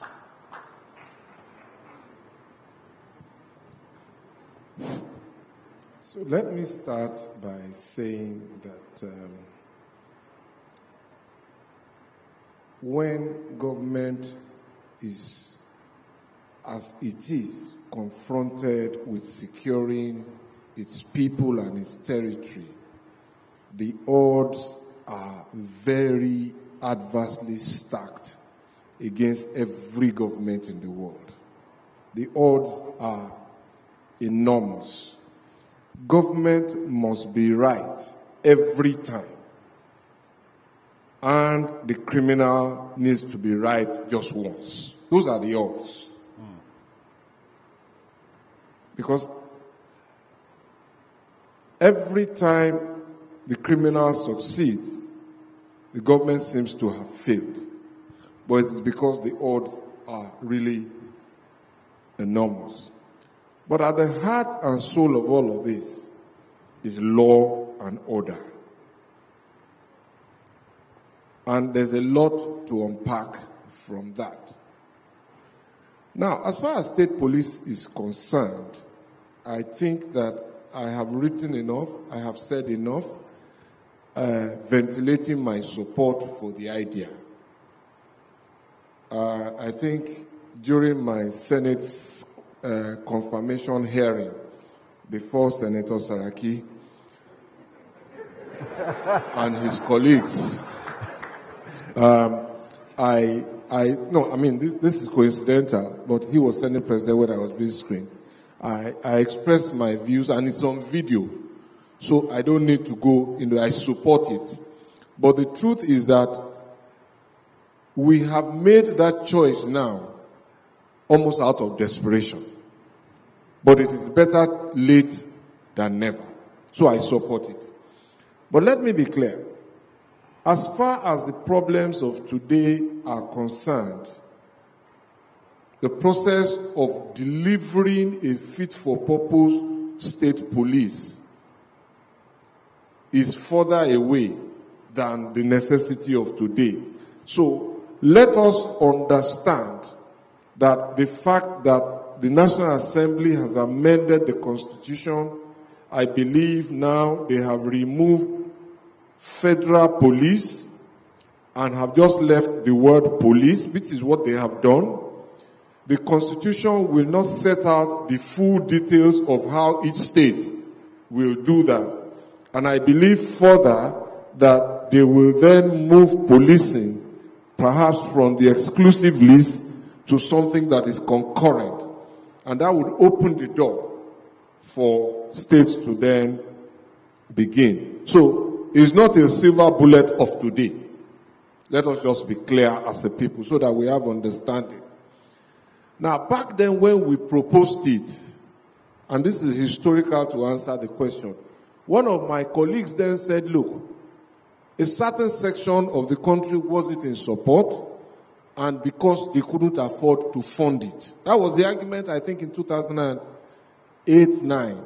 I don't quite remember the year I was governor. And I said, look, unfortunately, you didn't raise this issue before you went to vote. You just shut the whole thing down. The truth is that not every state can afford to start on the same day. That's the honest truth. Our existential challenges across our diversities are not the same. So nobody should expect everybody to start every day. But very importantly, to the question of resourcing, the question to even ask is, how many people, young people, want to work in the police? Yeah. So that's the place to start. Whose children should go there? But if policing pays 500,000 a month, what kind of people should we put there? Segun wants to join now.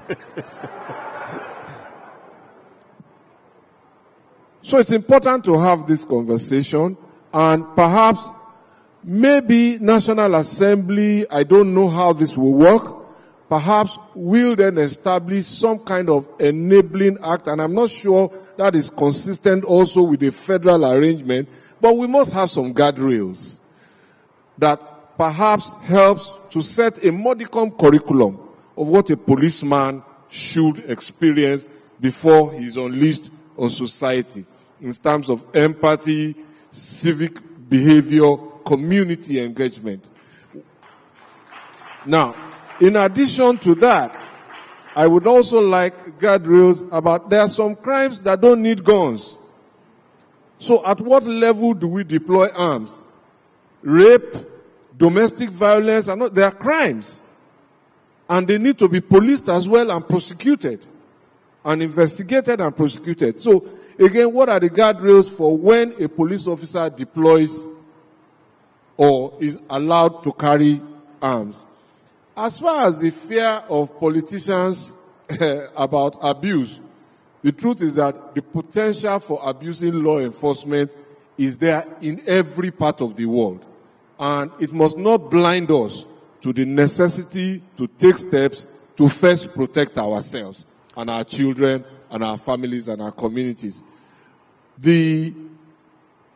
Those who potentially can abuse the system and perhaps are immune, people like me in my former life, we have lost our immunity now. So if we had abused the police system, we will actually be made to then account. Your Excellency, I want to do a very quick follow-up, particularly because I know you do have to leave shortly. What I'm hearing is that, again, passing the bill is one thing. The implementation and the operationalization of it is going to take quite a while. But we do have a security challenge, a major one, which is why in different parts of the country we now have vigilante groups that are emerging. We have Amotekun in the west. We have Ebube Agu in the east. And a lot of them, some of them have actually done very good work providing local intelligence to law enforcement and actually have helped apprehend criminals. But I want us to take an example from Burkina Faso, where the government, because of the challenges that it was facing, actually helped equip and fund 28,000 vigilante groups in the country. Something happened. Crime did not go down. It actually increased by 82%. And on the Global Terrorism Index, it went from 12th to 2nd position globally. So we have a vacuum at the moment. What is it that we can do to ensure that the vigilante groups, where they do exist, do not become laws unto themselves? So again, I pivot back to the necessity for guardrails, proper evaluation, minimum standards of who comes in and who goes out. And there's a lesson to be learned from here, Lagos. So when the Traffic Management Authority, LASMA, was set up, it was set up as an immediate response to take young people off the street. That was how it started. Of course, not too long after, citizens were complaining that, look, they abused them. And then we started prosecuting our own staff. But eventually, what did we do? We realized that in that system, non-graduates, by reason of their tenure in office, were superintending graduates, and we knew something was wrong. So we went back room and we decided, okay, these people are almost like ad hoc contract staff.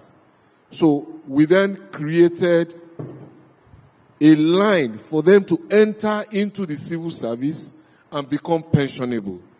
That was the trade-off, and they agreed, and we said, okay, if you are coming into the civil service, you can't be senior to those who are more qualified than you.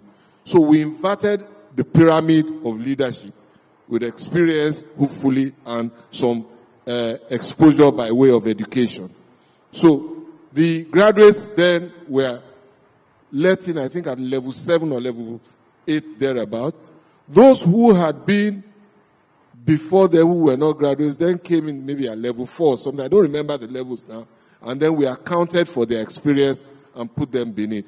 And then we started a process of community interaction, so that you were not just going out there to go and apprehend people, but to understand your primary purpose was to move traffic, not to earn money. So it's a lot of training and retraining and orientation. And that process is more important, if you ask me, than just setting up the institution itself. Okay. Thank you very much, Your Excellency. I'm going to come to Ayo Obey next. The very first time I was hit with the butt of a policeman's gun, I think I was doing my youth service in Nigeria at the time. So I am very familiar with the fact that sometimes the police is not your friend in Nigeria. But that's the slogan. You know, the slogan is that the Nigerian police is your friend. Just last week, well, not last week, just a few weeks ago, a policeman shot a young man who had been apprehended in cold blood, with impunity, with no emotions at all. And a few days later, another policeman not only challenged his bosses in Abuja, but vowed to kill anybody who dared to videotape him in the course of his activities.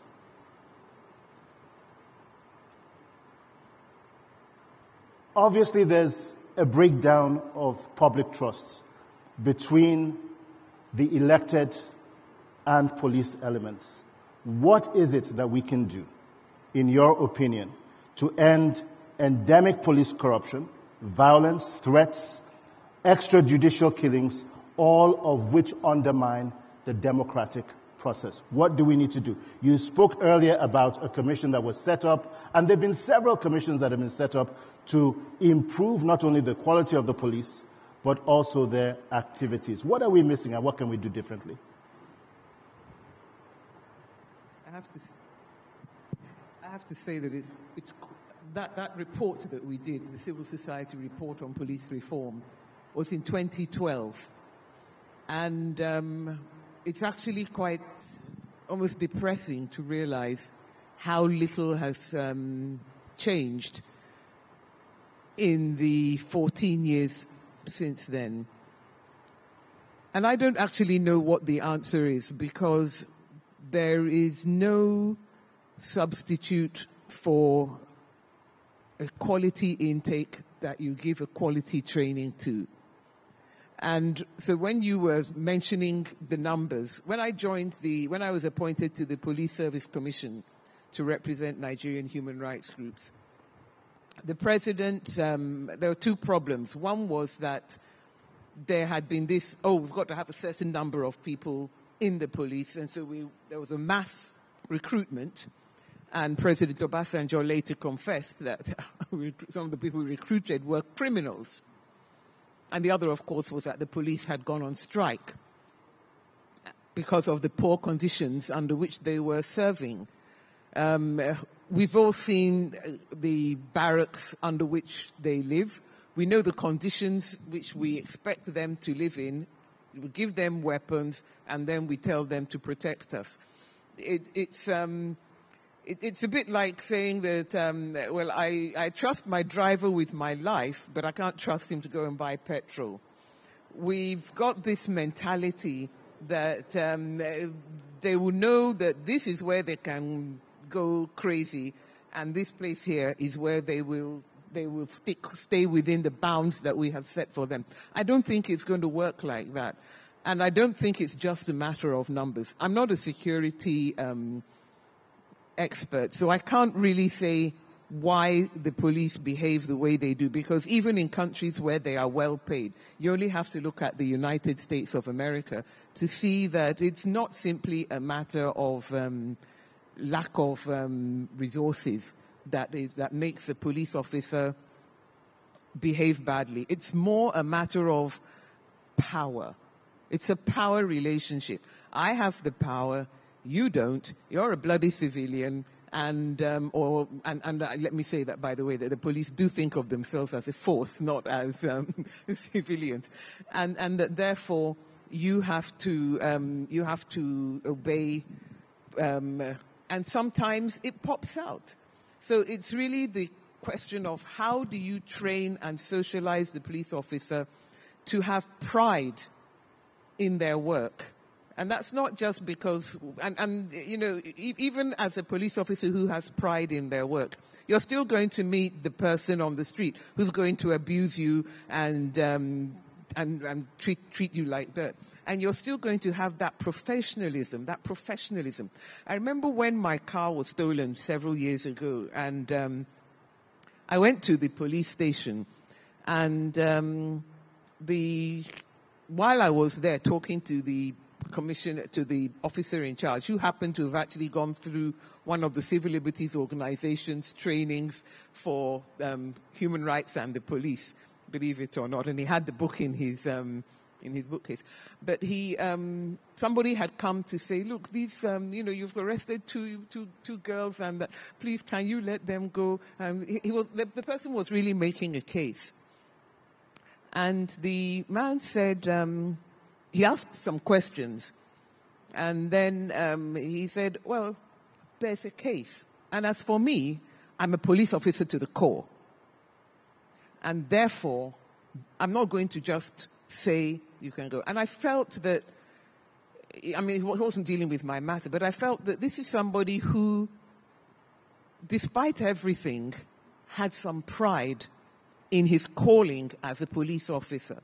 And I think that we are not allowing those people to flourish because of, just as I explained about the situation of late DIG Haruna John, and this idea that you can do your policing for ordinary people, but when somebody else comes along, you will step aside and no, just finish. You step aside and allow the power dynamic that no longer favors you to be affected. Okay.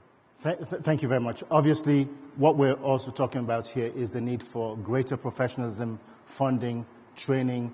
But I want to I'm glad that we have two former governors on the panel. I'm going to start with the former Senate President, two-time governor of Kwara State, and then I'm going to pivot to the former governor, Fashola, on my left. As governors, you're referred to as chief security officers. We've heard from the general. Again, one of the things that we constantly hear is the lack of sufficient funding for the army, for the police. But in the years 2023 to 2025, governors in Nigeria received as chief security officers security votes totaling 525 billion naira. That is $386 million over a 2-year span. Yet, when there is a crisis or there's a situation with insecurity, we tend to think that this is primarily the responsibility of the federal government. My question to the both of you is, should this fund be redefined? Some say it's a slush fund, actually, because it can be utilized with absolutely no auditing and no legislative oversight. So in the midst of the abundance of these funds, what responsibility do the chief security officers, i.e. governors, have for ensuring security at a local level? And should this fund, particularly as we're beginning to talk about state police, be reformed to make it a whole lot more effective? I'm going to start with Your Excellency Saraki first. Thank you very much. Let me express my honor to be here, and let me appreciate those of you, especially the young ones, who have decided to pick a Friday afternoon to be here talking about Nigeria, as opposed to other things you'll be doing. I think I want to pivot a bit, because it's so easy for us to come to this platform and we could politicize some of these issues, that I think we need to look at it from a more patriotic approach. What do I mean by that? As you rightly said, governors are not really chief security officers of their state in reality.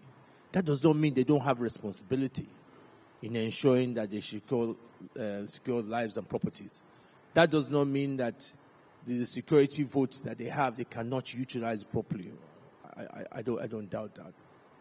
But what I'm saying is that I want us to look at it as a reflection of the system that we have presently. And I want to go back to two issues: rule of law and the process by which we elect leaders into the country. Two issues.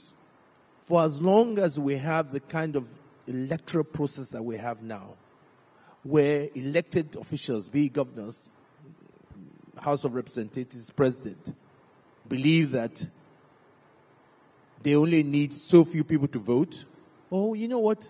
Your vote really doesn't matter. So even if I perform or don't perform, I'm still going to come back. So how then do you make them more accountable? At the moment, they're not. And when in a society, there's no consequence for bad behavior.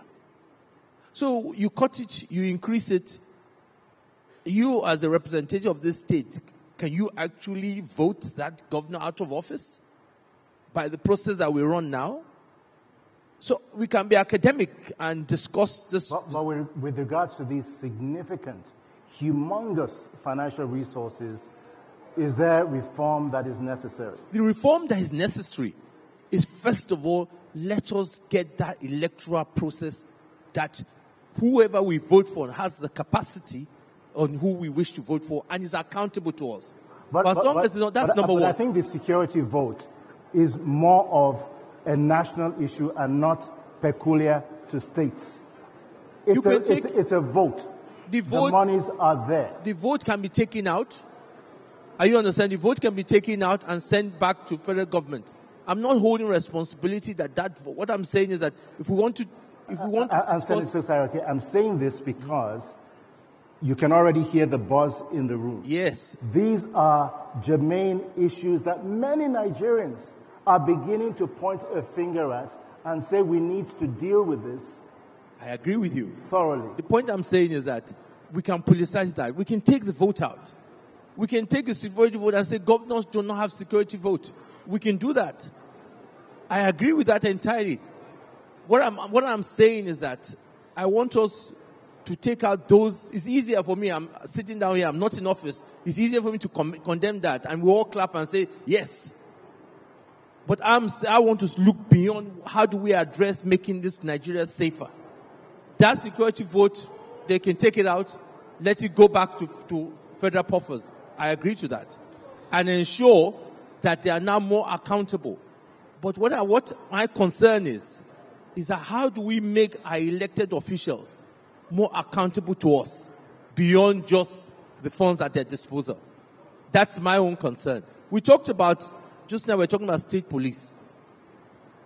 And we talked about consequence of policemen doing things that they're not. Why do they do it? They do it because there's no consequence. The rule of law does not apply. Even the governors themselves, the rule of law does not apply. So in other words, the issue with the security votes is just a small part of a larger issue. It should be addressed as well. It's about the rule of law and holding governors accountable. And I think the reason why that is important is that one of the speakers was saying earlier that when we talk about government in Nigeria, the tendency is to begin to think of government as Abuja.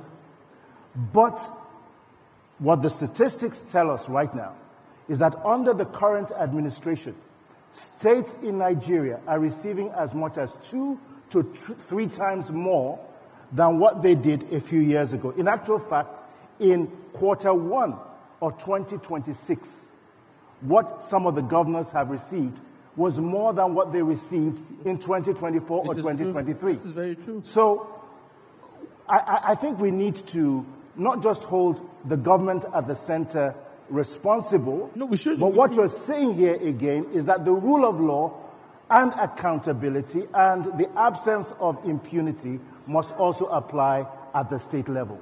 That is the fundamental thing we must address in turning this country around.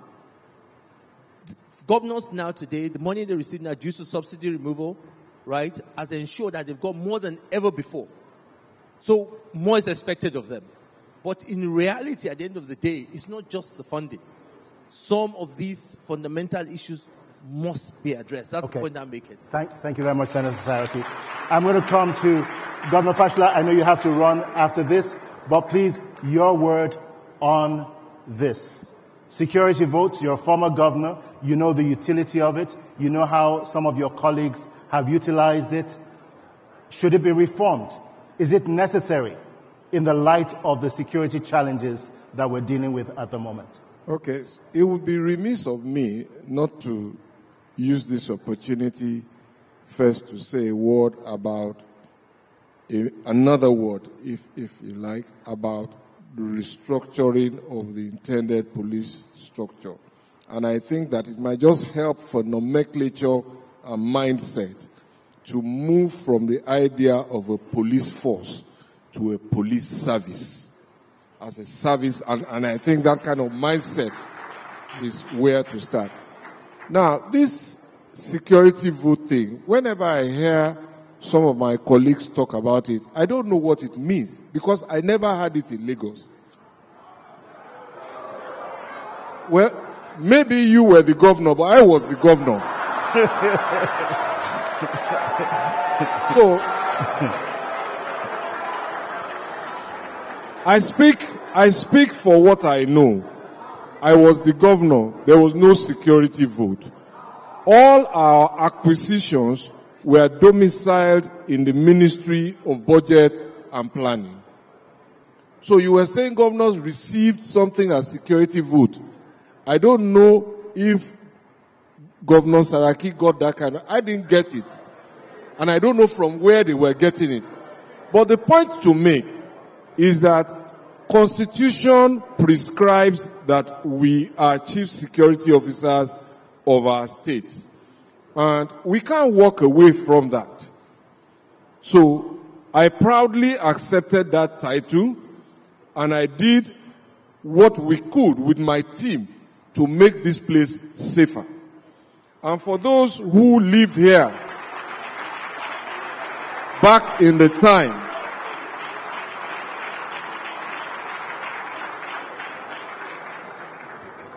we used to have a monthly security meeting. It held every first Wednesday of the month. In 8 years, I never missed that meeting. So, when Musa was talking about transitions and high crime, I could connect with it because we took data every month and we set up a security trust fund. People invested in it. The accounts were audited. The assets were audited. And every year we came to a town hall like this. Not just to come and talk to Lagosians about what we were doing with the resources, but to also tell them what we were doing in terms of crime. Measuring the data of specific crimes in the previous year to what has changed in the current year. And we started from a very, very poor base. And those who live here will remember, if we had 3 successful armed robberies in 1 week, back then, it was a good week. Because it was almost every day. So it wasn't also guns and policemen. We were the first state to embrace the cashless policy of the CBN regime at that time under Sanusi Lamido Sanusi, His Excellency. And that meant today, when you transfer money, when you send money electronically, what we were doing was taking cash away from the homes so that there was no incentive for people to go and be abducted in their homes. It wasn't just a battle won with arms and guns. It was also a battle won with policies. And crime is very dynamic. Crime is very dynamic. As you win one battle, a new crime emerges. It doesn't end. That is the unending work of all of these people who sit here. It doesn't end until you die. Thank you. Thank you very much, Governor Fashola. And as Governor Fashola makes his exit, please give him a round of applause.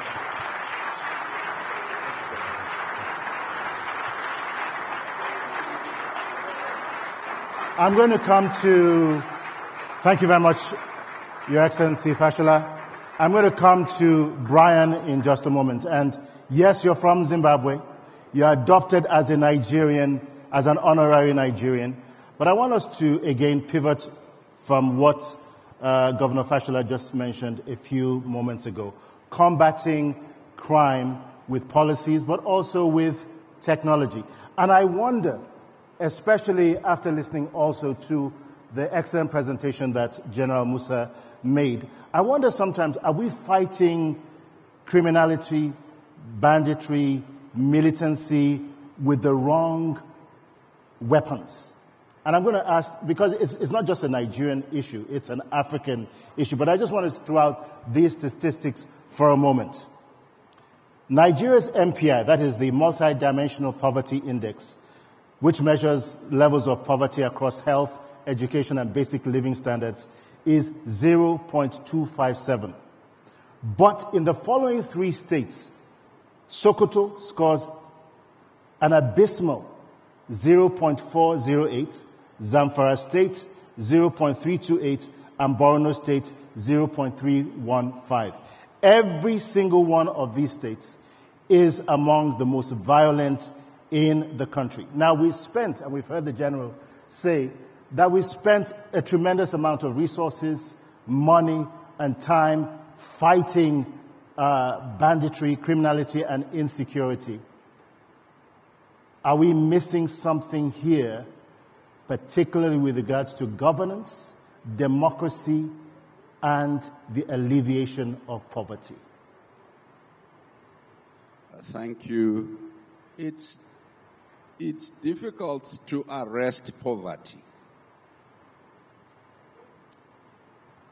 We in the northern part of Nigeria, since I'm adopted from, I said before that insecurity is inversely proportional to historical neglect and underinvestment, not just in infrastructure, but in opportunities. And it's important to understand that the only pathway to shared prosperity would be developing a form of industrial base based on the wealth of the country. Now, the pathway from where Nigeria is now to that ideal is not a speech. It's hard work. And fundamentally, we can get all the technology. If we are spending more on technology to deal with the symptoms and a lot less in education, in healthcare, in food security, in jobs, and etc., we will need more technology than America, China, Japan, and Turkey put together, because we have been manufacturing poverty on an industrial scale. The more poverty we manufacture, the more insecurity we get. It essentially means now that there is a realization amongst the elite, the middle class, amongst the poor, that insecurity is a threat to national prosperity, to regional prosperity. The fundamental question is, what do we do about the same states you were talking about? If you look at the number of people who go to bed hungry, or absolute poverty numbers, it's scandalous. But let me challenge you. Look at the number of millionaires generated from the public sector from the same state. So there is a contradiction here. I'm not saying let's penalize hard work, that no one can come from a state that's poor and become successful. I'm simply saying there is a contradiction between, remember the proverb I shared, if a cat wishes to be a lion, it has to stop its obsession or its appetite for rats, right? We cannot separate the imperative of security from the imperative of fighting corruption, the imperative of fighting illicit flows. But this therefore means the modernization that the general was talking about needs to happen more rapidly. We're not going to get, I think that it is the Christians, if it's not Christians, don't be angry, madam. It's the Christians that say you can't pour new wine into old wine skins. Our service was structured for an analog moment. The digital moment also means we have to look at the human resource planning and policy architecture of the public service. The human resource planning and policy architecture of the public service, which is still based on that progression, the linear progression that Governor Fashola was talking about. You are not going to attract some of our finest techies, other than appealing to their patriotism, to come start at the very bottom so that they can rise up the ladder of fighting crime. So we have to bridge two things. Bringing more young people who have new qualifications required to operate the technology we need to fight the crime, and the historical public service rules that actually make it very fast, very slow for them to get wherever they want to get. And on that note, I'm going to agree with you there. There definitely is a tremendous amount of space to bring in young voices into governance, into politics. If we look at the early part of Nigeria's history, General Gowon became president, head of state at the age of 30 or 31. Dieter Spiff, who was the governor of Rivers at the time, was about 28, 29. So suddenly we've now gotten to a point where we are saying that the young population should not have a voice, when the people, many of them who are still in power, had a voice when they were their age many years ago, which leads me to the issue of meritocracy and political patronage, which you've talked about quite a bit. I am of the view that, yes, there is a place for political patronage. It happens in pretty much every country of the world. Some are appointed ambassadors, some are appointed into ministerial positions. But isn't it important that we put those who lack capacity, lack the qualifications, even if you want to cater to their political value, to put them in places where they can have the least amount of harm? You cannot put them in charge of health. You cannot put them in charge of education. And there's so many other places, including defense, that you cannot put them. So how do we balance as Africans the issue between political patronage and meritocracy that leads to development and the sustainability of democracy? Let me complicate it for you a little bit more. When I was in the UNDP, we were setting up a center for public service excellence together with the Singaporean Lee Kuan Yew University. And I had read many books on meritocracy. So I really went on about merit. And then the Singaporean professor said to me, be careful. If you are coming into a society which, as a result of history and bias, certain communities had better access to education, to healthcare, if you only apply merit, the communities that were historically privileged are the only ones that go past the door. You will have a new problem of inequality. Apply that to genders, right? If men have always had an advantage, and you only say we're doing merit, what you end up with is reproducing historical inequality. So, but to go back to your specific point was, I think the Chinese started applying what you are talking about. You don't come up to national leadership until you've been tested at a practical level. So that at the national level, we're not experimenting with you as a greenhorn. We give you the opportunity to prove yourself at the state level, prove yourself at the departmental level, and etc. Unfortunately, a system or a political party system that's structured on short-termism cannot produce that kind of long-term view. Our political party systems across most of Africa are really about, we have a 4-year cycle. Enough for us to either steal or build, but not enough to plan 50 years. And so something in between was our saving grace. Our colonizers had thought that a civil service that is apolitical, that is neutral and professional would be our saving grace.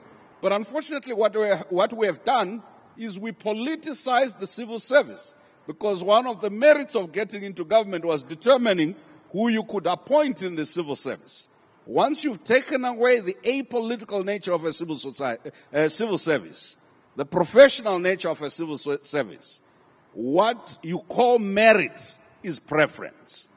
I want to suggest that maybe what all the speakers were saying today, there is a fundamental requirement for us to actually have a real look at the civil service and how to insulate it from the shifting political winds that happen, or at least a percentage of it, being realistic, because you can't say, well, you are now in power, Mr. President. You can't change the head of the revenue service. You can't change so and so.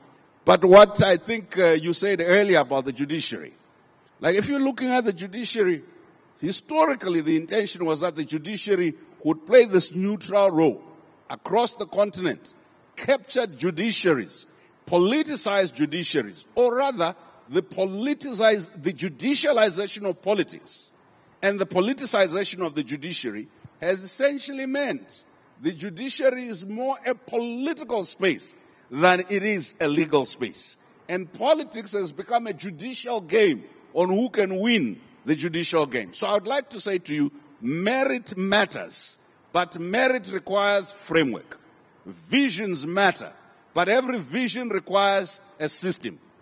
Thank you very much, Brian Kagoro.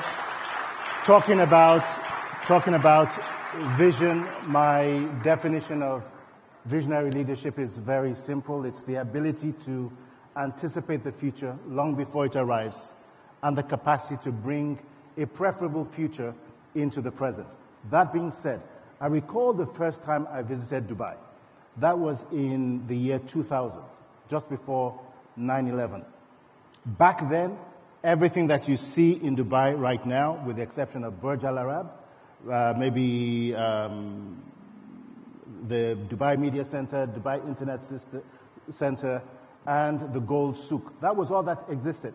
I used to eat with Bedouins on the sands of Dubai, where you have Sheikh Zayed Boulevard right now that leads to all of the major malls there. But they captured my imagination when I began to speak to some of the leaders. They told me specifically what they were going to accomplish in 20 years. They had a very clear vision. And they accomplished it and more. This is the challenge, and I'm going to come to Senator Saraki here.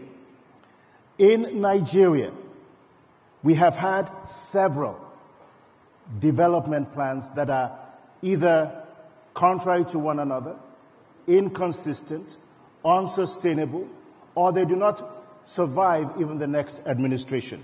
Under President Obasanjo, we had the NEEDS, National Economic Empowerment and Development Strategy. Vision 2020 under President Yar'Adua. Transformation Agenda under President Jonathan. Economic Recovery and Growth Plan under President Buhari, and now under the renewed hope agenda for President Tinubu. My question is, to ensure that we can get to that preferable future and bring what we desire in the future into the present, do we not require a long-term national development plan that can survive successive administrations? If not, why not? What are your suggestions? I don't think the problem is the plan. I think there are many very good plans in the past. The issue has always been, and will always continue to be, who are those that are going to drive those plans? What is the quality of the people being elected? There's no shortcut towards turning around this country. So I would say to you that yes, whether you take needs, it is the blueprint. If you look at all those plans, they're pretty much, maybe it's just a little difference. It is the people that have to implement those plans. How do we get in the right kind of people into government? We talk about young people who are so good in their private sector. As the doctor was saying, what incentive would they leave what they're doing to come into an environment where merit, where there's no accountability? There's none. So for as long as we don't have the right kind of people that have the capacity to come and drive those plans will continue to be what they are, which is plans. And that is why it might sound simple, but in turning this country around, we need to go back to the fundamentals of saying, how do we have the right kind of people in government? If you ask yourself, we talked about local government level. In other countries, sometimes you find well-accomplished private sector people who say, you know what, I just want to go and be chairman of my council. But if you look at the quality of people that go to council in our country, they are not people that some of you even employ in your different companies. So until we have the right kind of people in office, those plans that you talked about will not be implemented. And that's why I want to keep on emphasizing this issue, because I'm speaking from somebody who has seen it close. And my solution, and I keep on writing down until we address that, is how do we ensure that those who are held in office, one, are accountable to us. That means they believe that if they fail, they will not come back. When people perform in offices, it's because they are MDs, they've been given targets by their companies to say you must declare this amount of profit. If they don't, the board will fire them. But majority of people who are being held in office today do not feel that they are truly accountable to the people that elected them. So what is the incentive to perform? But if there is, you either vote them in or you vote them out. And if I'm a young chap and the process allows me, because even if I don't have money, if the acceptability of my people, I can win election, people will go into office. So my view is not the plan. We have many good plans. But do we really elect people who are capable? And what we need to do is start addressing the process, fighting the corruption of the process. As a society today, our morals, even in our own lives, do not give that kind of address. What do I give us? There are a lot of Nigerians today. In Nigeria, we behave lawlessly. But when we're in an environment that is lawful, we conform to that environment. And until we address this fundamental issue, we will not be able to, because we were talking long term now. These are things that cannot happen overnight. These are things that we need to build on the long term. They might not sound glamorous, they might not sound populism, but where we have got to now, honestly, we need to go back and sit back and begin to reset us as an environment in addressing that. Those are my own views on it. Thank you very much, Senator Saraki. We've almost run out of time. I'm looking at the clock here, but before I come to you for 1 minute closing comments, I want you to speak to the issues that are critical to you. I want to come to Ayo Obe. As a lawyer, at least somebody who has worked in the space, justice denied is justice delayed, and it's all part of the democratic process. The last I checked, there were about 500,000 outstanding cases between the Supreme Court of Nigeria and the Federal High Courts. How can there truly be a democratic process where the rights and the liberties of Nigerians are respected and honored and justice done in the midst of such a backlog? What can we do to remedy this situation? And then I'll come to our panelists for 1 minute each for your closing comments. I'm going to be brief because I can see that our time is up.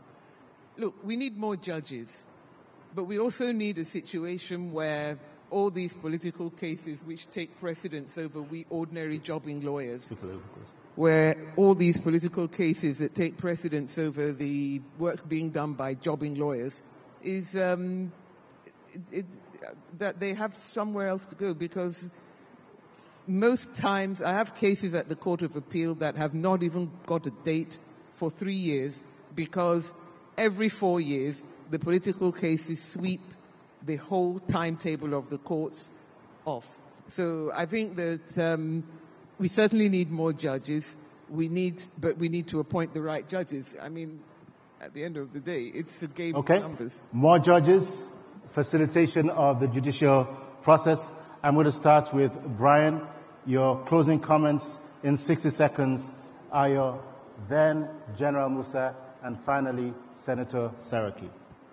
I think that Nigerians, especially Nigerian young people and women, have not given up.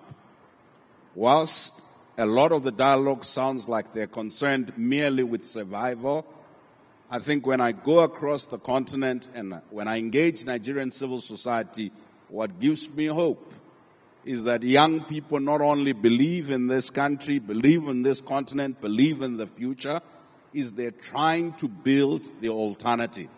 If there's anything that can be done, is for leadership, for policies and systems to enable the young people to build that alternative. This country is great, the people are great, people's hopes are great, and despair is never going to neutralize that hope, that constant willingness to struggle. Okay, we're going to lose channels in just about 2 minutes, I've been told. So 30 seconds each, if you don't mind. Yeah, when we started having this problem over a decade ago, I remember many of us, we laughed and we said that, this is an opportunity, it's going to be taken as an opportunity for making money, rather than addressing the issue. Because when General Musa spoke about asymmetrical warfare, and I just thought about, yes, the United States has a military-industrial complex, and yet it is not able to defeat Iran. And we too, if we make our security response about making money and profit, and meanwhile the people who are attacking us and all the rest of it are doing their own asymmetrical approach, we are going to miss road. So I think we need to stop, we need to insulate ourselves against the idea that this is going to be an instantly money-making. The money-making comes from when we are secure. Thank you very much. General Musa, over to you. Thank you very much. Mine is just to appeal to the younger ones, to the youths. Nigeria is a great nation. We are blessed having you. We must not despair. We must not give in to violence. We must not allow anybody or anything put us down. We must close those gaps, work together as Nigerians, support one another, support your armed forces, support your government, and you must ask questions. Don't just be the yes men. In elections, you must go and vote. You must protect your vote. Ensure whoever is your leader, local government, state government, you ask questions and demand your right. Sometimes you might think it is dangerous. If you don't do it, the outcome is most dangerous. So I want to appreciate everyone here and to thank you for all the support. Thank you very much. Thank you, General Musa. Senator Saraki, over to you. I'm speaking also in the same line. I want to build the future of this country. Not only as Nigeria, as a continent, this is the next frontier. There are great opportunities ahead. I don't think all is lost, but I believe it's time for the followers as well to hold the leaders accountable. I can't say it enough that for as long as we hold our leaders accountable, there will be personal sacrifice, personal cost, but the future is bright. We have shown in other sectors, apart from leadership, that we have good people in Nigeria, that whether it's the health sector or education, across the country, across the world, even in sports and entertainment. So we have the people. The only thing that is lacking now is leadership, those who are in position of authority. And I believe that the only way to do that is participating and holding them accountable. Once we do that, I promise you this country will be a better country for all of us. Thank you. Distinguished ladies and gentlemen, just before I hand over to the MC of the program to close us out, it's been a wonderful pleasure moderating this session with our very distinguished panelists, the Honorable Minister of Defense, General Chris Musa, retired, His Excellency Senator Bukola Saraki, to the former Governor of Lagos State and Minister who has left us to catch a flight, Governor Babatunde Raji Fashola, as well as to Brian Kagoro by way of Zimbabwe and Kaduna State, and last but certainly not the least, Ayo Obe. Thank you for your contributions, invaluable insights.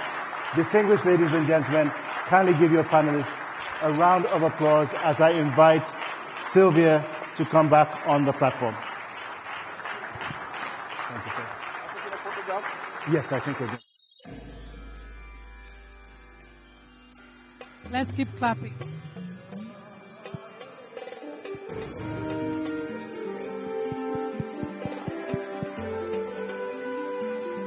All right, let's keep clapping, please.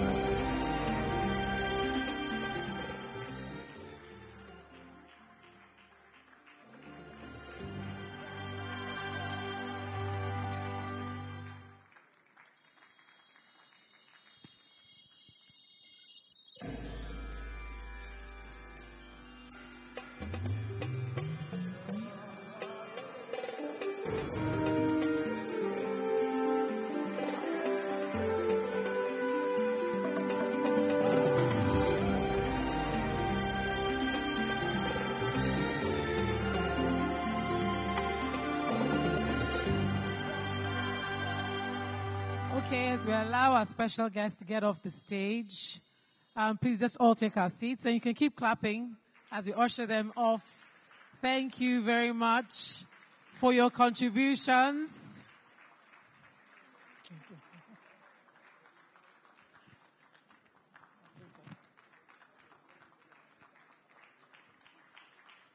All right. Let's keep clapping as they go off the stage. Thank you all our special guests.